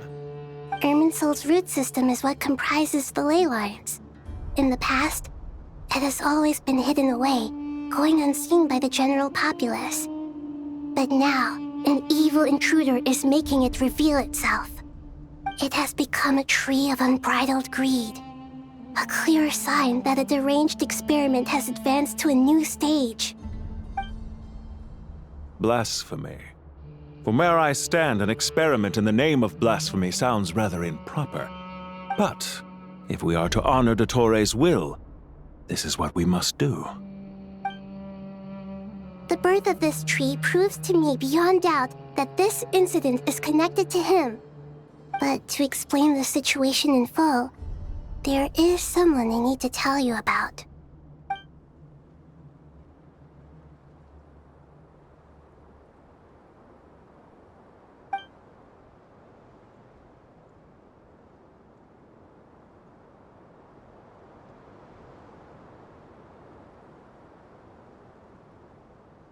Zandik.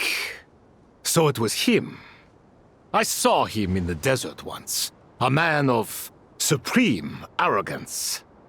So this is where it has taken him. But didn't Dottore die and not cry? How is he still able to do all this?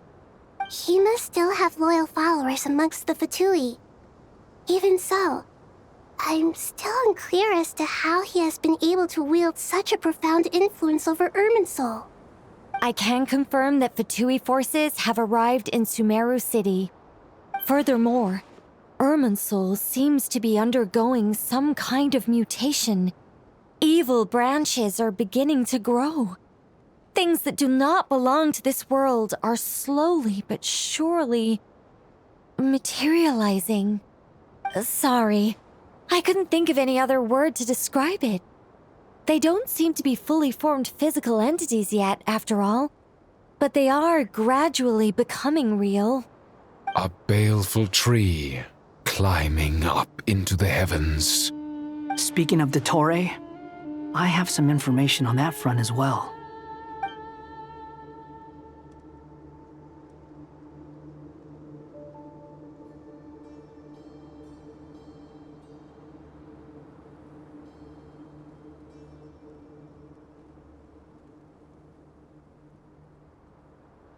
I didn't think it was wise to state this out in the open.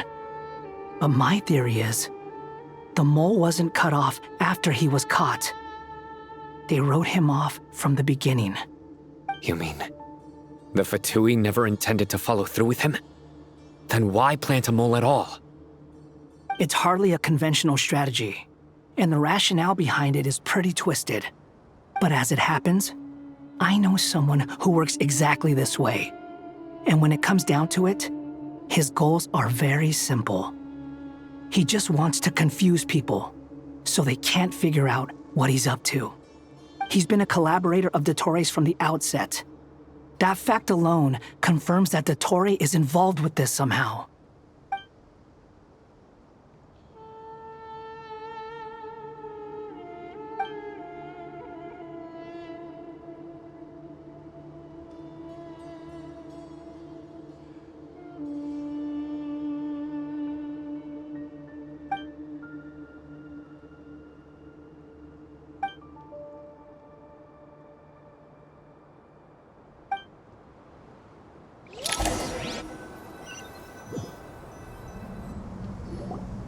There is still much to be done. Everyone, please remember our core strategy. As per the discussions, the following groups must act immediately. Mr. Alhaitham and Mr. Kave, the next phase of the Aru renovation project must begin right away. Godspeed to you both. We'll give it everything we've got. The plan looks feasible, but the implementation will require certain resources. General Mahamatra Sino and his team will help to procure the materials required for modifying the terminal. No problem. I've already spoken with Sethos and Hat Guy, and they've agreed to assist me. This kind of thing is best left to the fleet-footed, right? Hat Guy? If it's efficiency you're after, we're the right people for the job. Following up on the elemental energy amplifier we discussed, Ms. Dory, I assume you're the one most familiar with the status of this project. Aside from the Dendro Archon, of course. Yep, that's right. Leave it to Lord Sangama Bay. Got it. Well, I'd like Madame Farazan, Kale, and Nicole to support Dory on the technical side. You can count on us. Will do. Rest assured, I'll take good care of Kale. Dia, Candace, and Nefer, you'll be in charge of negotiating between the various parties. I trust you remember our goal. You bet. We can handle it. Good. I believe that covers everything. Tighnari will provide ad hoc support as needed, if that's okay. Poor Tighnari. Must be tough being Nephis' student. Getting bossed around all day, every day. Hey, don't try and drive a wedge between us, you old rascal. All it says to me is that Master Nephis has faith in everyone's abilities. While I'm nominally here as backup, I doubt there will be many situations where my help is needed. Exactly. Finally, Traveler, you and I will head to the border between Sumeru and Natlan.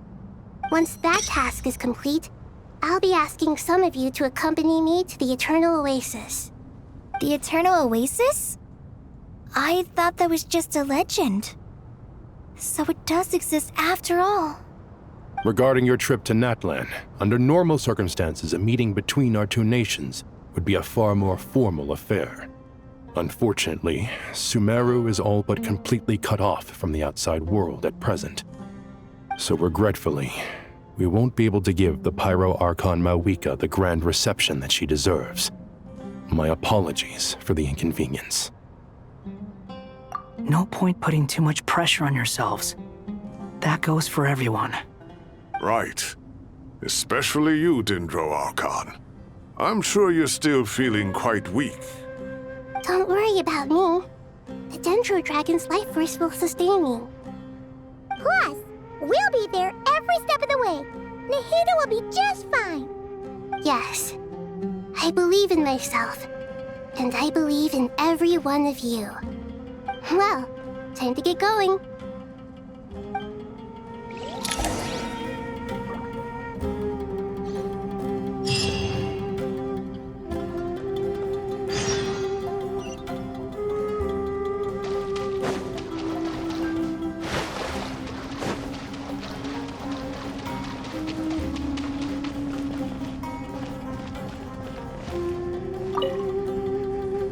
To what extent we can implement the final plan depends on how successfully the Akasha can be modified and configured. And to make sure the configuration works, Aru will also need some further optimization. Yeah, no surprises there. Once we roll this out, any Sumeru citizens who already have Akasha terminals can simply continue to use their existing devices. This still leaves us with a significant equipment shortage, though. Many groups of people were never issued Akasha terminals, including mercenaries, the desert folk, and many others. We'll need a supply of rare materials for the renovation of Aru and the production of new terminals. Right now, the best place to source these locally is from the primal constructs within King Deshret's mausoleum. Time is not on our side here. It's gonna be a race against the clock. The Aru merge and renovation project will have to be carried out by you two. Everything's riding on this, so failure is not an option. Best of luck to you both. As discussed, General Mahamatra Sino and Mr. Hat Guy will source the required materials. Mr. Sethos is quite familiar with the layout of King Deshret's mausoleum. With him accompanying them, things should go quite smoothly. I have every confidence. In the meantime, we may as well take a breather. Makes sense. There's not much we can do until the materials arrive. Get in formation and stay close. What is this, boot camp? Knock it off. It's just Sino being Sino. You know what he's like. Everyone clear on our mission objective. Look at the excess primal constructs, dismantle them, and extract the required materials. And King Deshret's 7 pillars agreed to this? If they're just sitting there doing nothing, we might as well put them to use. Thoth's words, not mine.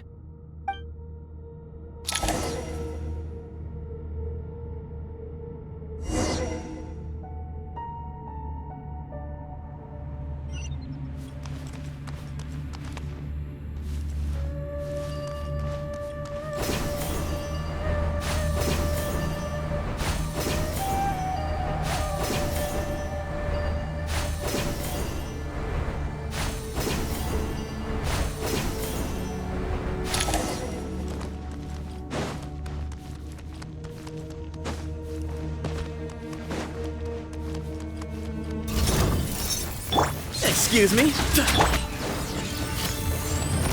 Squall and Fury! That's far enough! Futile! Judgment is upon you! Well played. You stand condemned!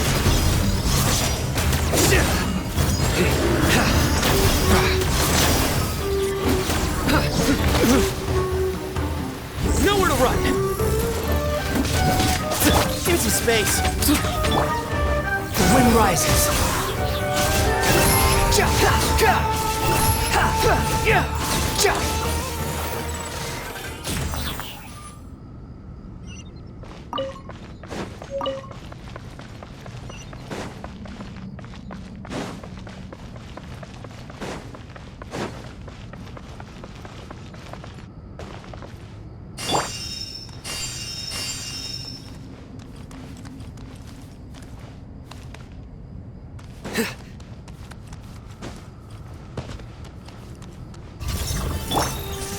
Excuse me?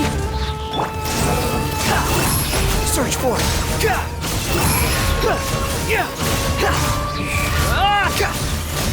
You dare to gaze upon me? Give me some space. A sage's wisdom. Behold!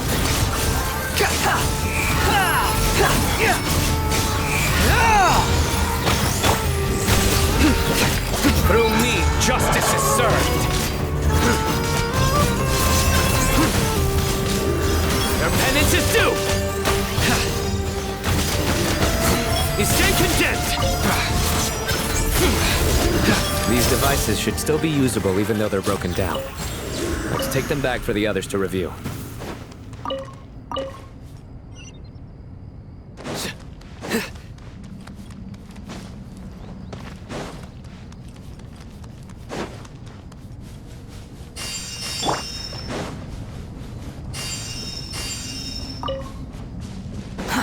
Too slow.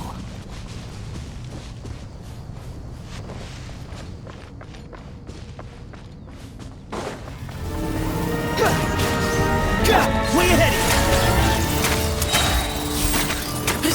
To Al-Akbar!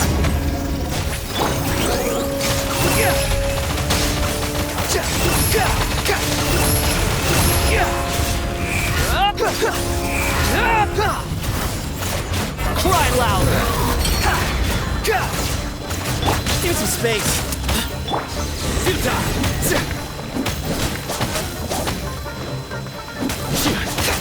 Squall and fury!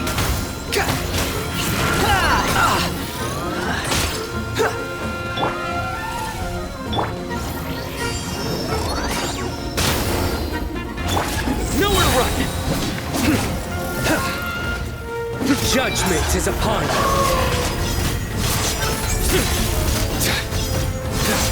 Their penance is due!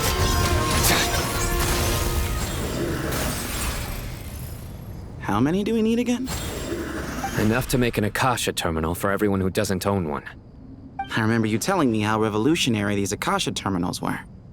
You've used one before, right? The Academia declared the Akasha to be the most powerful and comprehensive wisdom dissemination system in history. That should give you an idea of how powerful it is. Certainly sounds impressive.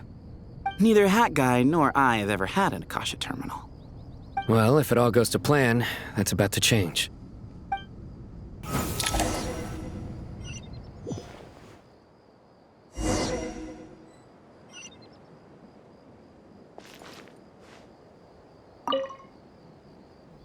Oh, goody! Thank you so much for handling the delivery. What a long way it was. You've really outdone yourselves. I'm well aware what a bumpy, dangerous journey it must have been. Now, I would have loved to oversee the process myself, but of course, those of us who know the plan can't leave the mausoleum. Oh, trust me, I'm patting myself on the back for my assembly work here. Simply flawless work. But will you really be needing all of this? According to our plan, yes, this is the quantity required. I have no complaints about the quality either. Only the price. So expensive. I heard you covered a lot of the funding out of your own pocket.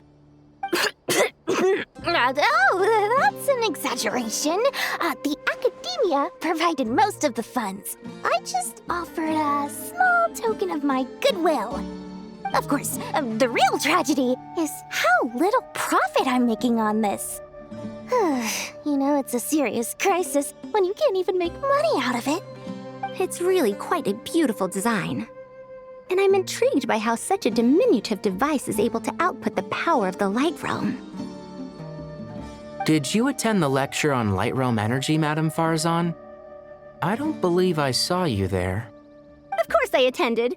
I was just a little late, so I had to listen to the whole thing from outside the back door. Anyway, I have a perfectly good understanding of Light Realm, elemental and abyssal energy, as well as the relationship between the three. Good to know. Master told me in private that the conversion process between Light Realm energy and elemental energy involves highly classified knowledge that shouldn't be disseminated too widely. But even so, the scholars still shared said information. Oh, well, you can't enforce a rule that everyone breaks. Is that the idea? At first, the Dendro Archon was reluctant to explain it in great depth for safety reasons. Later, she came to terms with it and simply informed my master that we would all have to face the question of survival together. To protect someone from such dangers means keeping them in the dark. But for someone to know and embody the wisdom within, they must understand its very essence. It's an information hazard. We're exposed to danger just by knowing the facts. And just like bait, it lures us in by offering us the solution to our problems. But if you're not careful, you'll end up pursuing it down a dark path. A tricky problem. But today, this big problem has been broken down into many smaller, more trivial ones. What do you mean? Ah, I get it. For instance, you and I share secret knowledge, while she and I take on the risks of life, death, and fate. Something like that? Hey, what? That is not what I call a trivial problem. Well, as they often say in Vahumana, an event that is monumental to the individual is negligible in the grand scheme of history. Generally, the fate of the individual is an insignificant affair. Being from Amorta, where the subject of our research tends to be a lot more personal, I have to disagree. It's hard to dismiss the individual as insignificant. In other words, the big problem of survival has been broken down into many small, interconnected factors, and each one of us represents one of those factors. When the same secret is shared with a group of people, the same fate binds them together. Most people would find this unimaginable, but to us scholars, this is the path that has always beckoned to us. Sharing knowledge is a good way to fight against fate. I will always believe in that. All right, I think that's everything. Thanks a lot. But don't go anywhere just yet. I'll still be needing you to calibrate the equipment.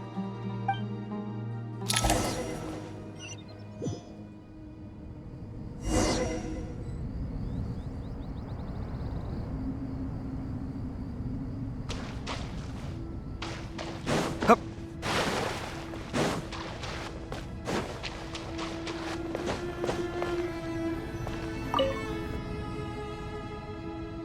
Okay, the materials are ready.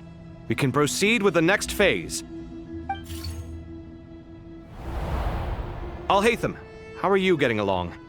Most of the information in Aru is written in ancient desert scripts. Some of this is written in a tribal language, while other parts seem to be a variant of an oasis script, based on the glyph forms. Oh. Not lost to history, I hope. Some are. All we can do is infer the meaning based on the rules of related languages. Although, this section actually fills in some of the missing historical record. I'm transcribing it so we can bring it back to the academia. After Aru started up, 2 more lines of text appeared here. Can you read them? Humans may not read what is written by the gods, except by not reading.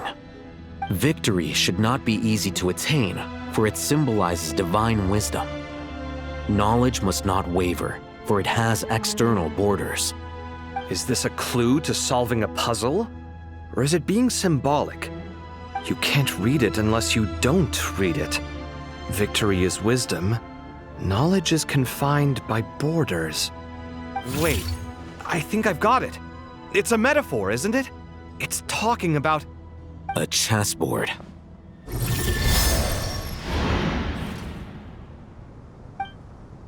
You were right.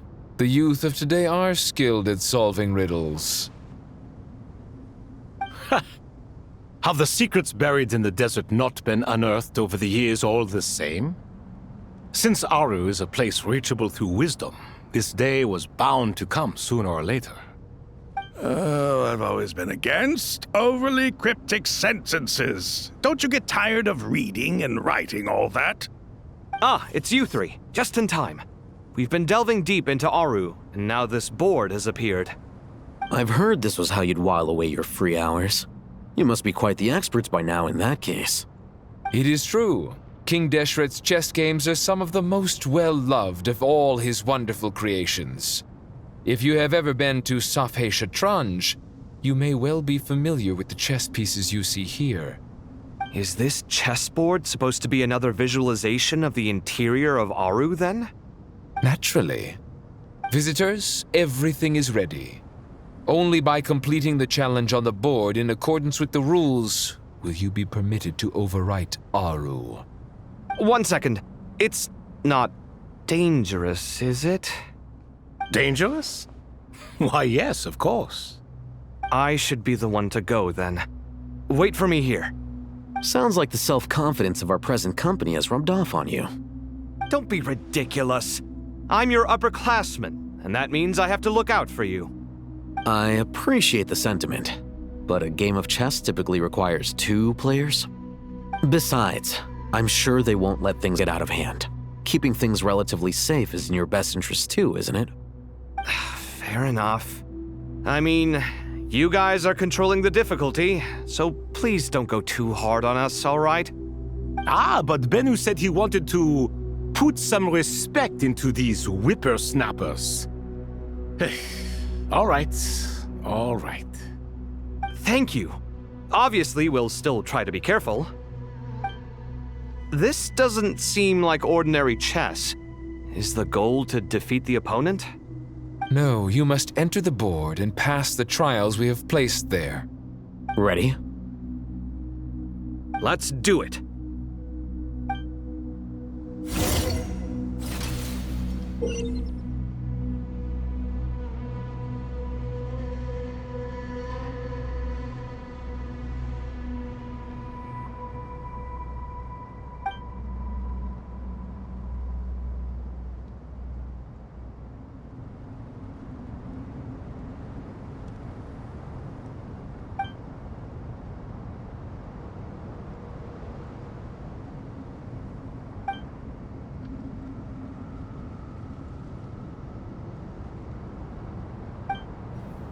The first trial is posed by me.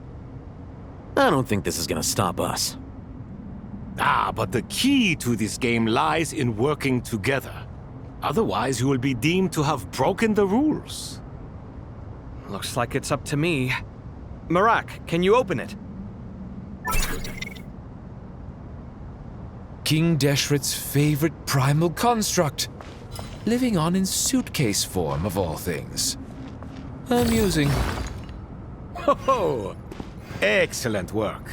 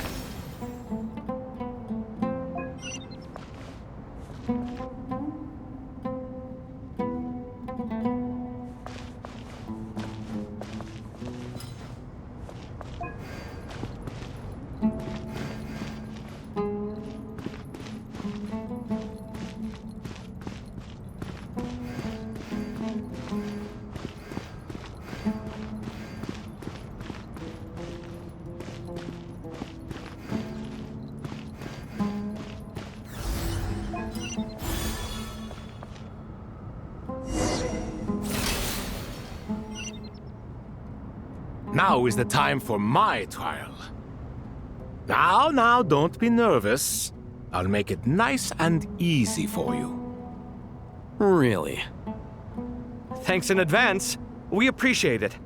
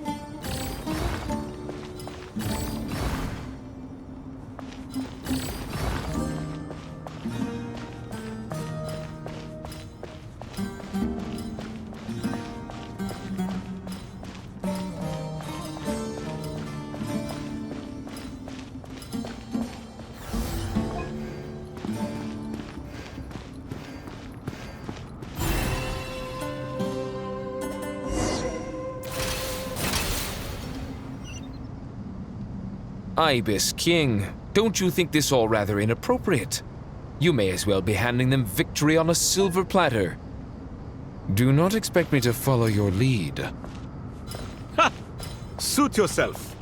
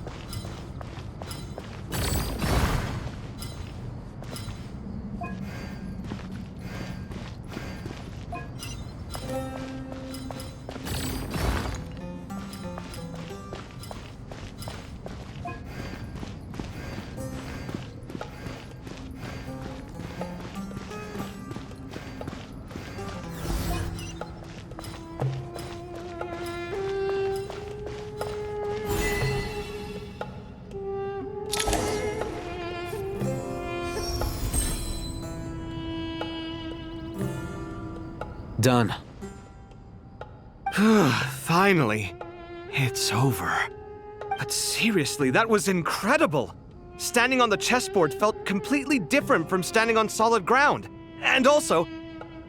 Oh, sorry. I'll save my thoughts for later. Thanks to the three of you for helping us out with this. Is it just me, or were you giving us quite a lot of guidance along the way? We made but a humble contribution. You lived up to our expectations. Bravo!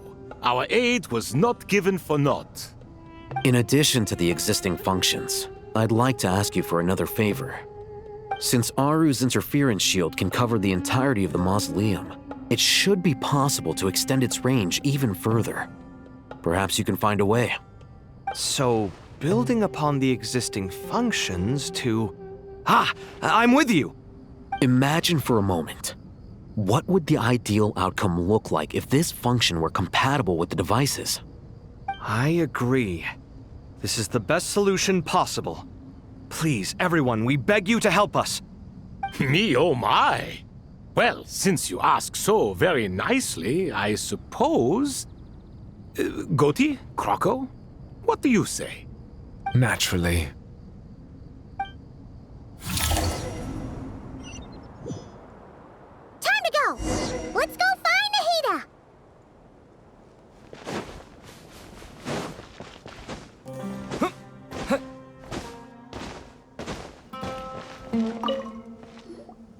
There you are. Miss Nicole truly is an angel. She shows great wisdom in guiding others, and she has already sent word to Natlan on our behalf. She said that while the other members of the Hexen Circle are busy with important work, she is quite free, and she is more than willing to accompany the people of Sumeru for the entire journey. Oh, there's Nicole, all right. Always super patient and loves to help everyone out. She's the best. She is. So kind and enthusiastic. Well, time for us to get going. Let's head out.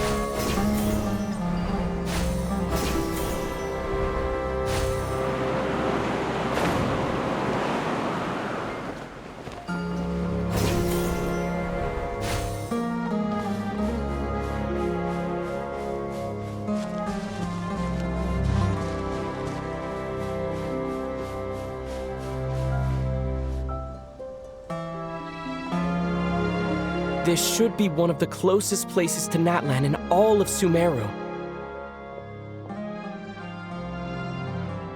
There's the barrier Nicole and Nefer mentioned. It completely cuts this nation off from the others. But why? Why separate you from the rest of the world now, specifically? And if I'm not mistaken, Irminsul was polluted once before, wasn't it?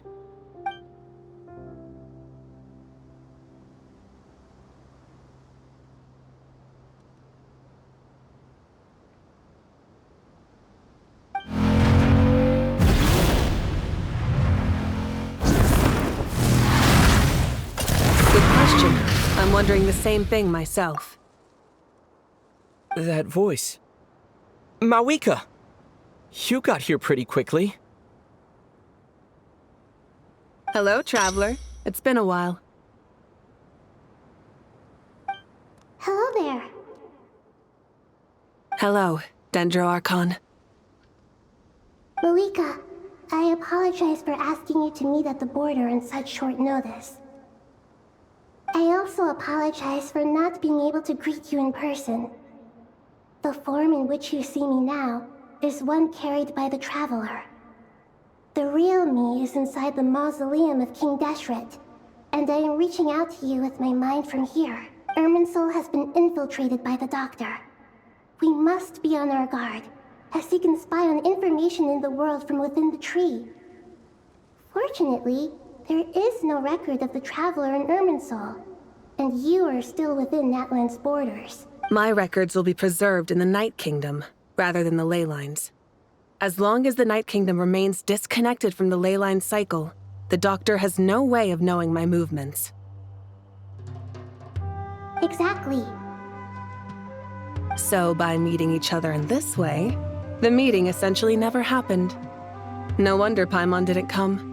You were concerned that her activity would be recorded by Irminsul. The Natlanese have heard about the situation in Sumeru.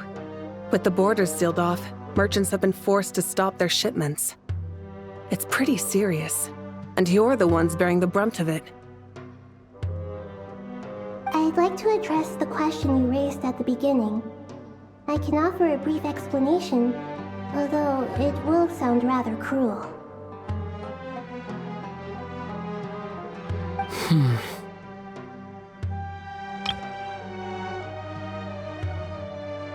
I don't reach this conclusion gladly, but Irminsul predates the heavenly principles. It existed long ago, when the dragons of Natland were at the height of their power. So even when the people of Sumeru became ill because of pollution, it was not a critical issue from the perspective of Irminsul itself. As long as it continues to function normally, the barrier will not be activated. But this time, the Doctor's invasion has directly affected the tree. That is what caused the barrier to deploy. The Heavenly Principles established a rule that when Irminsul is plunged into grave danger, a portion of power will be reserved to isolate Sumeru. That way, even if Sumeru is destroyed, the outside world at least has some time to catch its breath. We'd certainly need it. The Heavenly Principles created almost everything that exists in Teyvat today. To them, preserving the existence of the world and its inhabitants takes priority over protecting Sumeru. Meaning, protecting Sumeru now falls to you. Yes. My own power may be limited, especially compared to yours. But that doesn't mean that we're just gonna sit around and wait for the end. If necessary, I will utilize any and every means at my disposal. Nicole of the Hexen Circle didn't say exactly what this meeting was about. But after hearing everything you've said so far, I think I can guess where this is going. That's right. Nahida and I discussed it at length. We both know how presumptuous this is, but... You need the pyronosis, don't you? Yes, you guessed correctly. Originally, I only intended to borrow it, but the situation is far graver than I foresaw. So instead, what I ask of you is to please give the pyronosis to Sumeru. Why do you sound so nervous? There's no need to be shy. Surely a gnosis is pretty important to a god. I guess, but it's not as... But I'm sure you don't need me to tell you that. With all the nations you've traveled to, and all the gods you've met, you must have realized that by now.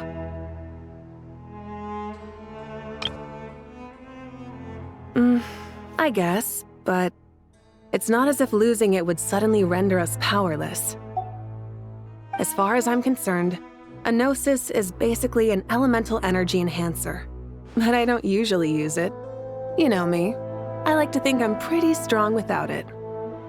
Yeah, not about to dispute that. So you see, you don't need to sweat it. Here, take the pyronosis.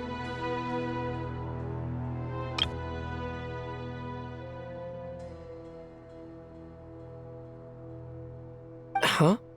Just like that? Uh-huh, just like that. To tell the truth, I've always toyed with the idea of giving it to someone who needs it more than I do. I know you accompanied Nahida here to try and increase the chance of success. It's a good thing you did, because your involvement is one of the main reasons you've managed to persuade me.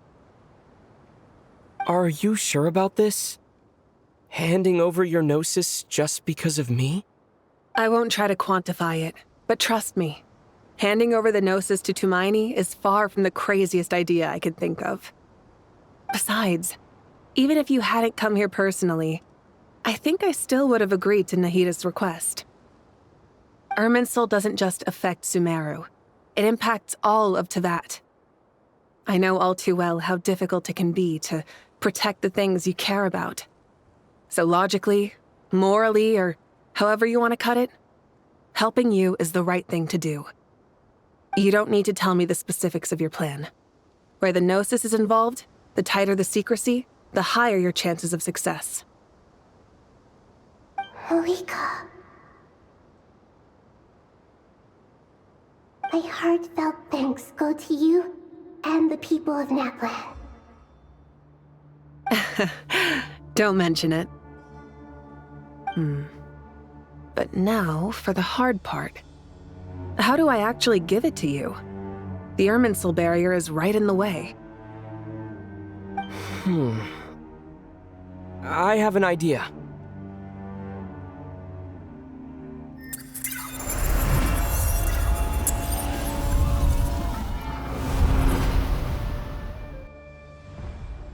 Just as I thought. Incredible. What did you do? Just made a lucky guess. This seems to happen quite a lot.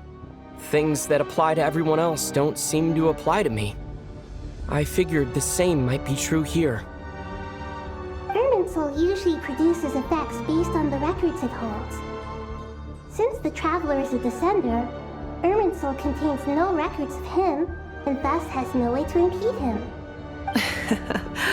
Is that right? You really are full of surprises. Catch. Whoa! Thank you, Mavuika. Thank you for trusting us with something so important. All right. No need to get so formal. It's not like we're strangers.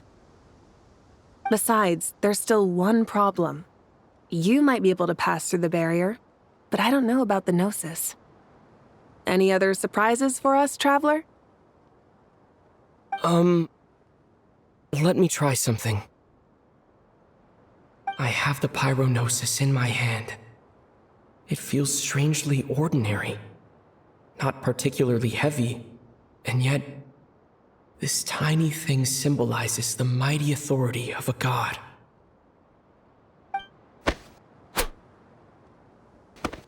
I need to think hard about my memories of Pyro. My memories of journeying through Natlan.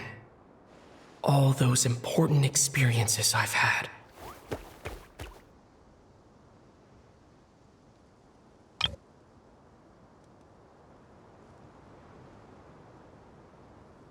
The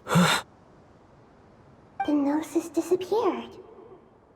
Traveler, are you alright? I'm fine. The pyronosis disappeared into my body, just like phlogiston. Maybe it resonates with you because you've mastered the power of phlogiston. You might not be recorded in the ley lines, but you're still our Tumaini. Whew.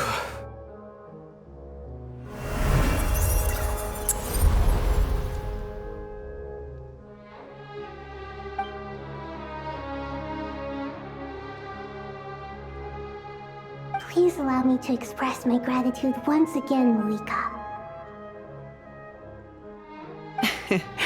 Pleasure.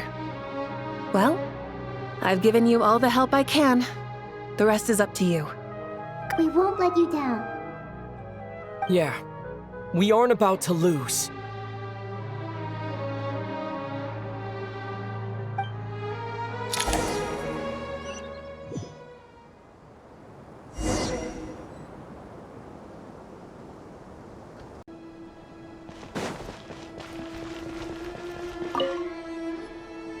Traveler, Paimon, how are you feeling? Paimon's a teensy bit nervous, but only a teeny tiny bit. Seems like she's gotten way braver over the last few years, huh? Of course. After all the adventures you've had with the Traveler, I'm sure you've gained a lot of experience and grown as a person. I'm doing all right. What about you, Nahida? How are you holding up? With the negative effects of Irminsul, I'm a bit like a piece of fruit that's been burrowed into by hungry insects and left to rot. I'd be lying if I said it was nothing. But please don't worry. We all know what we're getting into, and we've prepared as well as we can. I believe in everyone. I believe in you. And I believe in myself. Stoking the fire inside oneself is certainly one way to live. But knowing when to rely on one's companions is also a form of great wisdom. I've been quietly learning little things from everyone. Like plucking tufts of fur from a sumpter beast. Me too. With the constant traveling, I'm always learning and growing. That's the journey of life. I think there's someone else here who would share that sentiment. Don't worry about what I think.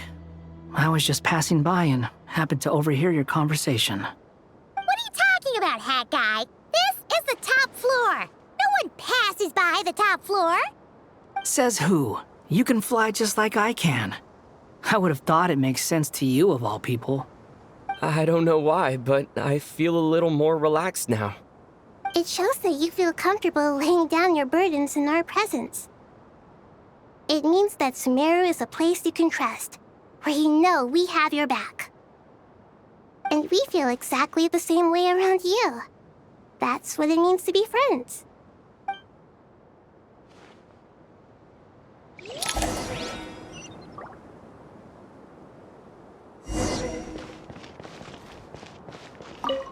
Feel free to mingle if you'd like some time to catch up with people. Just remember to get a good night's sleep when you're done. Tomorrow is a very important day.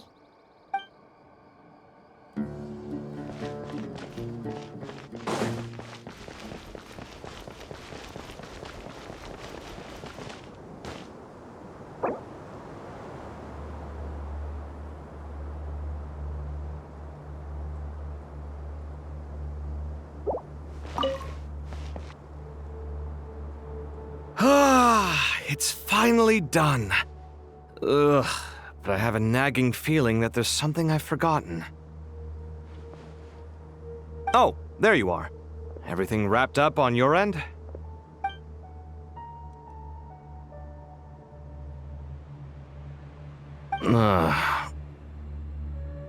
Okay, fair enough. That was a pointless question.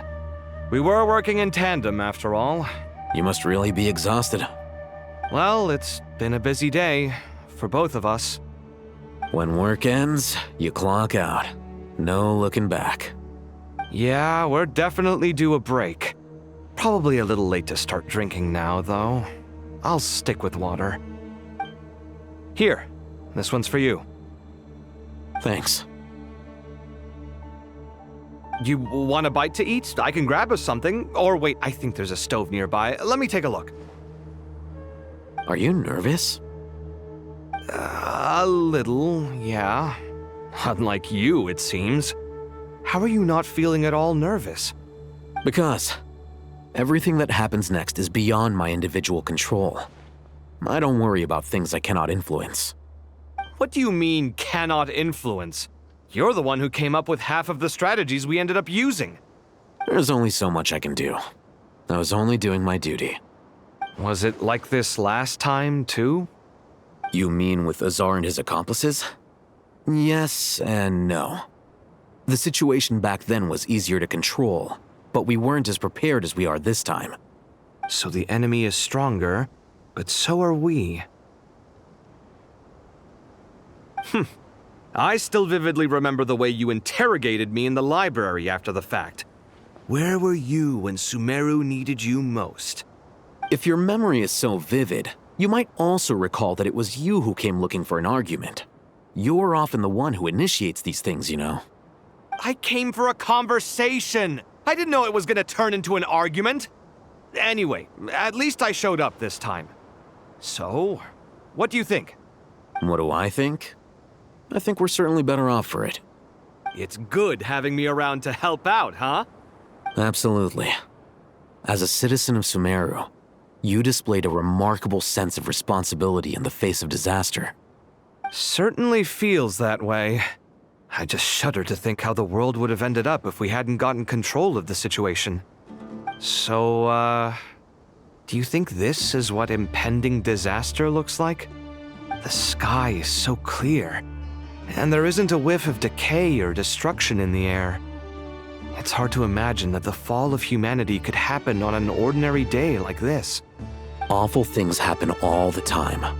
Sometimes people can stop them, and sometimes they can't. What you and I have done is increase our chances of stopping this one. Lofty ideals may provide no defense at all against nihilism, but perhaps little decisions can. Oh, nothing. It's nothing. I hope everything works out tomorrow. It will.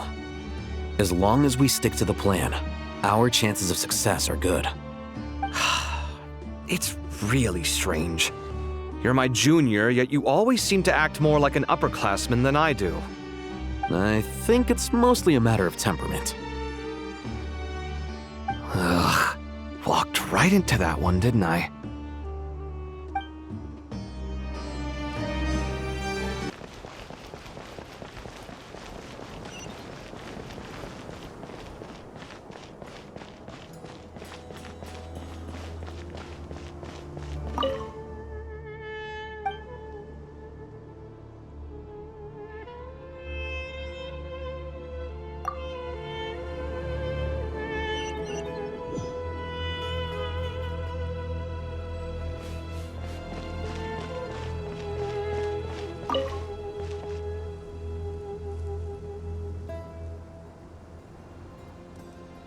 Look at the time. I should head back.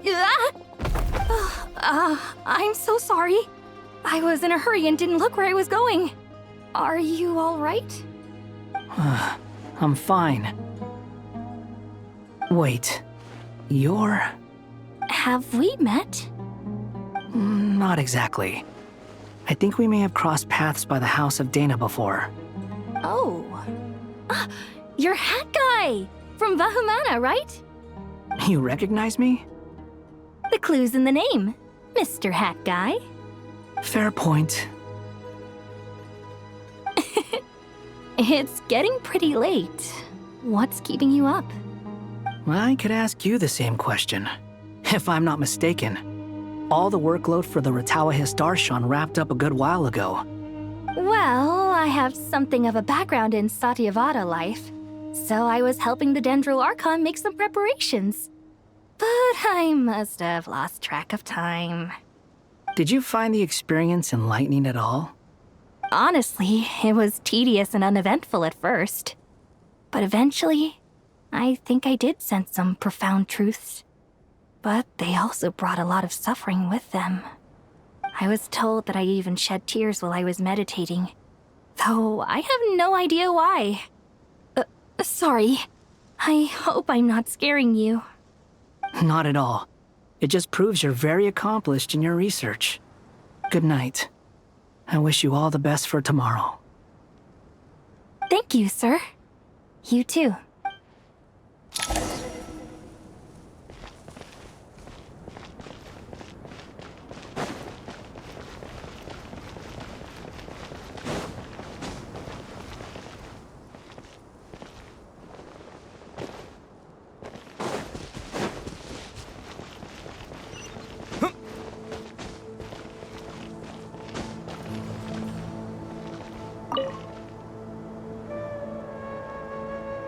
Too bad we've got a fight tomorrow.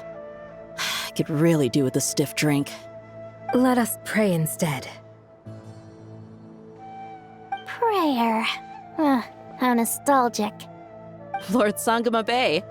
Came to get some fresh air too, did ya? That's right. Actually, I was hoping I might run into you, Dia. I wanted to let you know that I've stocked up on that perfume you said you were so fond of. No, really? I'll take 2. Any chance of a friends and family discount? I knew you'd ask that. And I'm afraid to say that. Surprise! It's free of charge. That's very generous of you, Lord Sangama Bay. Does this mean you've made a fortune in Not Cry? Nope. Turns out it's not that easy to turn a profit there.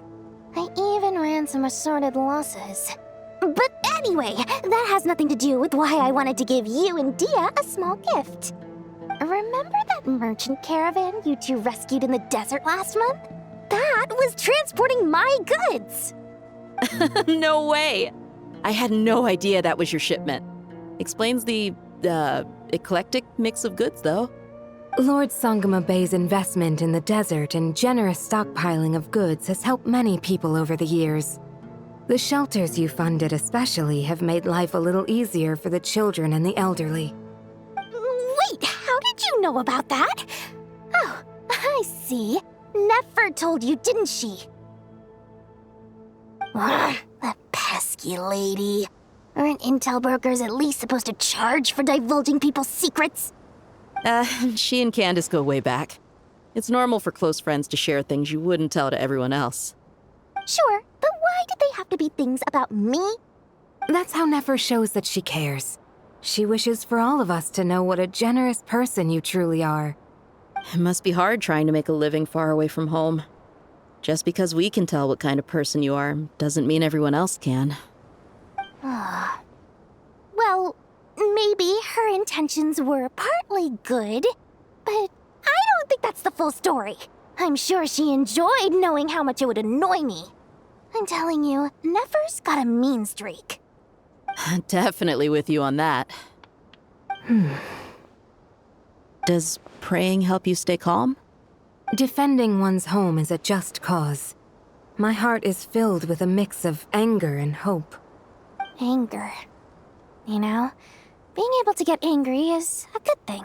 It shows that you're in touch with the real world, and that you have the passion to pursue something you believe in. Oh, my lady? What are you doing out here? Just taking a walk to clear my head. And look where I ended up. Were you praying just now? Yes, Miss Dunyarzad. Would you like to join us?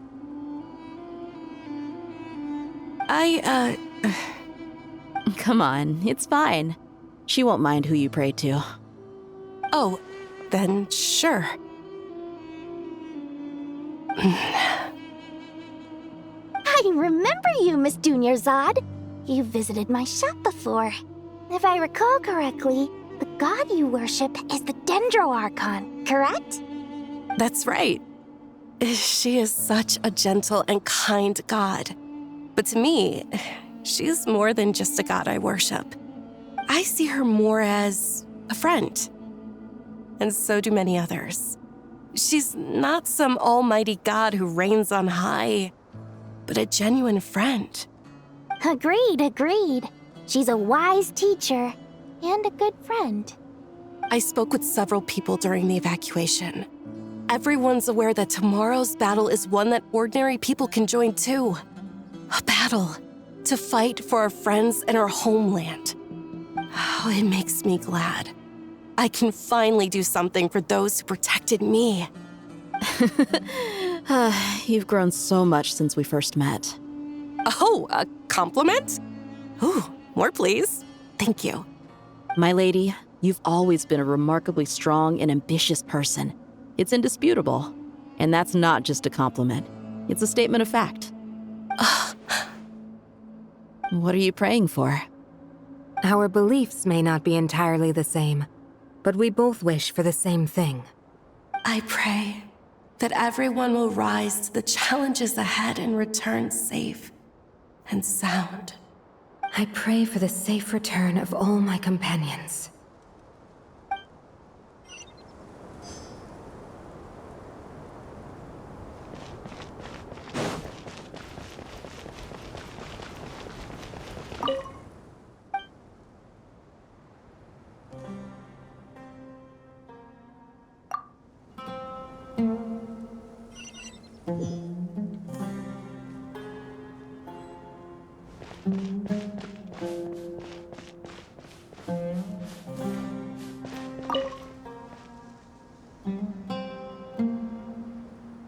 Something on your mind, Miss Nefer? Nothing in particular. It's just... right now, the future feels strange and unfamiliar. But the future has not yet arrived. How can you say how it feels? Some people know that there's an impending disaster. Others remain blissfully unaware. Each group is imagining an entirely different future while walking towards the same one. But when they get there, they'll still find they feel differently about it. People are shaped by their circumstances. Different circumstances create people with different perspectives. I've always found the perspective of the Vahumana Darshan to be a particularly incisive one. Even at the height of the crisis in Nodcry, people held diverging opinions. But things are different this time. Indeed. Regardless of faith, gender, wealth, skin color or eye color, everyone in Sumeru knows what will happen tomorrow. The world has never been an especially fair place. Yet now, against all odds, a moment of unprecedented unity and equality is about to take place. It's fascinating. If only my father could have lived to see this era. Era. To me, that term represents a much greater span of time. It can be an unsettling word. I would even say I'm afraid of it. Do angels even feel fear? Yes, at least I do. I fear the gap that grows wider with each passing day and the never-ending flow of time.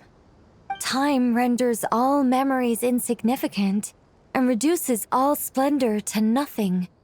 But those memories are the one thing I do not want to lose. You're very human in that regard. If angels draw too close to humanity, our wings burn away in the bright flame of awareness, and we fall to the earth. After spending so long among humans, I have lost much of my former glory. Maybe that's a good thing. You're more human than some humans are. I've been talking to Kale a lot in recent days. We seem to be in completely opposite situations. I suppose that makes us good case studies for comparison. Case studies for who? Myself, I suppose. After comparing the two of us, I suddenly discovered that I desired more than before. It was a gentle, pleasant sensation. Just as most people pursue glory and miracles, I too am pursuing miracles of my own. Guiding humans to make the miracles in their hearts a reality. That is my miracle. It doesn't sound so bad, does it?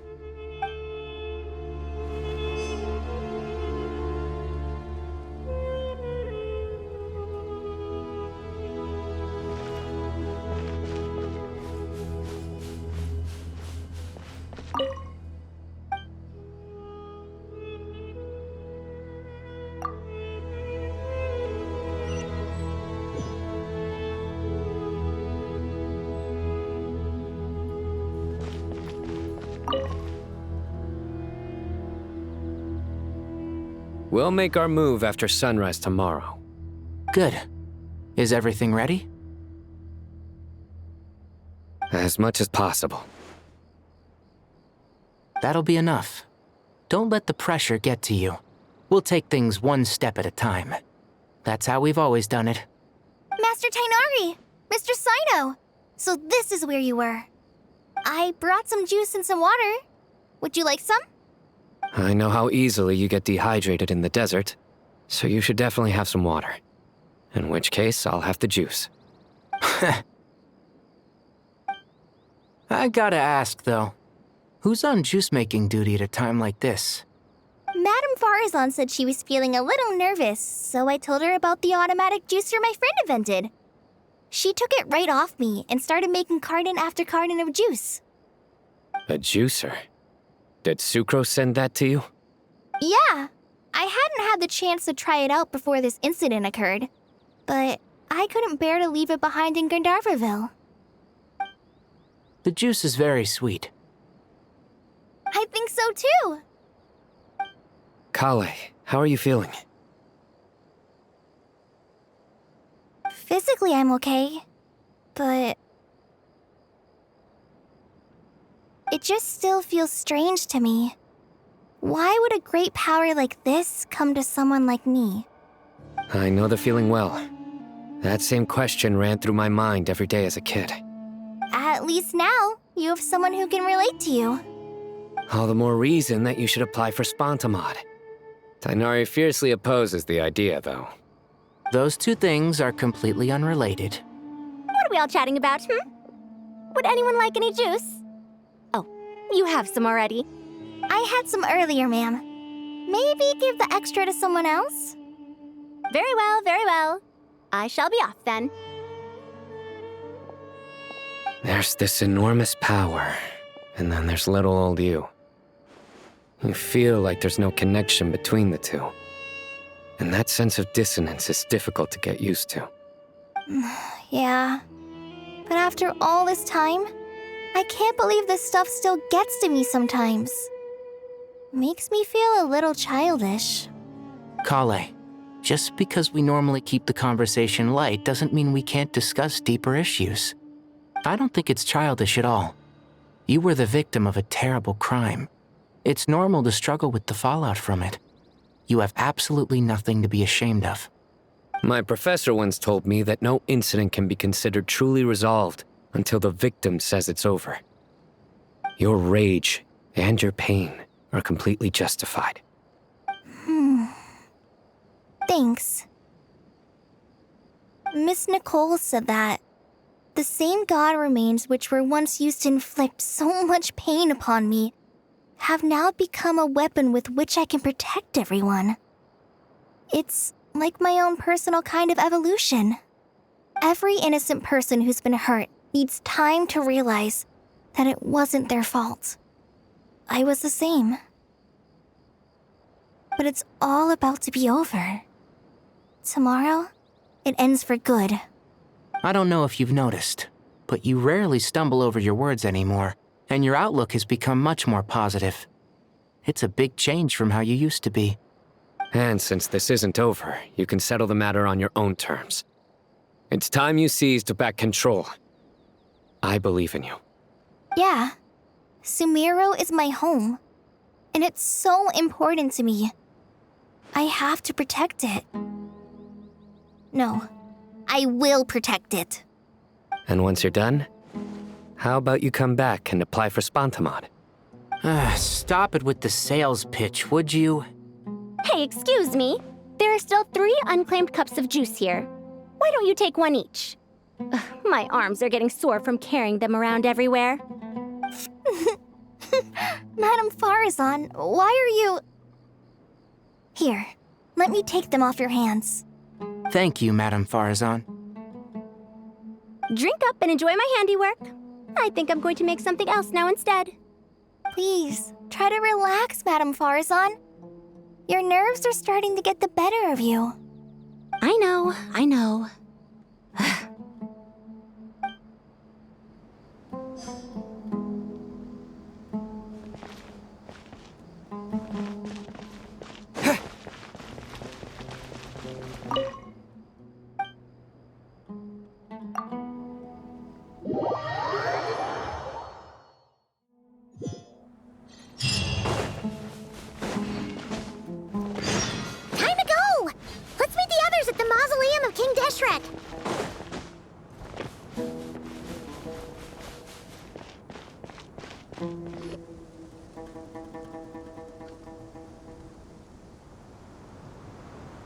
I have not felt this way in a long time. Standing up high, gazing out at the rolling dunes. One cannot know what freedom truly means without first losing it. The golden slumber truly lives up to its name as a dreamland. Though desert sands exist there too, no mirage, no matter how glorious, can compare to true beauty. Dendro Archon, what is on your mind? I was wondering whose counsel I should seek on the questions in my heart. What kind of questions? So many. More than can be put into words. As I once said to a friend, we look, we see, and we comprehend. But the question still troubles us. What are the many disasters that this world faces but the sum of all irresolvable questions? The biggest question you should be asking is how to seize victory. Yes. Although, I would express it differently. I must not fail. And so the question I am most curious about now is whether the path to victory will be an arduous one. What we declare to be a young sapling, we may, in fact, find to be a towering tree, if we would only cast aside our ignorance and look beyond the veil of time to see her true form. Nahida! We're here! Just in time. My preparations are almost complete. Ready when you are. We're here too. Miss Nicole! Miss Nicole! You run so fast! I thought I'd get a lot of exercise as a forest ranger, but I can barely keep up with you. Sorry, I got a little carried away. Lesser Lord Kusanali, the equipment is ready, and the modifications to Aru are all complete. As discussed during our meeting, Accessing Irminsul via the Akasha is no longer feasible at this stage. There are other options, it's just... they're a little more extreme, and more technologically demanding to implement. Maybe you should take it from here. The architecture and functionality of the Akasha terminals overlap considerably with Aru. There is reasonable evidence to suggest that one was developed based on the other, or that they both utilize technology of the same origin. As long as the transplant and merge operation succeeds, Aru should theoretically work on a scale greater than the Akasha and approximately equal to Irminsul. It will become the largest active computing device in all of Teyvat. A system this powerful is capable of a lot of different things. In the past, the Akasha was primarily used for one-way information transmission, but I suspect it could also serve as a central bridging hub. In the pursuit of greater knowledge, some scholars have attempted to connect their consciousness to Irminsul through the use of terminals, incense, and meditation. Correct. In academic language, scholars who reach that stage are said to have entered Satyavada life. Hypatia has performed this practice many times in the past, and she was once under my care for a period of time. Right. And this at least proves that there is a zone within Irminsul that can be connected to. That's right. Providing wisdom to the people is one of the very reasons for Irminsul's existence. I think I understand where you're going. Please, continue. In that case, I'll skip to the conclusion then. We need to further modify Aru, merge it with the Akasha, manufacture terminals, and distribute them to every single person we can reach. Every person? Even the desert folk? Yes, everyone. I've already calculated the amount of raw materials we need. So you mean we're going to get new Akasha terminals? Yes, but this time the people of Sumeru won't be using them to acquire knowledge, just to connect to Irminsul. That's the key. When we evacuated the city, we brought all the important assets from the House of Dana, in case we ended up needing them. Fortunately, this included the Akasha system's main terminal. We've checked all the relevant records, and one thing is certain. Nothing like this has ever been done on this scale before, so... Everyone in Sumeru is part of the plan. Whoever controls the people controls the situation. Since this function of Irminsul was introduced, it has only ever been made available to scholars, who don't constitute a particularly large group of people. But by expanding the scale to include all the people of Sumeru, all the individual connections will stack up to create a significant load on the system. Under normal circumstances, Irminsul would be able to cope with the additional load. But with it already being under strain from other activities, its remaining capacity is limited. Thus, it might be possible to shut it down completely by overloading it.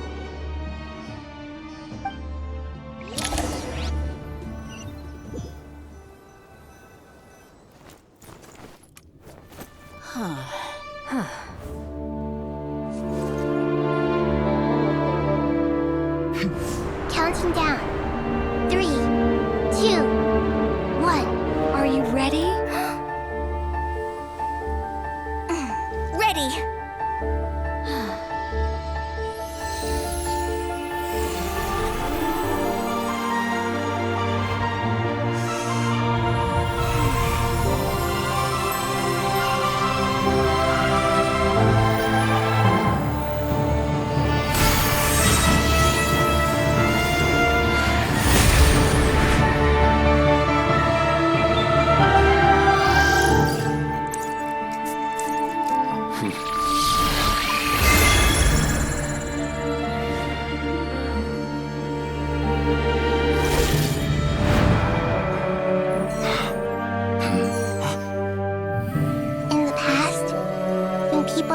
knowledge, they turn to the Tree of Wisdom.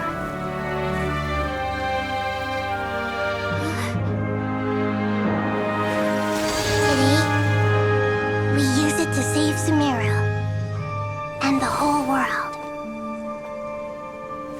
These boughs that nurtured learning must not become tools for destroying the world.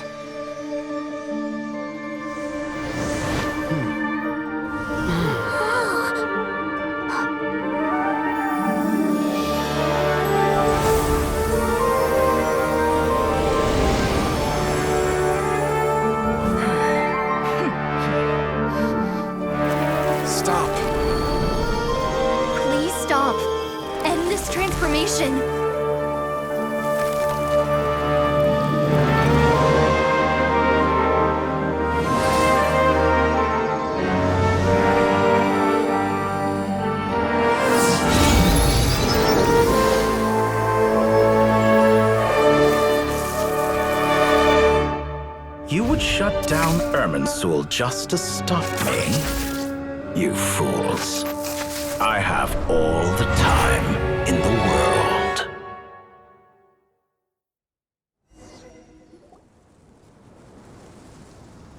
Success!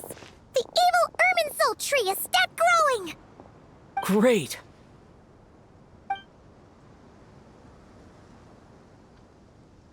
What a display of true courage!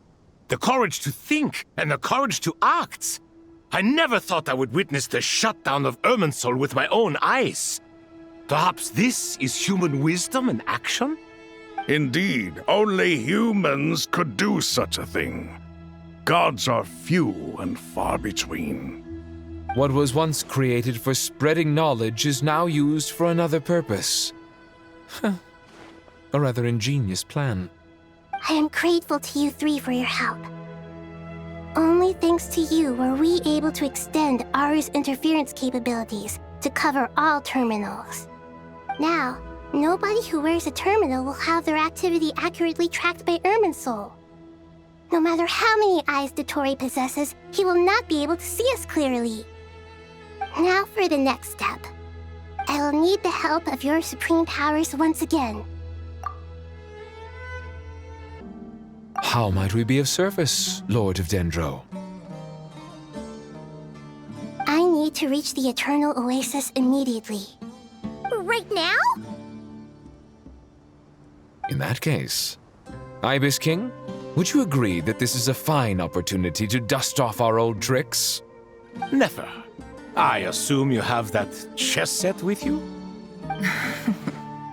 You mean the one you gave to me as a gift? Asking for it back, are you? How could I? You misjudge me. I just wanted to show you another way you can use it. Connect to Safei Shatranj.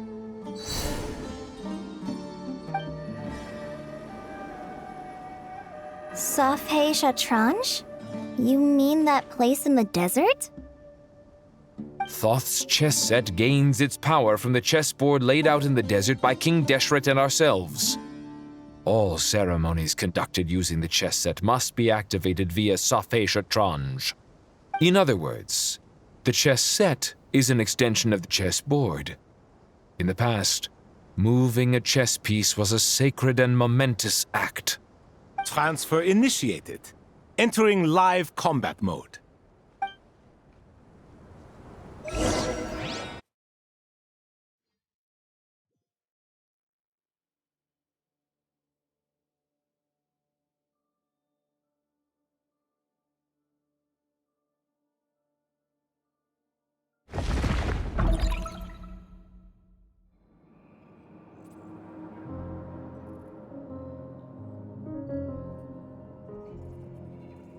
We haven't heard a single word from our spy in the desert.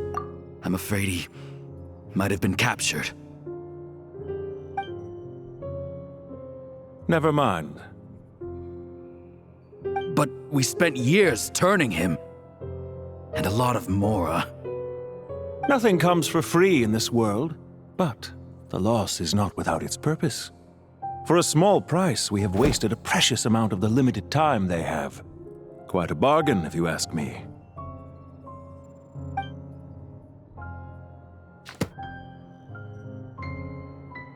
Understood. Weighing profit against loss is a necessary part of life. But to tell the truth, I have been operating at a loss since this all began. Since many centuries ago, in fact. For instance, why would a banker act as the executor of a will? If you hadn't deposited your personal belongings at Northland Bank, I would have no reason to be here right now.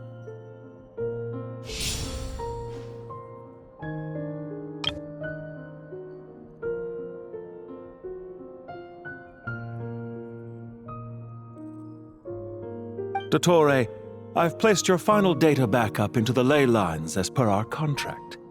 I trust we are now square for the safe deposit fees you paid. Is it not a little petty to split hairs like this, given our amicable relationship? I consider sound bookkeeping a matter of principle. Do not forget that you only live to see this day thanks to me. In fact, every day of your life since you met me, you've been living on borrowed time. Why, that's hardly a fair assessment. I will concede that my survival was perhaps at your whim, but I became a harbinger on my own merits. Managing money is not like other professions. Mine is not a role I could have acquired based on your recommendation alone, and certainly not one I could have lasted so long in without genuine ability. The information stored in the ley lines is quite comprehensive. Rest assured, I have not forgotten how strong your pride is. Well, I presume you have no sense of fragmentation while talking with me. How could anything possibly go wrong with such strict measures in place? The remainder of your soul was split in two, with one half sent to Nodcry and the other stored in the most secure vault of the Northland Bank. Though I must say, your disdain for the other segments is quite amusing. Zandik is you, and you are Zandik. Zandik created the segments, yet you, a segment yourself, reject him.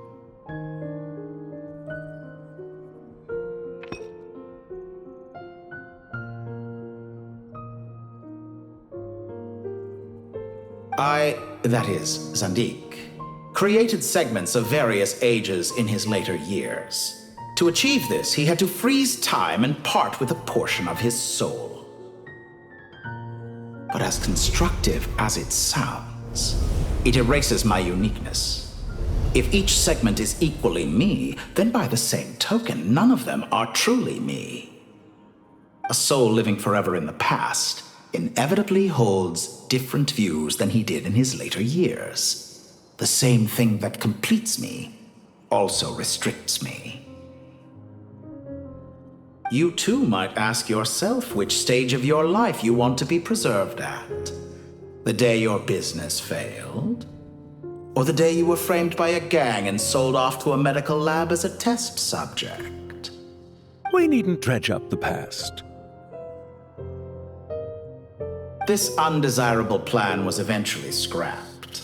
Lesser Lord Kusanali was quite right. I needed an opportunity to eliminate myself. And after that, I concluded that there was no more effective plan than directly splitting the soul. Once the soul is transferred out, you will find that creating a physical body is far simpler than creating a puppet. The other half of your soul suffered a crushing defeat in Nodcry, you know. And yet in the process, I obtained the information I always wanted, did I not? Because now we finally know where the best testing ground truly lies. I once thought your ultimate goal was to ascend to godhood, but as it turns out, that was merely one of your experiments.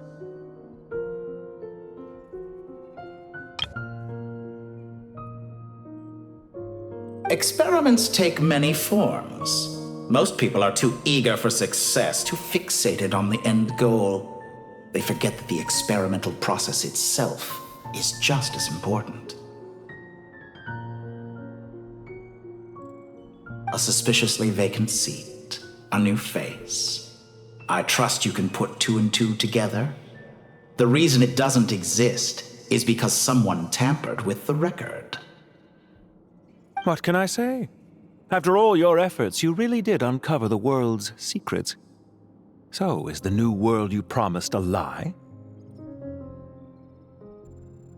No, it never was. I am glad to be able to control Irminsul from within. Now I shall attempt to create a new world inside the existing one. Almost everyone faces the prospect of death, but not a single person has ever been able to experiment unrestrained in the afterlife through sheer force of will. I am the only one to have overcome this enormous challenge. Would I not be letting the world down if I didn't make the most of the opportunity to experiment? Clearly, the dividing of your soul did not affect the magnitude of your ego. Out of all the versions of you that have ever existed, this you is the most insane and the most radical. Is that why you chose to work with me? Which was it then? My insanity? Or my radicalism? Could I call myself a venture capitalist without a suitably ambitious plan to invest in? Yours happened to fit the bill quite perfectly. Well then, I must say, while I am surprised enough that you showed up at all, what surprises me more is that you chose to present yourself as my former subordinate and not as the banker Pantalone. Why make things harder than they need to be? Exposing my true identity in a situation like this would only serve to destroy diplomatic relations between Snezhnaya and Sumeru. I daren't imagine the consequences. Showing up in the name of the original antagonist gives you the recognition you rightly deserve, while also being sensitive to Snezhnaya's predicament. It was an easy win. As for why I'm here, if you're suggesting that your credit is in the negative, I won't argue with that. Many people say that about you. I'd argue that a significant factor in your willingness to cooperate is the fact that you have but a few years of life left after my death. Living and dying together has a way of binding two parties together rather closely. Is it not true that a relationship should be judged by both the positive and negative returns it yields? So some of what I said actually made it into your head after all. It's true that I hope you don't die too soon, but don't you find that a strange thing for me to say? After all, you've already had quite a long life. Especially for a human being. Let's not pretend that you're any more innocent than I am. Are we not the same in this regard? We both despise the existing laws of this world, and neither of us enjoy being under anyone else's control. Is it really so greedy to want the world to operate by a new set of rules? Of course not, my dear friend. And as I've said before, mutual interest is the foundation for the most reliable of relationships. You can attest to that. I just hope there never comes a day when I have to work too hard to prove that. Regrader, sir. People have been spotted approaching Sumeru City. How strange. Despite your access to Irminsul's data, it appears the soldiers noticed before you did. They must have found a workaround.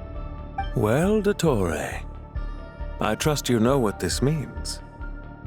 The fact is... They're coming. They'll breach the city gates any moment now. But even so, I would say Irminsul is a wonderfully convenient thing on the whole. If you do manage to create a new world, perhaps you could plant one outside my office, too. I'll consider it. What do you need me to do? Stall them? The experiment will take time. Stall them for as long as possible. Very well, but you're really asking for the moon here. Have you heard this story? There was once a guilty man, kneeling in the center of a church while an angry mob outside waited to bring him to justice. He pleaded with the gods, begging them to grant him one final request, the chance to finish confessing his sins before he was sentenced. Many suns and moons passed, seasons changed, and still his confession continued, as if he intended to speak until the end of time. Are you suggesting I worship you as a god? Or were you hoping that I might confess my sins to you? Certainly not the latter. That would make my life miserable indeed. For someone who despises them so, you never seem to have any objections to me creating or becoming one. At first, I thought you'd be furious. Concerned I would terminate our partnership, were you? Not at all. You had reasons why our partnership must continue.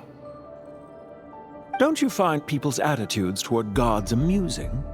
A god descends from the heavens and people worship it unreservedly, blindly following whatever rules are given to them. And yet, when they see an ordinary person gain godlike levels of power by virtue of their own hard work, they treat him with nothing but suspicion, even if he is a compatriot.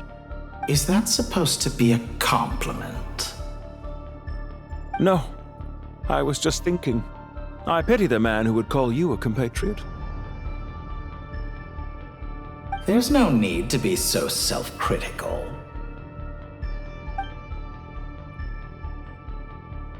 I know it's a little late in the day to be asking this, but how have you been keeping? I'm flattered that you would take the time out of your busy schedule to consider my well-being, Doctor. The part of your soul that went to Nodcry caused quite a stir, sending our organization back to the drawing board on numerous fronts. It was quite a headache for everyone involved.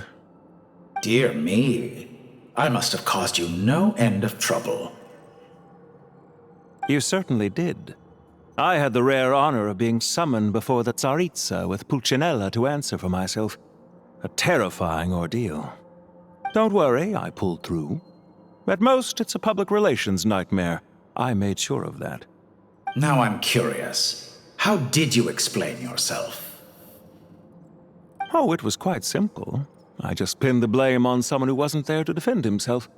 I could hardly be expected to defy the demands of someone as insistent as the Second Harbinger, now could I?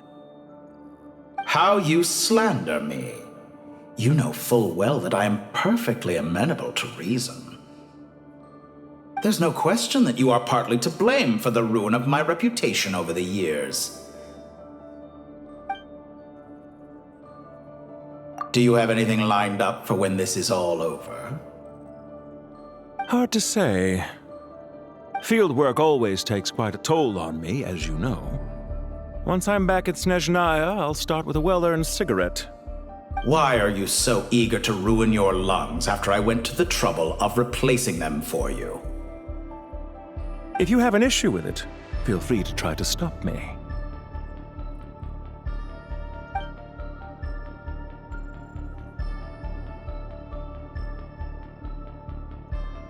What's on your mind?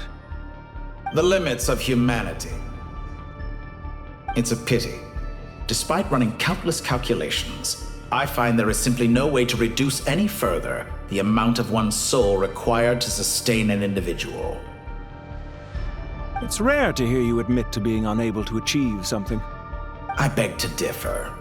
For instance, as I've told you before, the original me was prone to motion sickness and couldn't make long train rides. Ah, yes, of course.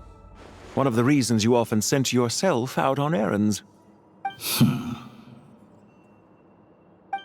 What are you thinking about now? A new experiment. In the event that my soul was depleted, say we extracted my data from someone else's memories, yours for instance, and then combined it with your intact soul as the base material, what would we create?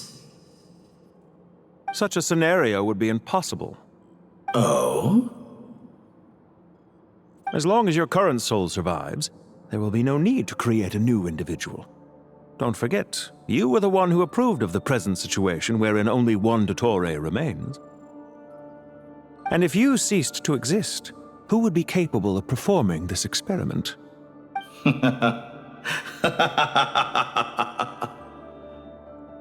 Since the day I met you, you've always excelled at talking your way out of a quandary.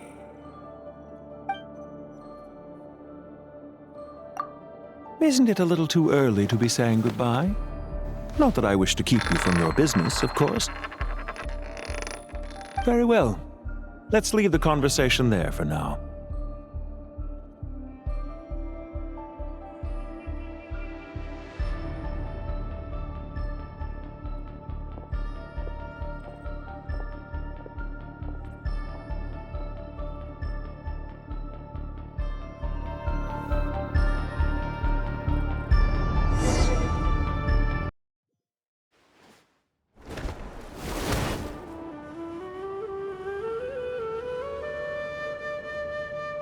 The power of King Deshret's 7 pillars is truly remarkable.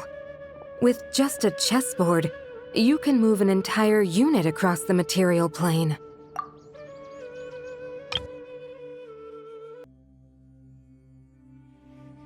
Yeah, sets us up for a much easier fight.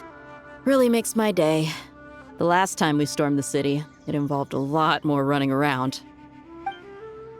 I wonder how many people can say they stormed a city twice in their lifetime. I was just thinking that. I've definitely had more than my fair share of unusual experiences in my life. This is my first time here, actually. We never usually leave Gandharvaville. I hope this will be my last time. Does everyone have to chime in? Can't we just fight? What an amusing comment, my dear lady. Yet humans often alleviate tension via small talk, do they not? Whoa! Why is Candace's shield talking? Because the image on her shield is one of me. And I, of course, can appear wherever I wish to. Huh. Well, la-dee-da. Isn't that fancy? Could I get in on this? You wish for your gauntlet to speak? Why, certainly. Ahem. I think you'll find that it is I whose image is carved hereupon. Thanks. Definitely feel stronger now. You're welcome, my lady. I am glad to lend you my power. Sino, what's the situation? There are troops stationed at every entrance. As we expected. A frontal assault will suffice. Everyone, stick to the plan. We'll take the main entrance. You head for the House of Dana's side door. Move out.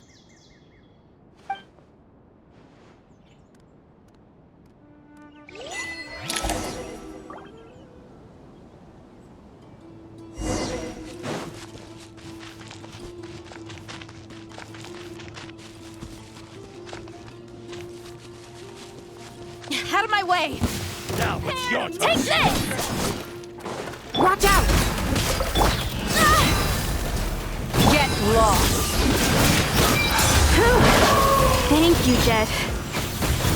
You gotta be more careful. If you're not ready to put your life on the line, you can't be certain of defeating your opponent. She's right. Keep your wits about you, Rana. It's a crowd.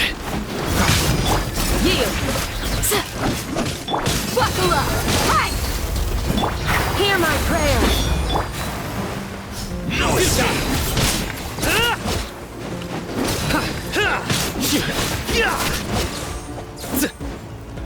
Surrender! Prepare yourself. I'm used to it. Let's get it on!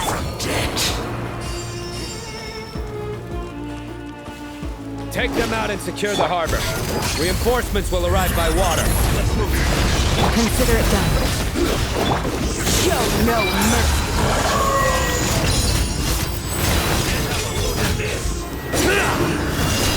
Guilty! Your penance is due! Guilty! Your penance is due! Yield! Feels love!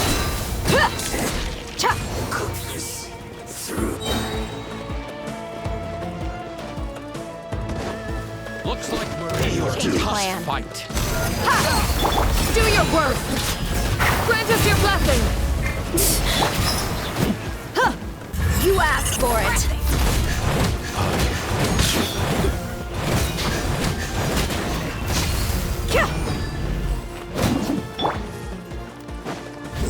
Your sins weigh upon your soul!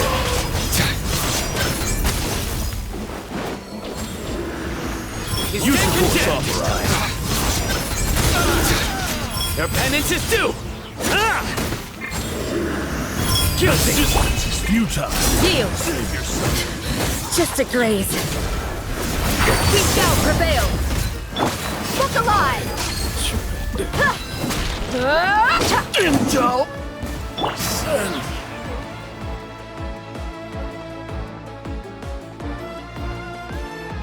Waterway secured.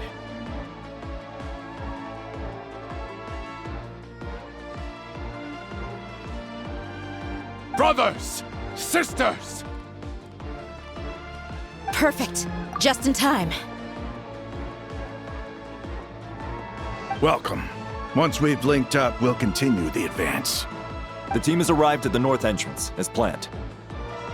Good. Press on.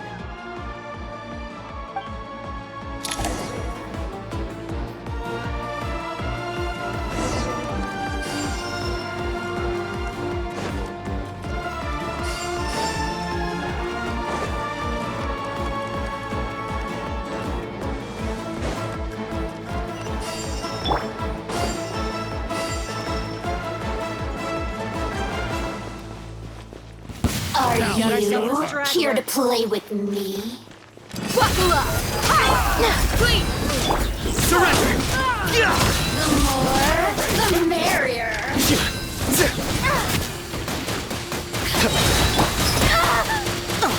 You're dead meat! Yield! Nowhere to run! Through me, justice is served! Lose myself a little. Your penance is due! You stand condemned!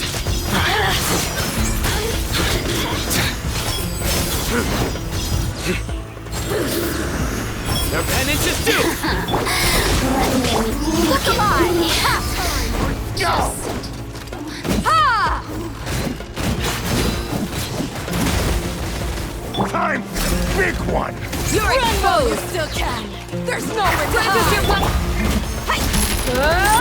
Futile! Your sins weigh upon your soul!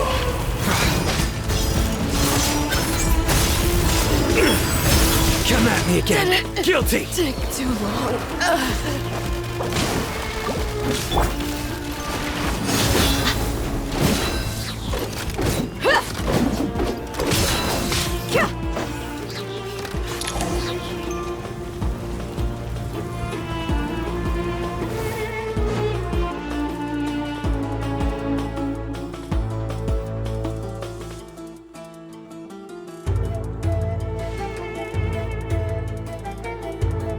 Look out! It's an ambush! Finally. We need to hurry. Take the middle road now. Mahamacha Sino, area clear. Don't relax just yet. More Fatui approaching from the right.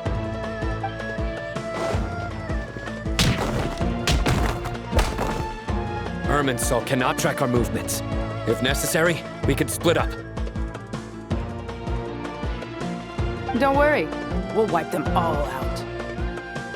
As you can see, our people came raring to go. Good, good. How are things with the Traveler? Don't underestimate Tainari just because he's a forest watcher. He can handle it. All right. You know that's not what I meant.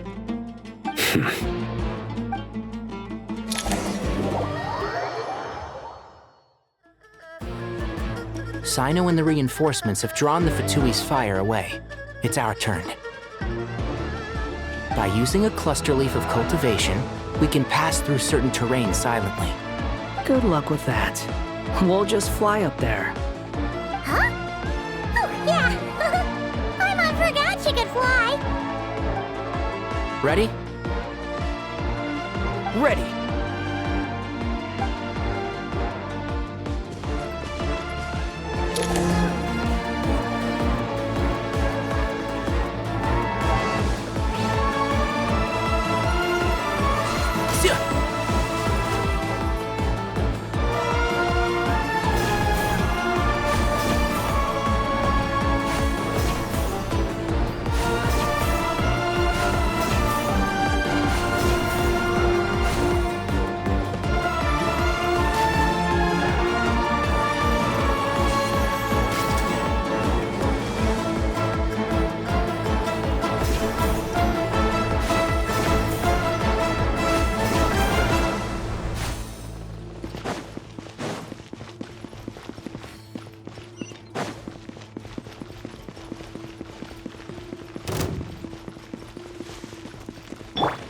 Scorch and burn! Time! The wind rises. Akasha! Couldn't Jammed. Quit following me.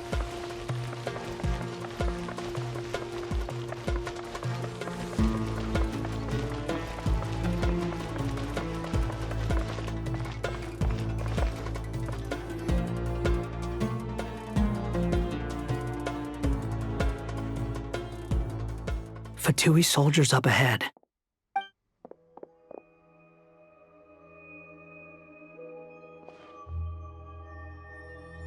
Careful. Prepare for battle. Hey! There's people over there. You have some nerve showing your faces here in the center of Sumeru City.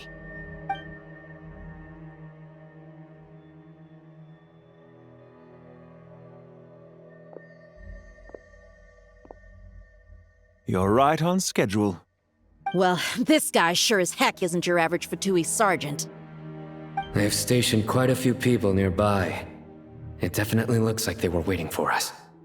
But something feels off. Everything about this guy feels too deliberate. I highly doubt he's just a subordinate of Dottore's. And he's no mere sergeant. Whatever his rank is, it's high. Much higher than we thought. So you've been waiting for us. But it looks like you're geared up for a conversation, rather than a battle. Very clever, General Mahamatra Sino. I know you're the one in charge of this siege, and I look forward to making a deal with you. A siege? Sumeru City belongs to us! Historically, yes. But things can always change. We have quite a sizable force with us, you know. For instance... There's a Fatui ambush at the north gate. Can you handle him? We can for now. Yes, I'm quite sure both sides can hold their ground for the time being. The battle has not yet reached its climax. But what happens next? Do you enjoy watching bloodshed? Surely some of those here are people you count as friends. Once a war begins, some people must die. I doubt you wish that fate upon anyone you know. Wait a second. It's a trick. He's not even there. Silence! He disappeared. What was that? A ghost? Curses! He was never there to begin with. That was just a shadow projected there to lure us in. Enough talk! Attack! I apologize for being unable to accompany you at this crucial moment, but I am compelled to leave for reasons beyond my control. Please excuse me. Sumeru's General Mahamatra is quite ruthless. It's a good thing I wasn't there in person. Your illusion held them up for a time just fine. But now that they have seen through it, they will realize you were just a decoy.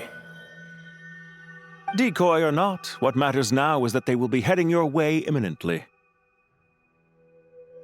Not imminently. They are already here.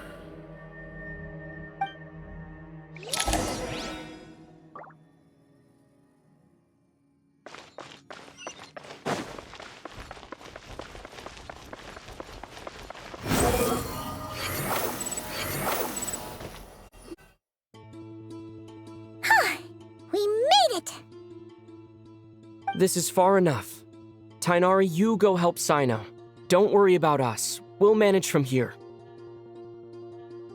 Are you sure you don't need me to stand guard? No need. Once the connection is established, we'll disappear from the sanctuary of Surasthana. Go help the others. All right. Goodbye for now, then. Please tread carefully.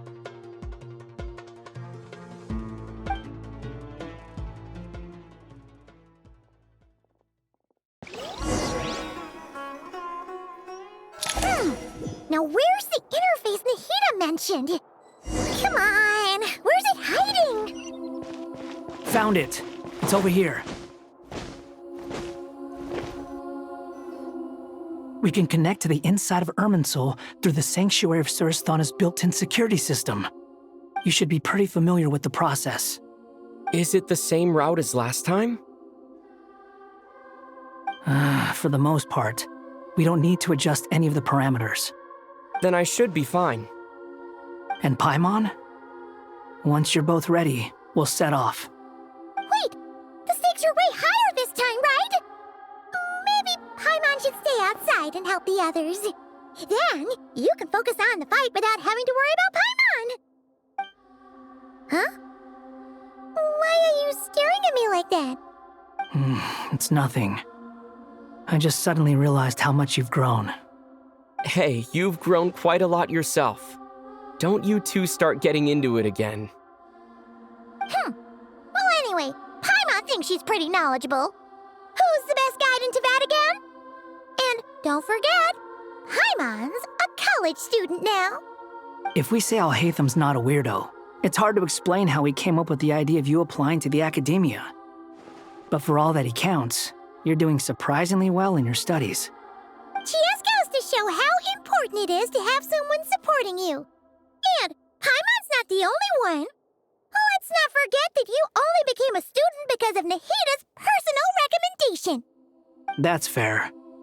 I have learned a lot in Sumeru. Oh yeah. Did you ever come up with that ugly nickname you promised me? What? No way! We're friends now! Paimon gave up on giving you one ages ago. Anyway, isn't Hat Guy enough of a nickname for you? Fine. Suit yourself. We need to go. Paimon, if you're staying, look after yourself. Will do. Paimon's gonna link up with Tighnari and Cyno. You guys are the ones who need to be careful. We will be. Bye for now.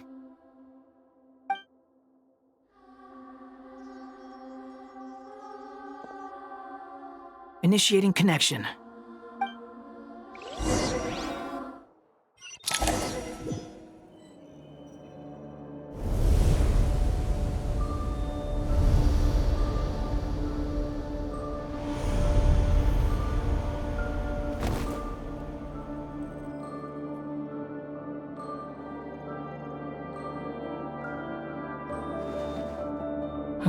Well, here we are again. Come to think of it, I still don't even know where we're going. Thanks to our terminals, it should be impossible for Irminsul to read. I can... Don't tell me. Only you need to know. That way, whatever happens to me next, it won't affect your progress. Listen to me. Your safety is just as important as mine. Don't even think about sacrificing yourself for the greater good. We came here together, and we're leaving together. All right, if you insist. I won't argue with you.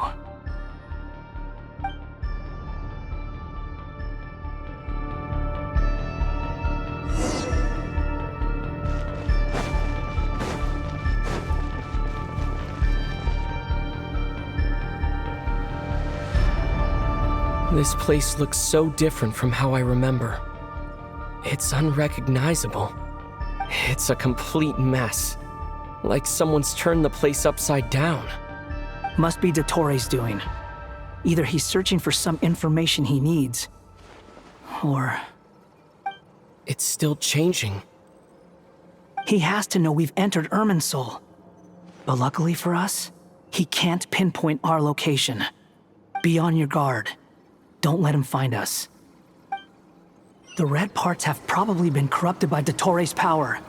Don't touch them, or you might alert him.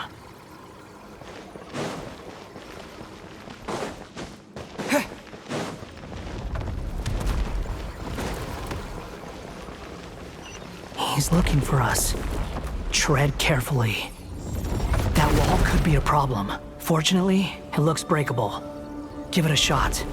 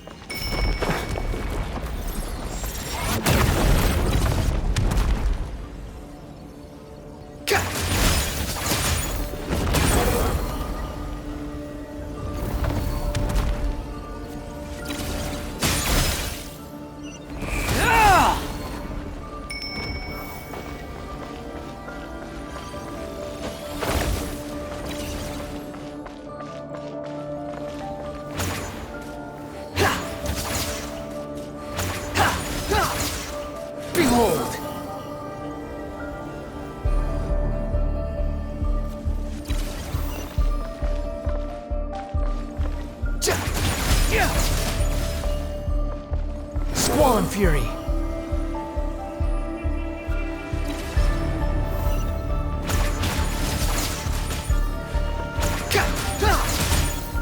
Behold.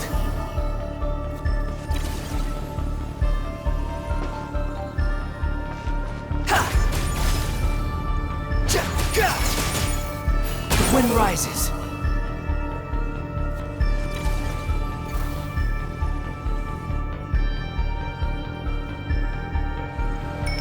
The same old trick again? Are you kidding me? Let's handle it just like we did before. This cheap trick isn't gonna stop us. Oh no, it's a trap. Is that why he was using the same trick over and over again? To get us to lower our guard?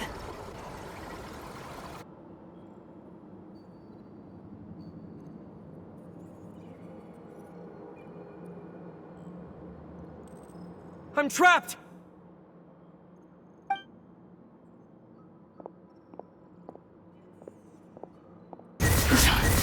Why won't this thing budge?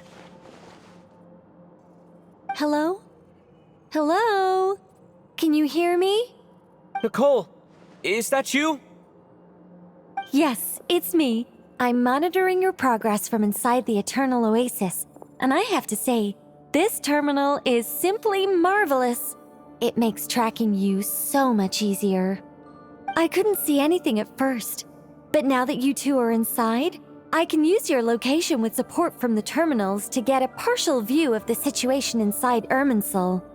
It's not the clearest image, but it's better than not being able to help at all. So, here I am. I can't intervene directly, but I can help to guide you out of the jam you're currently in.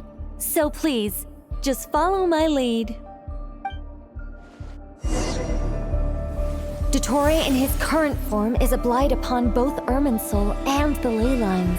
Pay attention to your surroundings. There must be sources of his contamination nearby. The corrupted information is his... Is that one of them? Precisely. Take it out. Good work.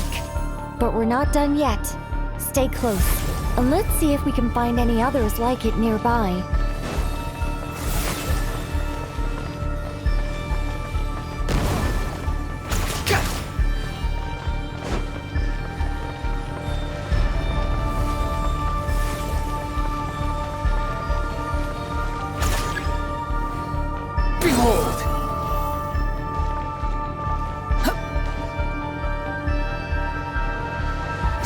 Fury.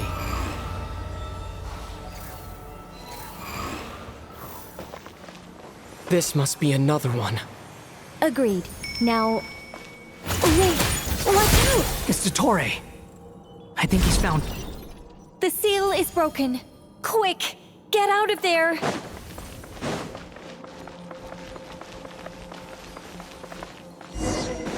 And where exactly do you think you can run to? Wait, what is that? Pursuers!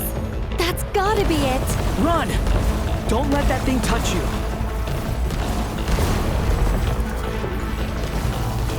Dodge that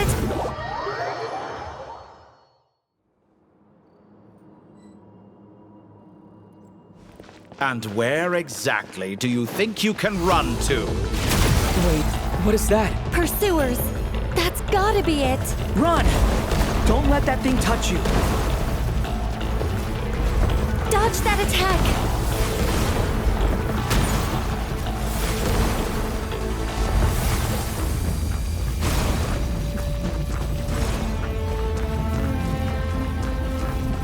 There's more than one path.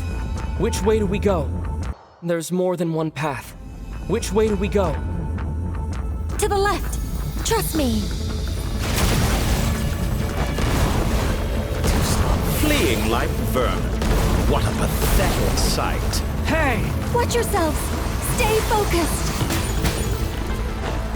There's a cliff ahead. Jump! More of those corruption sources. Destroy them as you did before, and open the exit as quickly as possible. They're relentless. Is he trying to wear us down?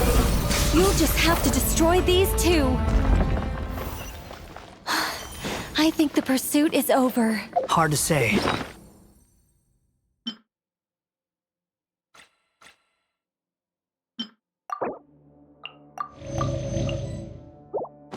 Stay alert.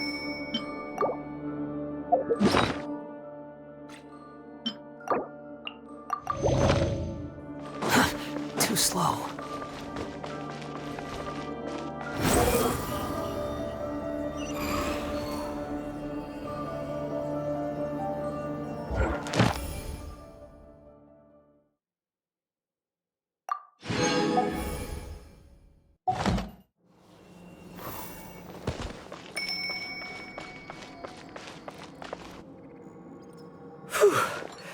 I think we've made it to relative safety.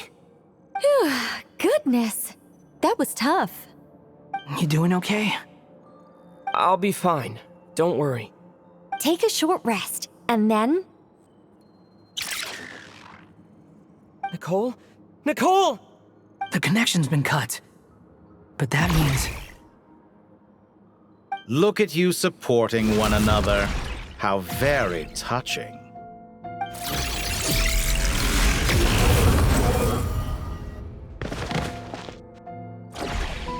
Dottore! Took you long enough to find us. You're more useless than I thought. Oh, really? I think I deserve a little more credit for my methods than that.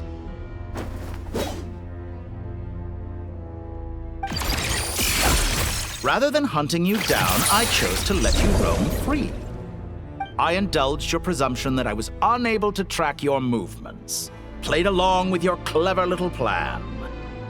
Fleeing is for animals, but I rather enjoy watching you flee. Some things lose the will to run altogether as soon as you put them in a cage. If that's true, then why did you come looking for us? Because I wanted to observe you up close, of course. Don't misunderstand me, I'm not here for a fight. Is it so unusual that I wish to greet my old acquaintances in person? After all, it's been a while. Scaramouche.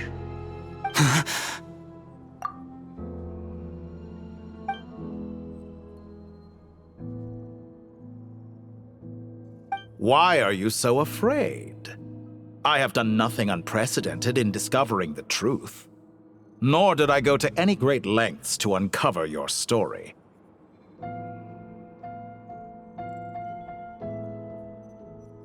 You made a bold series of moves in deciding to erase yourself. And with the power of this great chronicling device called Irminsul, you are able to achieve something quite remarkable. Once most people form an opinion about someone, it tends to imprison their mind. Yet you manage to erase every trace of your existence. A novel take on death indeed. However, this meant that you stood out to me all the more when I saw you in Nodcry. I didn't even have to go looking for you. Just the sight of you was enough for me to intuit the truth. For someone in my position, connecting the dots was a trivial affair. It would have been more surprising if I hadn't managed to piece it together. You seem very pleased with yourself for figuring it out. I'm sure you'd even be more delighted to learn the full extent of your crimes. That would hardly be necessary. Besides, isn't there something that concerns you more right now? Something that fills you with dread?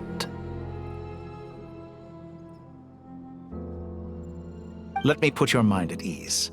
I have no intention whatsoever of restoring any of the records you deleted.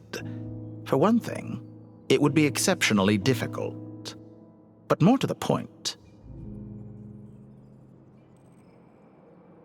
I doubt that the prospect of losing your current life is all that frightening to you. Because in your case, the cruelest twist of fate is that you'll never again have the chance to make up for any of your mistakes, isn't it? Dottore?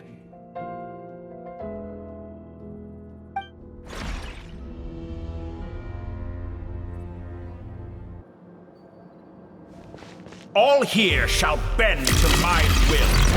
Time to ignite! Squall and Fury!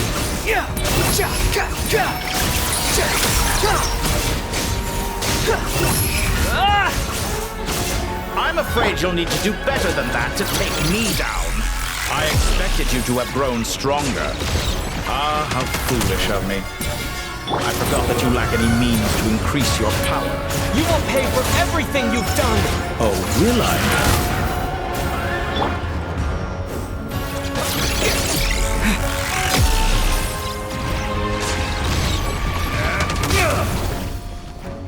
Time to ignite! The wind rises.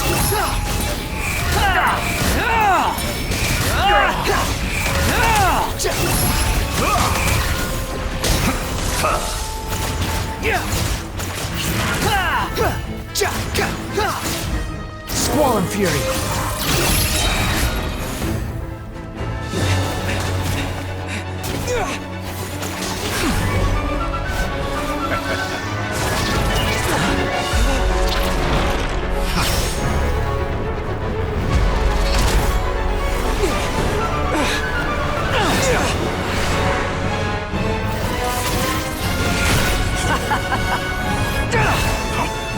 Does the prospect of death amuse you?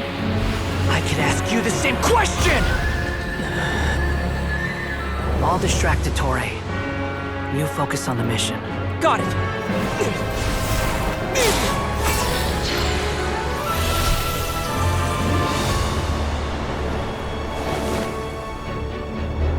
For the hopes and dreams of the masses.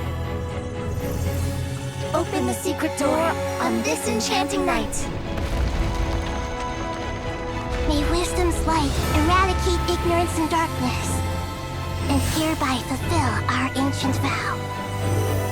Commence data extraction.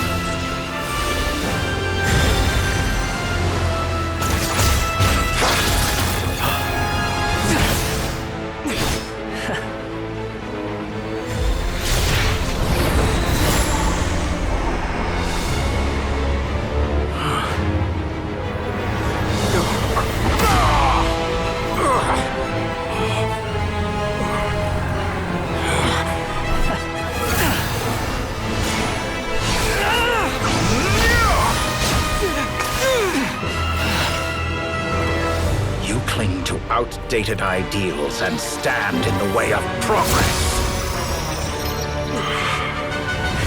You will pay for interfering with the grandest experiment of all time.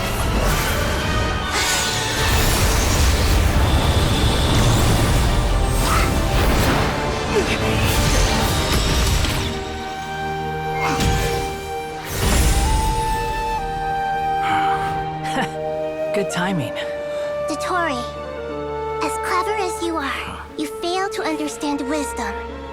Wisdom takes many forms, but the path you have chosen eschews them all. Huh.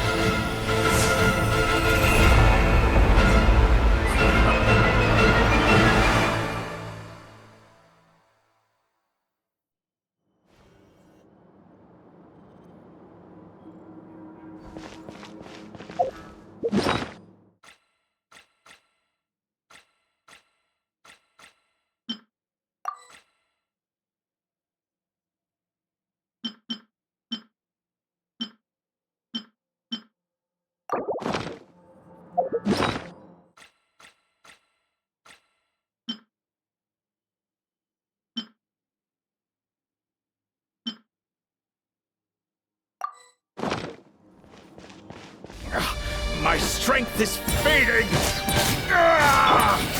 Since you are within Irminsul, it stands to reason that any power you wield comes from it. Extracting the information from Irminsul, just to strip me of my power. I will find his weakness.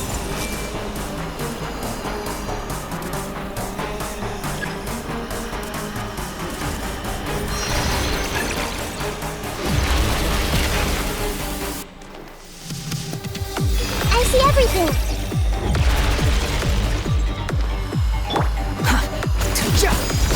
How? I admire your attempt to introduce a new variant, but it's nowhere near enough! Wretched vermin! Hey!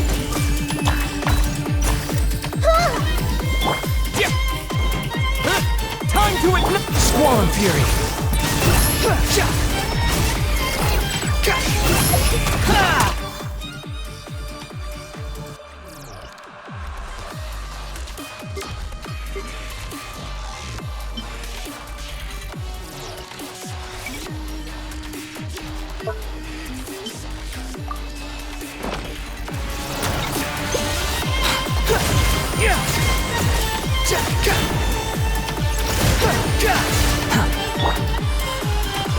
Committed to memory! Try this! Muso no Hitotaki!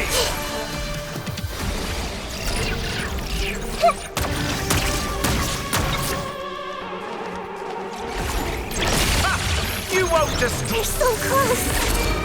Just hold on a little longer! I'll hold him off. Traveler, Hat Guy, the rest is up to you!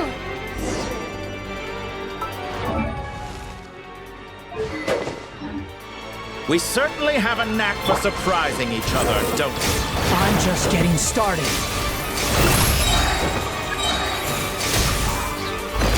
It's time. Say your prayers. Stay on your defensive and watch your back.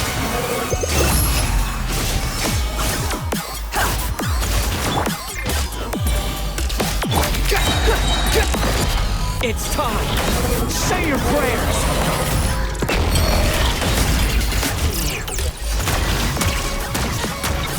Behold! Let's try this! Muso no Hitotaki! Quit following!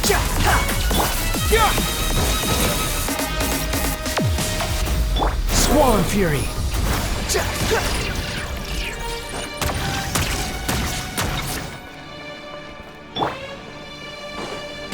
Burn all before you! Blade of the primal flame!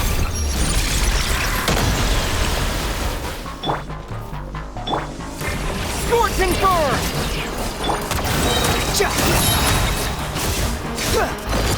It's time.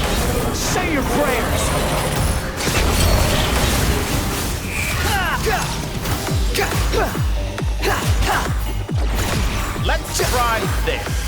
Muso no Hitotachi!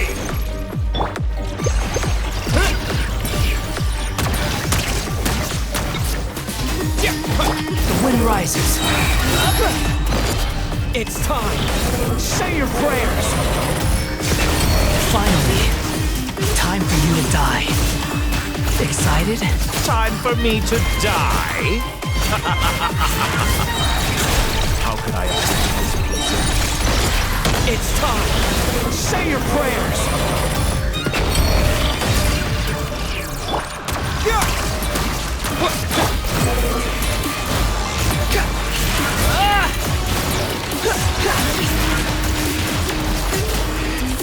Nothing worth mentioning.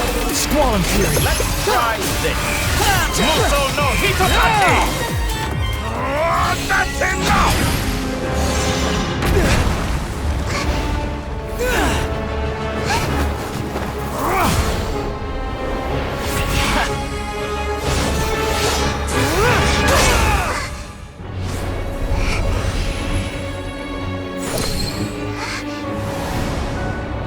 It's all yours. Do with it as you see fit.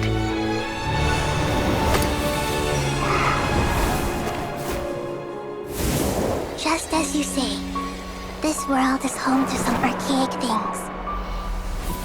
And as you suppose, you are a formidable opponent. You have long coveted the secrets of wisdom.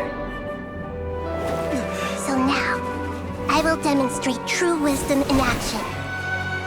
I invoke my supreme authority as the keeper of Irminsul. Commend me or condemn me.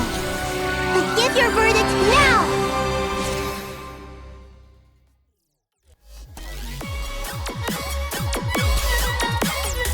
Blessed One of Wisdom, Mahakusaladhama, are you certain that you wish to exercise your authority to destroy Irminsul?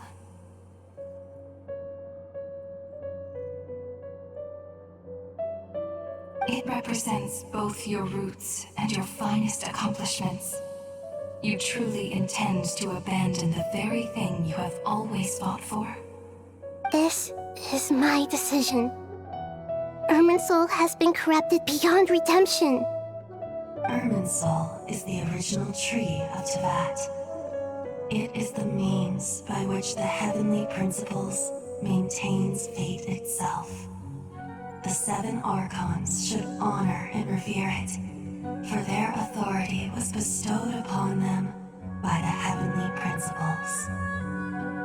It is precisely because I honor and revere it that I fight for the humanity it exists to protect. Wisdom is knowing how to weigh the options and make the right decision. If you truly care about the fortunes of this world, then it is me you should seek to preserve. Planting a seed begins the chain of cause and effect. Since you have become a great tree yourself, why should the loss of another tree be anything to fear?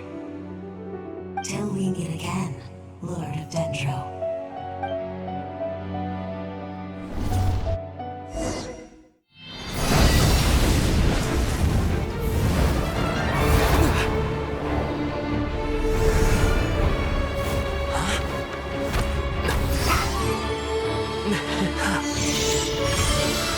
The first flame.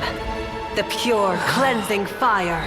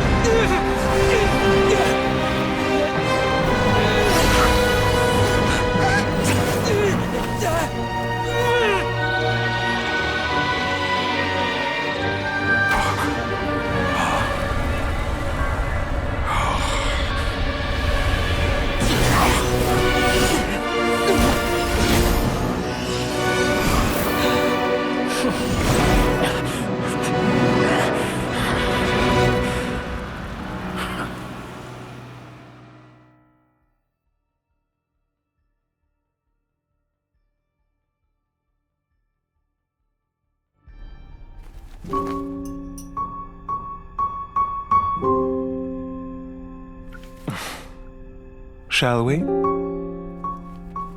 Where were we? I was suggesting that you needn't perform when signing a contract. You're only sitting here because your bank demanded an evaluation of the trustee. So you told a story about a young scholar from a merchant family in Sumeru? I told a compelling tale, didn't I? The post-expulsion story is far more captivating. The human experiments or the elixir of immortality? The part where you die. Ah, yes. My favorite part. The 35-year-old Segment thought of himself as Dottore, reserving the name Zandik for the original specimen. Of all the segments, he was the most selfish. After his expulsion, Dottore searched for a new direction. He joined the Fatui, studied Elazar in great depth, secured resources. He was rather fortunate in his career. Zandik turned to Conrian technology and successfully created his segments. But this was not immortality. Even with backup segments, his body would still age. Still, thanks to Snezhnaya, Zandik found the ideal base for his experiments. Then a perfect partnership materialized at a crucial moment.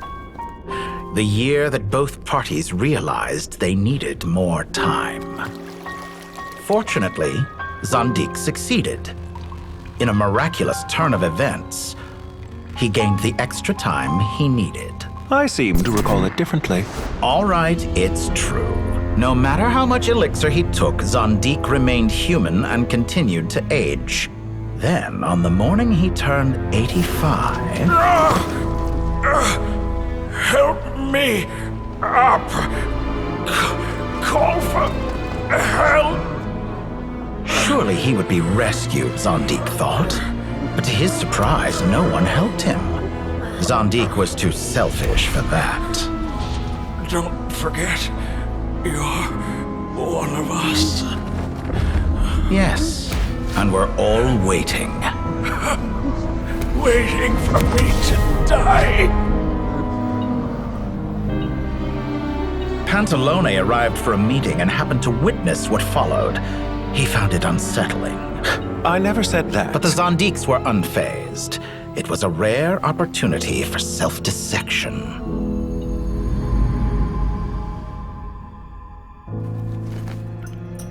What does all that have to do with you depositing your data at Northland Bank?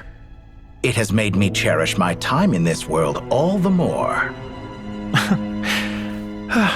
Fair enough. So you do have a sense of self-preservation.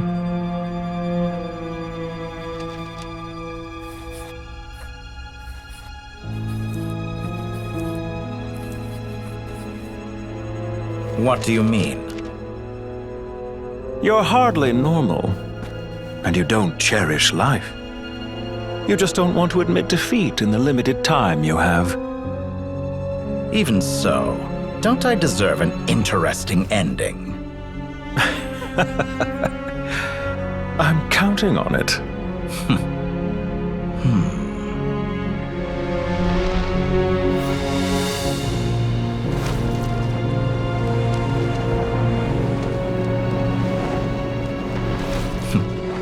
If nothing else, I expect my funeral will be a grand affair indeed.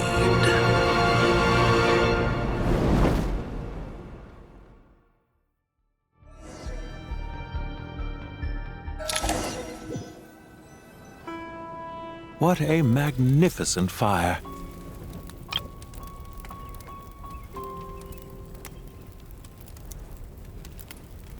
In Snezhnaya, we light fires to ward off the cold. Fire, it seems, is antithetical to ideas such as cold, frozen, and unchanging. Perhaps it has always been that way. From the beginning, fire has been used to drive away wild beasts and warm the body and mind. You could say it's a form of treatment. One that cures the human heart of mortal fear. Mortal fear? Something you haven't been acquainted with in a long time, by the sounds of it. Whereas you, I'm sure, must know the feeling quite well indeed. I remember when we first discussed the elixir of immortality, you claimed that extending your lifespan was about buying more time. But was that really the truth? You fear the prospect of dying a wretched end in this world, don't you? Of course I do. I'm only human after all. And while you may have forgotten it, you cannot deny that you too were once human, Dottore. I do not believe that there is no such fear in your heart. Perhaps you are right. But I abandoned it long ago and devoted myself to my experiments. I have felt no fear since. From the very beginning, I never thought you could win this game.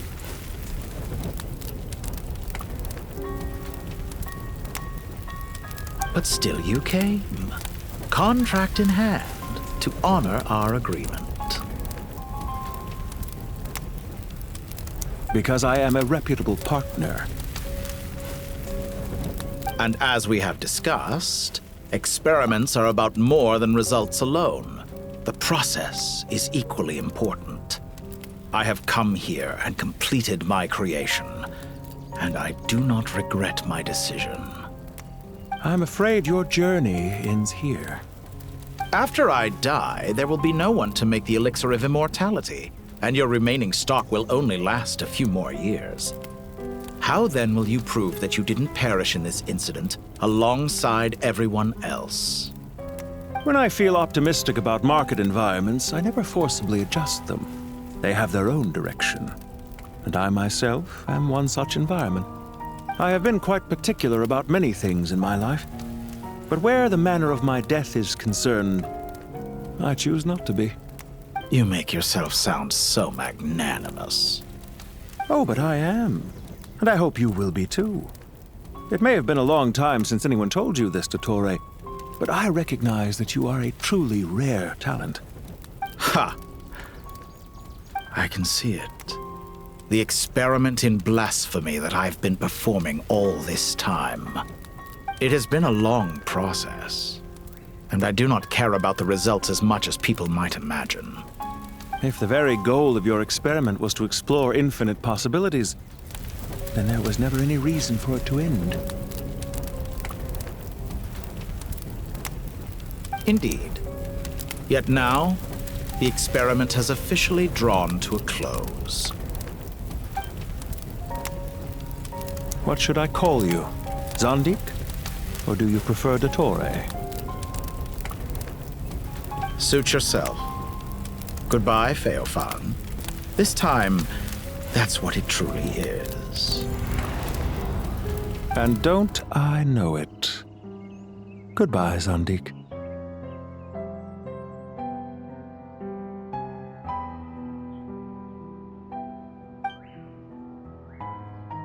I could have carried out many more experiments, but to me, Lord of Dendro, this outcome is certainly not the worst. I believe you. But unfortunately, this is where it all ends for you. This experiment does not belong to you, nor do any of the results. Experiment? It sounds like you're trying to outdo me in my own field. Wisdom is conveying information in terms that people can clearly understand. You know exactly what I mean. Indeed. I can see no further outcomes. Ha. You have a formidable mind, and you are braver than I thought. Setting fire to the very thing your survival depends on. Your previous threat was empty, but this time, it is real. When necessary, wisdom can be as fierce as an inferno. Some of the flames that incinerate you come from within yourself. Perhaps you are right. You see what lies at the bottom of the human heart, and that is your wisdom. Here is where your journey comes to an end. All that is yet unknown belongs to those of us who will carry on living. It seems I have unwittingly been your arch-enemy all along. But now, it's all over. I do not deny your intelligence. But what you refer to as experiments, I would never describe in those terms. They are events that take place in the real world, and they are so much more than mere data. Goodbye. We will never meet again.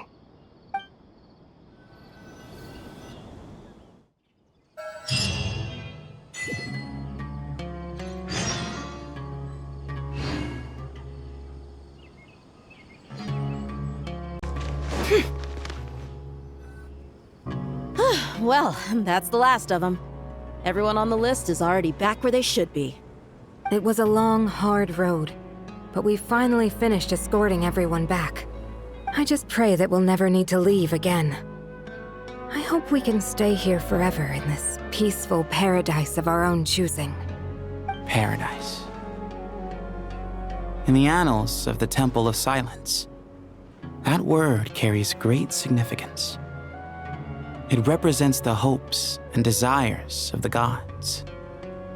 Their longing for a place to rest. I wouldn't think gods need such a place. People always think they're the only ones who can lose their homes. They forget that gods too need a place to reside. As the Goat King once said, "A god without his people shall cease to exist." Gods need their believers every bit as much as their believers need them. Only we can truly understand how much the desert faith has faded over the centuries. But we still talk about the gods as though they're part of our lives. Given the myriad ways in which gods and humans interact, I'd say they really are. How else could Dunyarzad consider the Dendro Archon a friend? Well, that sounds about right to me. Describing them as friends sure makes us feel a whole lot closer. If you told me a few years back that I'd have this many friends, I'd have called you a liar. Belief is a choice, just like friendship. We've made our choices through battle. The right ones, wouldn't you say? I'll be heading back to the Temple of Silence. I heard the Goat King and the Ibis King decided to pay us a visit. How about you? It's back to Aru Village for us. Still plenty of supplies to distribute and people to help. Until next time, old friend. As long as you can find the time, you're always welcome to visit us in Aru Village. Right back at you. Make sure to drop by the Temple of Silence the next time you're free. Word is that 2 of the other 7 pillars, Shezapang and Bennu, might also be dropping by. Since you're wearing the symbols of their power, it'd only be fitting if you came to see them for yourselves. Dropping by? That makes it sound like they're visiting a neighbor's home. Well, the temple was founded by Hermanubis, so I guess to them, that's exactly what it is. Guess that's true. All right. We'll make sure to find time to stop by. Stay safe on your journey home. I will.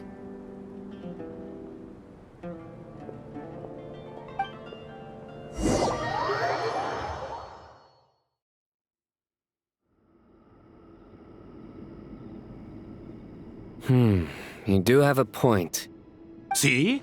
Retirement has always been a problem, especially for old-timers like us who've been locked away all these years. You finally step out into the light, and bam! You're face to face with a whole different world. Naturally. What do you think, Layla? Huh? Why would you think to ask me? How could I possibly be qualified to decide where the servants of King Deshret should live? Sorry if my question was unclear. Do you think their statues will stand out too much if we place them here? Hey, I never agreed to this. How could we possibly allow our statues to be left in Hermanubis' home? That would be like breaking into someone's house, then pretending it belonged to you in the first place. Different beliefs can coexist. We still need to respect one another. By which you mean, you two plan to stay at the Temple of Silence, for a while at least, but you have no intention of relocating your statues here. So, you see this as sort of a family visit? Is that correct? Family. You could say that. In a sense, Hermanubis would view this as his home. Just look at this place. Magnificent, is it not? The sad truth is, in the past, all three of us invested so much into misguided ventures. We failed to build what we should have, and wasted so much time instead. And what do you mean by that? I mean that for the most part, time spent associating with the likes of Sobek, and, let's say, Thoth, might reasonably be considered wasted. Why does that not surprise me? Go on. Anyway, given how much time we'll all be spending together, I'd say that the bonds we built will end up proving to have been a sound investment. Once Sethos, the current leader of the Temple of Silence, returns, you can discuss the matter of staying here with him. But judging by the expressions of everyone here, I imagine you'll receive a very warm welcome. This sacred ground houses untold knowledge, after all. What better place for the servants of King Deshret to appear in the mortal world? How about we share a meal together first? I imagine it's been many years since you last tasted fresh food. Oh, that sounds wonderful! After so many hundreds of years, I can only surmise that desert cuisine has become a lot more varied. Are we having a get-together? If you'd like, I can help prepare some food. After all, Lord Thoth, you helped me so much in the desert, and I still haven't properly thanked you. Oh, my, that would be wonderful. I'm touched that you still remember. How the times have changed! To the people of today, it seems the Ibis King has become a kind and passionate god. And you, Mr. Herreshoff? What kind of god do you wish to be? To be honest, I haven't given it much thought. How about you, Dendro Archon? Do you have any hopes for your future? Me? I'm very happy with my current life. Forgive my bluntness, but you do not seem to derive your authority from majesty and might, like Lord Al-Akhmar. Clearly your approach has its advantages, but also its dangers, don't you think? I do, but projecting a majestic front doesn't really suit me. Besides, my relationship with others isn't simply one of a god and her people. Not putting on airs might earn you more adoration. Exactly. Besides, I really like parties where everyone brings their own food and we all come together to share. You should join us. I'm sure you'll find it fun. Last time when we got together for a picnic near the Avidia Forest, it was quite the occasion. Seeing as you're already here, how about we hold the next one in the desert? Can we do that? Wouldn't Tainari have to transport a ton of drinking water? Don't worry, I can help out. Layla, would you like to join us next time? Me? Sure. The more the merrier. That way we... Don't take this the wrong way. I just think you should know. When it comes to passing the time, chess is more our thing. In that case, Dendro Archon, what do you say? If I were to compete against you, I can't say with certainty I'd win, but I certainly wouldn't mind giving it a shot. Where's Sobek? I'm sure he'd be good for a few rounds. Cards, cards, cards! I'll always prefer chess. I wonder what variant of chess we're talking here. Mr. Thoth, is there some sort of astrological significance to this game? Oh, I'm glad you brought that up. As long as the leader of the Temple of Silence agrees, we can search Hermanubis' place for books to teach you how to play.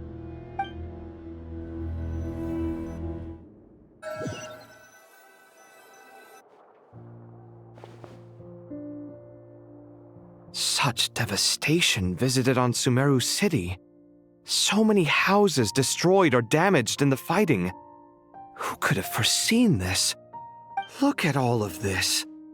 It's going to take me forever to tidy up.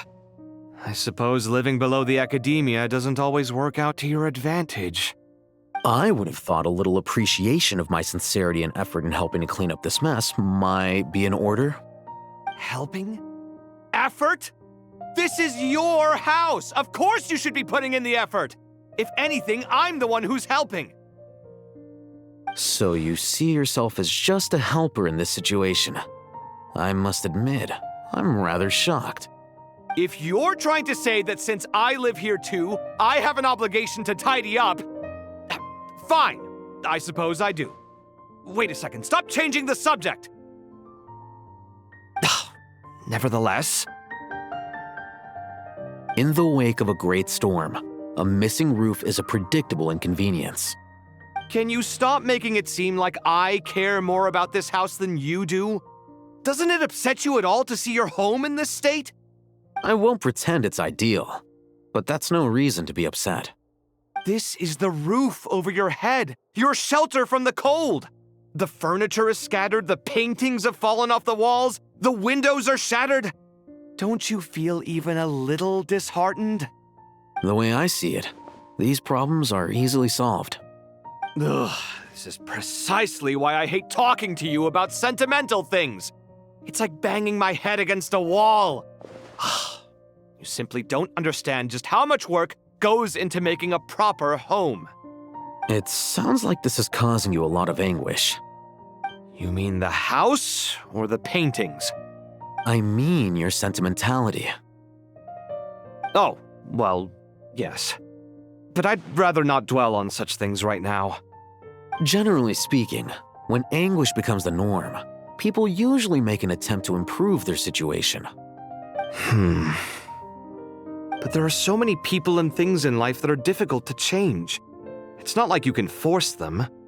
Besides, anguish can be a source of inspiration, and I'm not sure I could break my reliance on it. I'm glad you're able to make yourself think like that. What kind of a response is that? I was stating a profound truth about the very nature of art. Suffering is the cradle of all creation. Even you can't deny that. And I wasn't trying to. I'm just happy for you. Pure and simple. Can't you tell? Happy about what? Happy that you can always find an answer that backs up your views. You... More often than not, life is a process of running into problems and then searching for answers. Yours more than most. Not everyone's so good at justifying things to themselves. It's something that you've been steadily mastering. Huh. What about you, then? What skills have you been mastering lately? Pass me that box. Huh? Okay. You may consider this my progress on the path to mastery.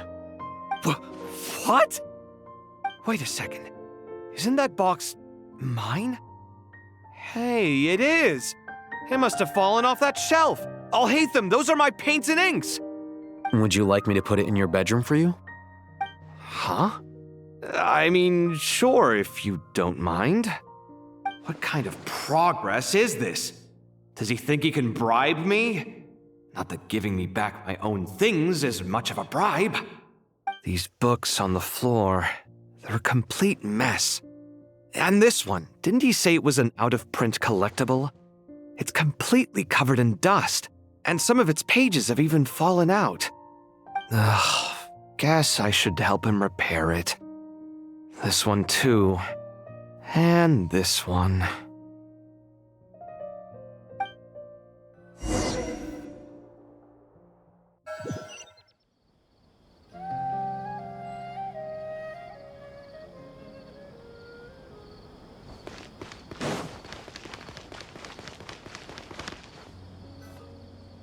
Local subter beasts, imported goods, such a bright future ahead. I can picture the Mora just rolling in.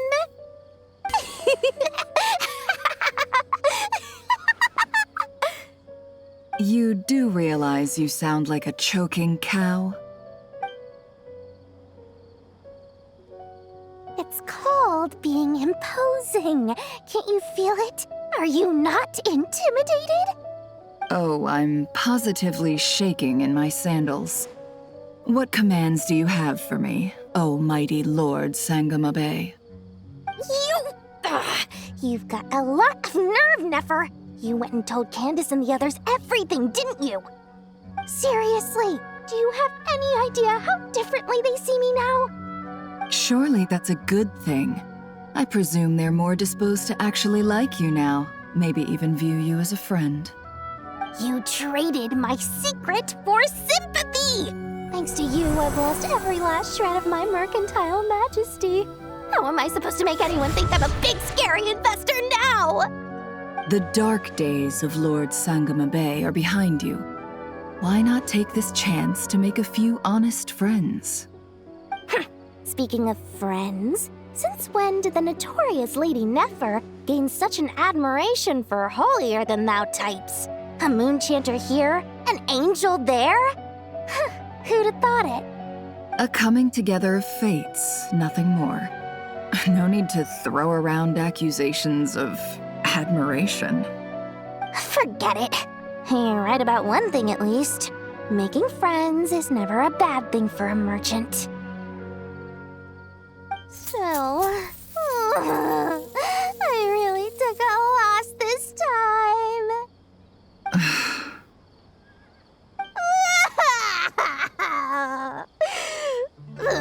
What are you looking at?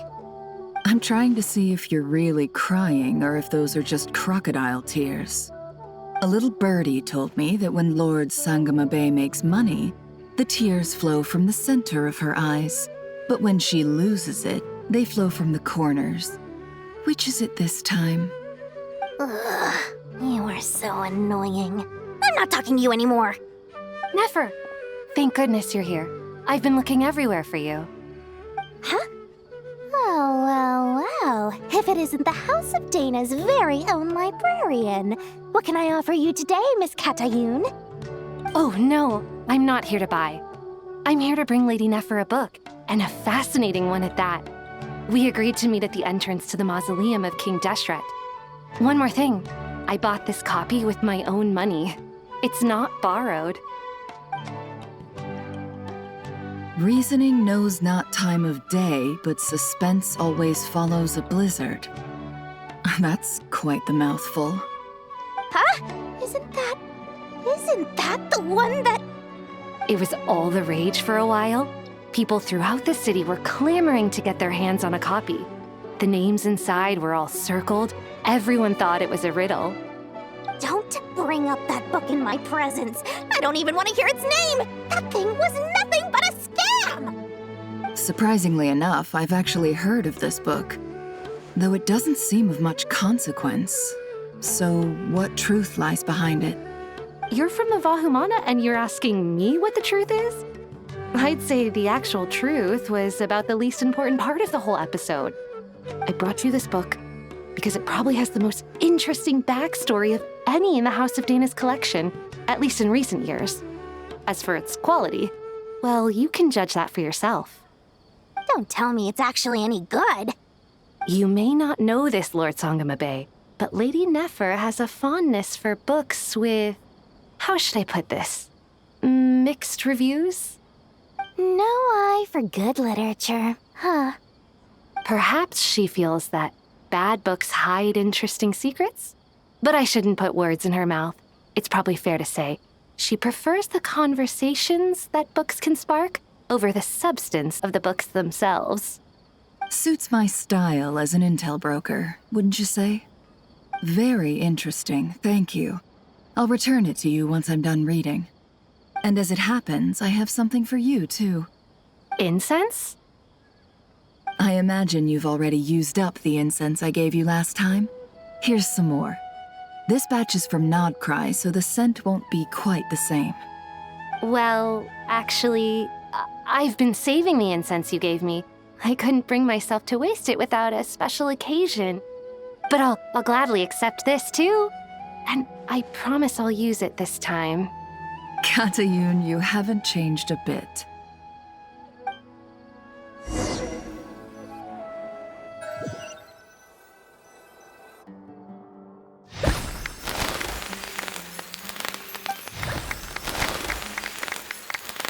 Congratulations, Kale. Well done, Kale. After studying for so long, you've finally become a full-fledged ranger. Sure hasn't been easy for you, huh? This really is fantastic news. All grown up. No longer a trainee, but an official forest ranger. Oh, the next step is to secure tenure in the academia. Thanks, everyone. It's true. I'm an official forest ranger now. Master Tainari, thank you for your guidance and support. I wish Mr. Sino were here so I could thank him too. Sino had a matter to attend to at the Temple of Silence. I don't imagine he'll be back for some time. But don't worry, we can celebrate together once he's finished. I'm afraid the party will have to wait. Kale still has some matters to attend to first. Kale? Is everything all right? No, it's not what you think. There's nothing wrong with my health.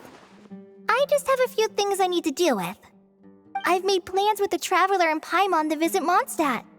Master Tainari and Mr. Sino will be accompanying us too. Well, that's a relief. Let's get together when everyone's back. I'm sure you'll be doing even better by then. Of course. I have a feeling you're right.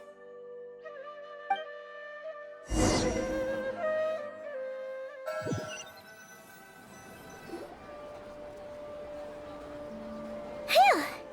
After all that catching up on sleep and food, Paimon's feeling full of vim and vigor again.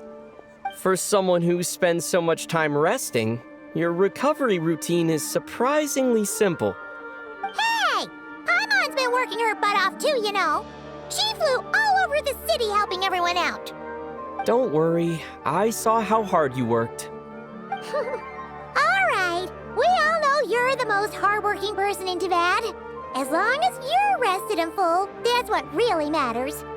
Paimon's been looking around the place, and it seems like the city's already on the mend. But Paimon's been wondering how Nahida's doing. We should check in on her.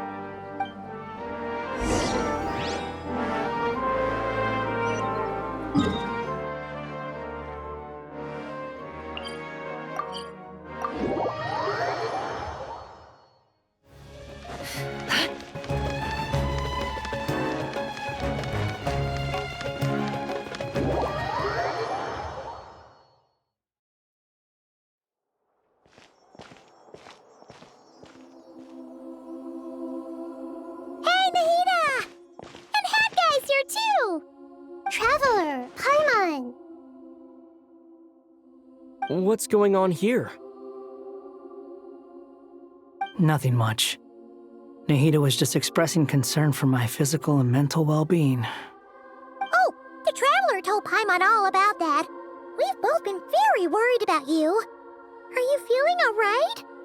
You make it sound like I'm on the brink of some kind of breakdown. Truth is, I'm doing much better than you might imagine. If we can just get to the bottom of Dottore's intentions, we can minimize his negative influence. That's the sort of thing I excel at. Just listen to that newfound optimism. It seems like having you enroll in the Vahumana was a truly inspired move. I can really see the positive influence. Observe, a classic sumeru specialty. Chalking everything up to education and learning. To be honest, even I can sense the change in you. Everything Dottore said to you was a way to manipulate your mind. Fortunately, you're no longer under his sway. Can someone as old as me really continue to grow? If it helps, just think of yourself as a late bloomer. It's all a matter of phrasing, and it comes down to what standards you measure yourself by. For a puppet, developing at such an age is perfectly normal. But if you choose to call yourself a late bloomer, it sounds more like you consider yourself human. However you see yourself, well done. All right, I see what you mean. Anyway, what's your next step? What else can I do but complete my current courses? Everything else can wait. Anyway, that's enough chit-chat. There are still things in the city I need to help out with. I'll be heading there now.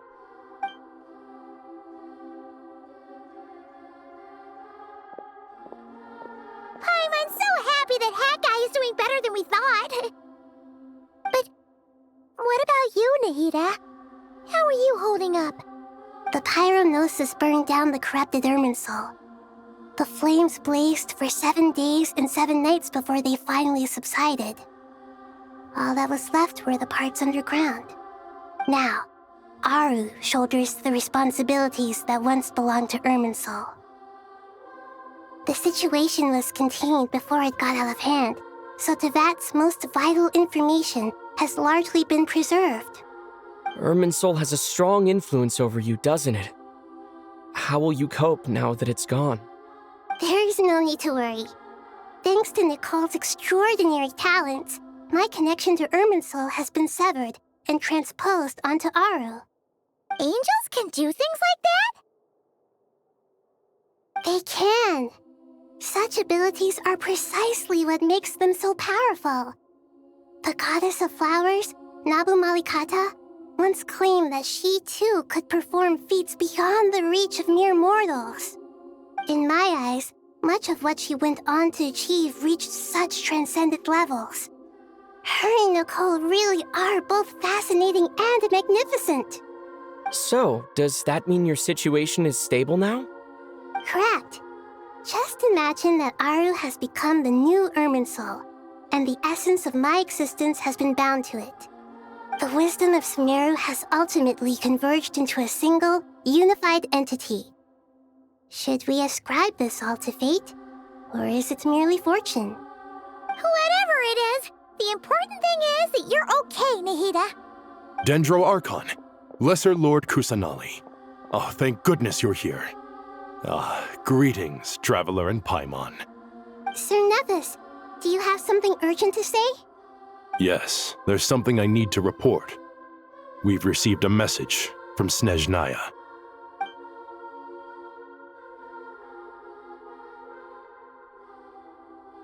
The Fatui Harbinger, the Rooster, sends us his sympathies, along with all the usual pleasantries.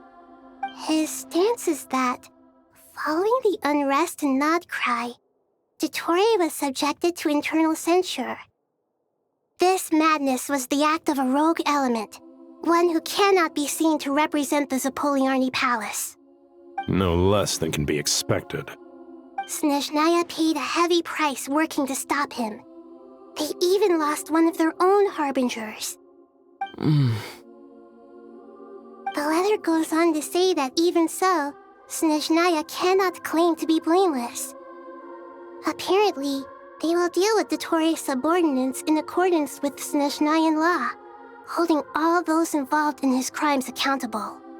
Additionally, they are supplying relief funds and supplies, which are already en route. They hope this will aid in Sumeru's reconstruction. Sounds like he's got an answer for everything. True, but as diplomatic rhetoric goes, it's highly effective.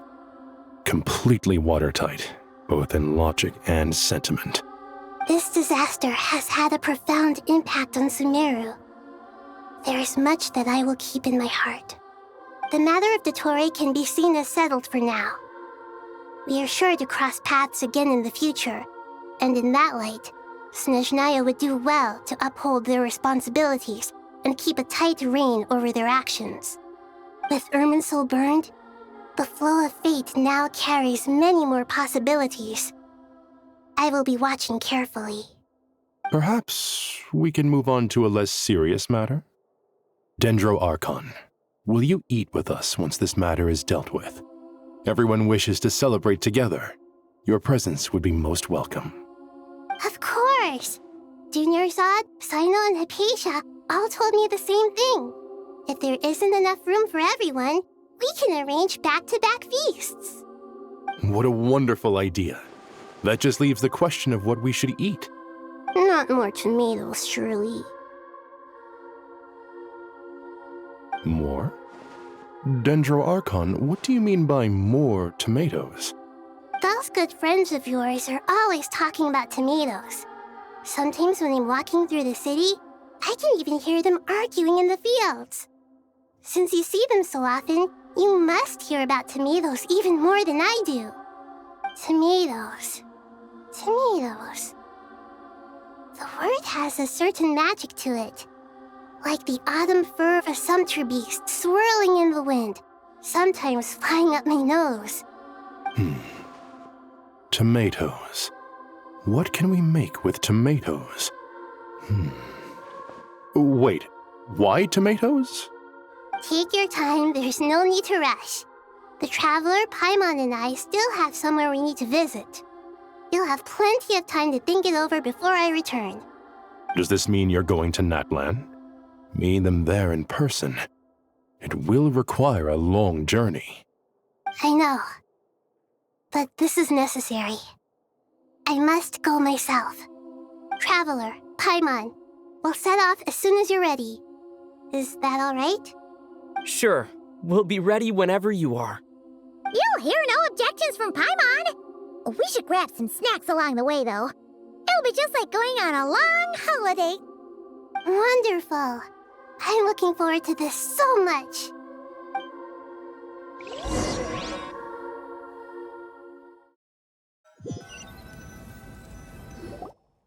Natlan is such a lively place. It's super cheerful and positive, too. I can see that. There are people outside exercising at all hours. Such a healthy way of life. You came. Welcome, welcome. You must be hungry from your journey. Would you like something to eat? Oh, thanks, but no thanks.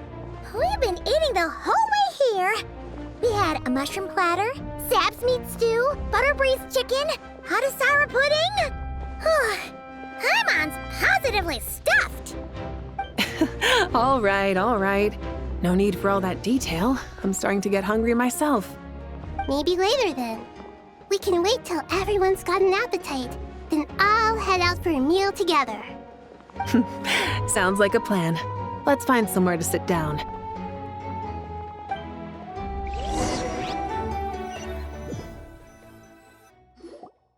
I should tell you, I already have some sense of why you've come.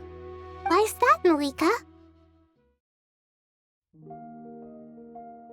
To say thank you. Your senses are spot on.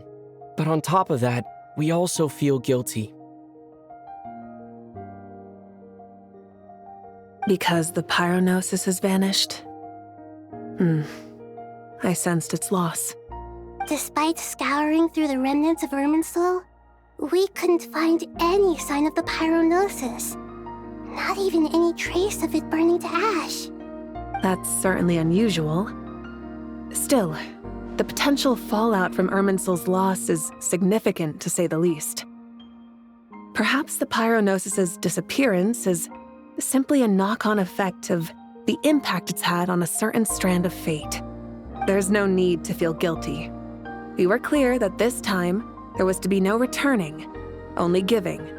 Pure and simple. Thank you really is a fascinating phrase. We use it to express gratitude for the smallest of things. Yet, when faced with a kindness too immense to describe, we use exactly the same words. It's not that we lack other means of expression. It's that when we truly need to express our feelings, the simplest and purest words are always the most powerful. You're right. In Natlan, we prefer simple expressions too. Companionship, friendship, support. They might not sound fancy, but the sentiment behind them is sincere. That's wonderful to hear. Sincere feelings are often a vehicle for the deepest wisdom of all. Irminsul's destruction doesn't seem to have done you much harm. I'm glad to see you're doing well. There's still a lot of work to do, but before we begin, we felt it was important to come here and speak with you. Partly to express our gratitude, but also because we felt that seeing you, in a sense, is like basking in warm sunlight. That's a nice way of putting it. I like that.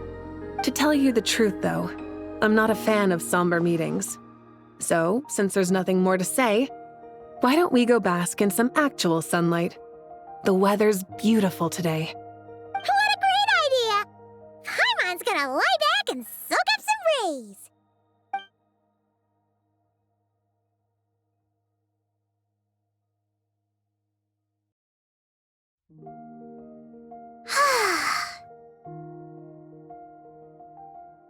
In that case, I think I'll lie down for a bit too before we head to our next stop.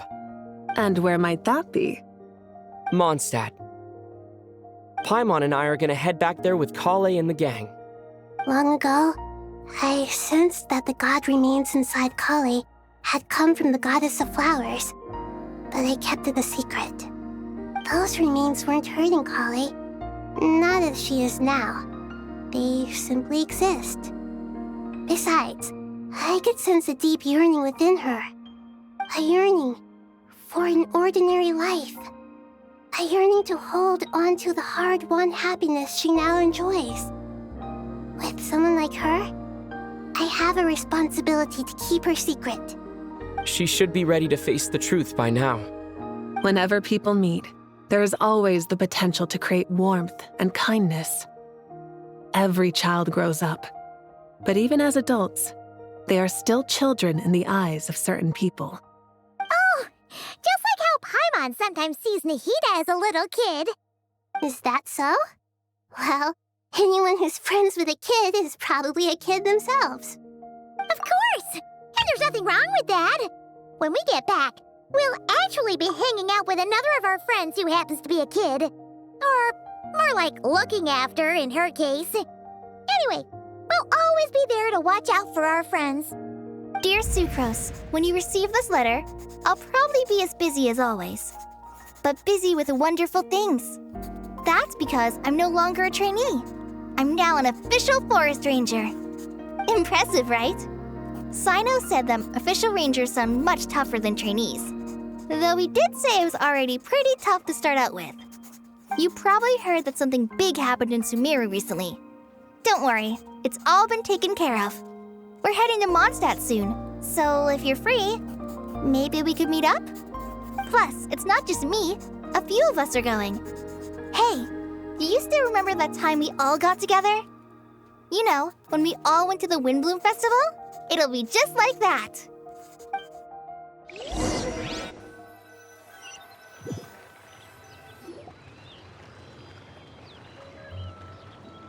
Dainari, is that...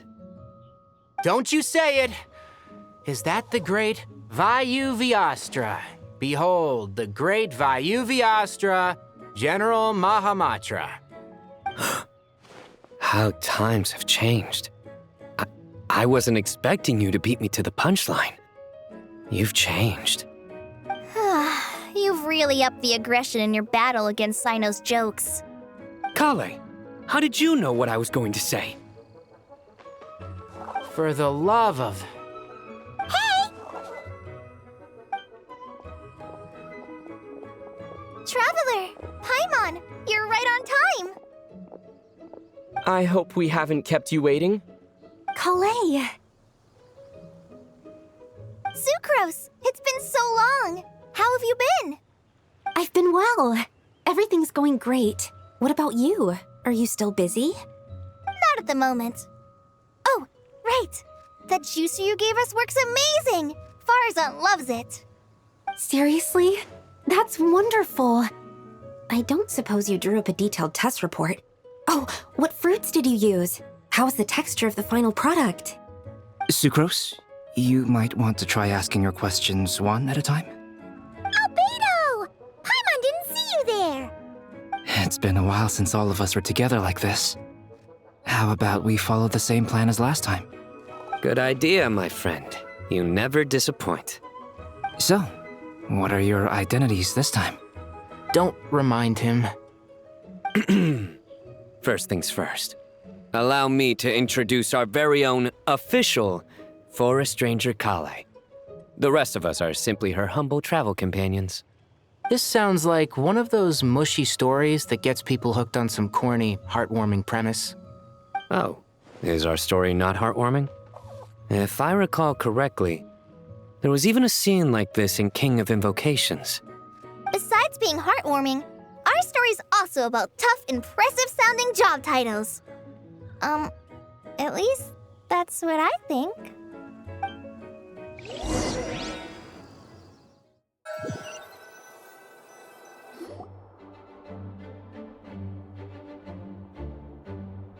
Oh, you're here already? I'm still giving Dodeko a little trim. I won't be a moment. A trim? Does Dodeko need haircuts too? Of course. It's important to know how to take loving care of the apples of your eye. All of these trivial matters get left to me. It's because I'm an angel, and angels are, in a way, the guardians of all Teyvat. Oh, right! Well, that's definitely an impressive-sounding job title. What are you writing? I'm just brainstorming some cool-sounding lines. Oh, write them on these card backs. Of course. Clearly, my lines are pretty amazing, wouldn't you say? Miss Nicole. Kale? You seem a little nervous. I was just wondering, who was the person you mentioned who needed their wish fulfilled? Wish? What do you mean? Miss Nicole asked if we could meet up in Mondstadt once everything was over. She said a friend of hers had a wish that needed my help to come true. Well, you never mentioned that before. All we knew was that you'd arranged to meet in Mondstadt. But we thought it had something to do with the god remains. To be fair, everything I told you was true. Anyway, my friend is waiting. Come on, let's pay her a visit.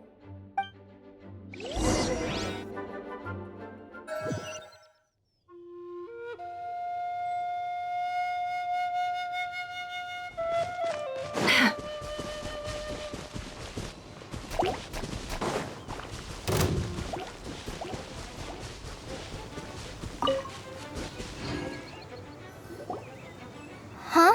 You're... Surprised? I bet you weren't expecting to meet a woman like me beneath this beautiful tree in a faraway land. An oasis will spring from the place where a djinn resides. That saying falls somewhat flat here in Mondstadt, given that everywhere is already so lush and green. Lilupar? What are you doing here? I made friends with Miss Nicole. I asked her to bring me here and then invite Kale to come. The prologue to this story is that I have a wish. It has stirred within my heart for centuries, millennia even. Originally, it was merely Al-Ahmar's lie, but now it has become reality. Could this be... related to the goddess of flowers? My dear young lady, my mistress left her final trace in this world upon you. I can't tell you how glad I am to see you here. And now I have seen you, and peered into your heart. You have experienced hardships and suffered setbacks. The torment an ordinary person might expect to face has befallen you threefold. This is the source of your resilience. But, beneath all this, I have witnessed the seeds of desire.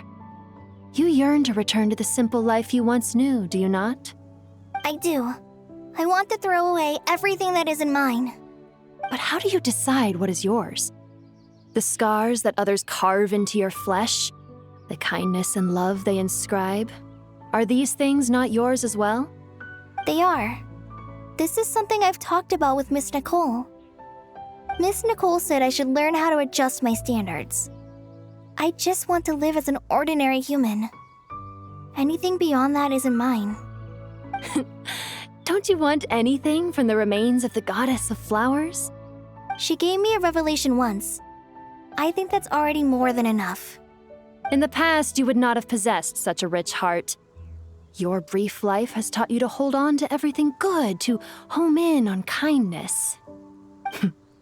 How fascinating. You're nothing like Nabu Malikata, and you're certainly not her. Of course not. I'm I'm not some great and powerful being, Miss Lilupar. Yet I am a djinn. We exist because of the Lord of Flowers. We revere and love her. My wish is to see her one last time, to give everything for her. Kale, can you do this for me? But her remains won't be easy to remove. Are you sure this is what you want? That's beside the point. First, I need to know. Are you willing to do something for the soul of this lonely, wandering woman? I'm willing. But look, you know nothing about me. Even if you have heard the stories about me, all you would know is that I was rightly punished for the many evil deeds I committed. Ah, so you do know. Your lips are quivering, your eyes trembling, and still you're willing to do something for me. Life has been cruel to you, and yet you've learned to be kind. My dear young lady, to repay your kindness, I too must play my part. Are you sure about this, Lilupar? I yearn to see my mistress. For this moment, the world can burn to ashes, the universe be engulfed in flame. I care about nothing else. And you, Kale, I can give you a gift. You'll become just another ordinary human. But Miss Lilupar, what will happen to you? My wish will be fulfilled, and I can die happy. Why would you wish for that?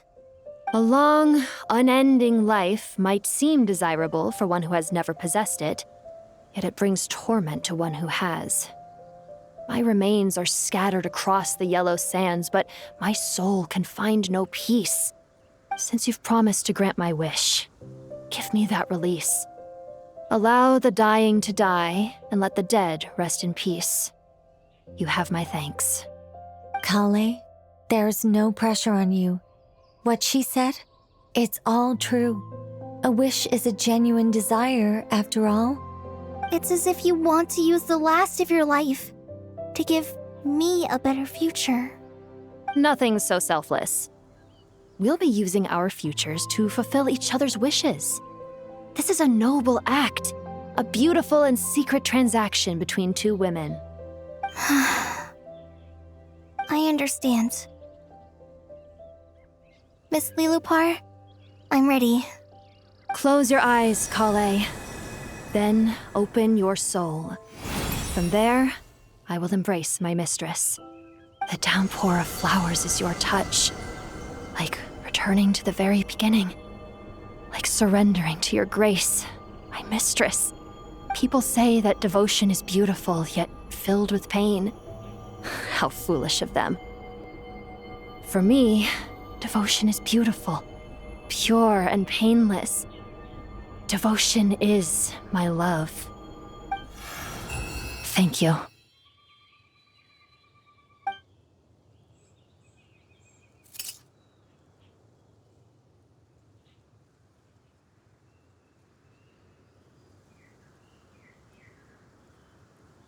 Lilupar! She disappeared? She left, carrying the blessing of flowers. Kale, are you alright? I'm fine. Now that the remains are gone, I don't actually feel any different at all. Those remains weren't hurting Kale. Not as she is now. They simply exist. Besides, I could sense a deep yearning within her. Kale must have already received what she was yearning for. I'm doing fine. I feel relaxed. There's really no need to worry. Then my wish has come true, too. To become ordinary? That's just one of my wishes. Actually, I have a few more. For instance, I want to protect the people I meet and help them find happiness. That sort of thing. So between Miss Lilupar and me, you fulfilled 2 wishes already, and protected 2 people. Wonderful, isn't it? Oh, I feel so fantastically happy. I guess that settles things here. So what's next? What do you want to do when we get back to town? Clay, look who I've brought to see you.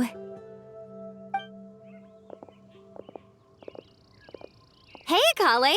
I heard you guys were holding some kind of secret event. How come you started without me? Huh? Oh no, it's nothing like that. We were just saying goodbye to an old friend.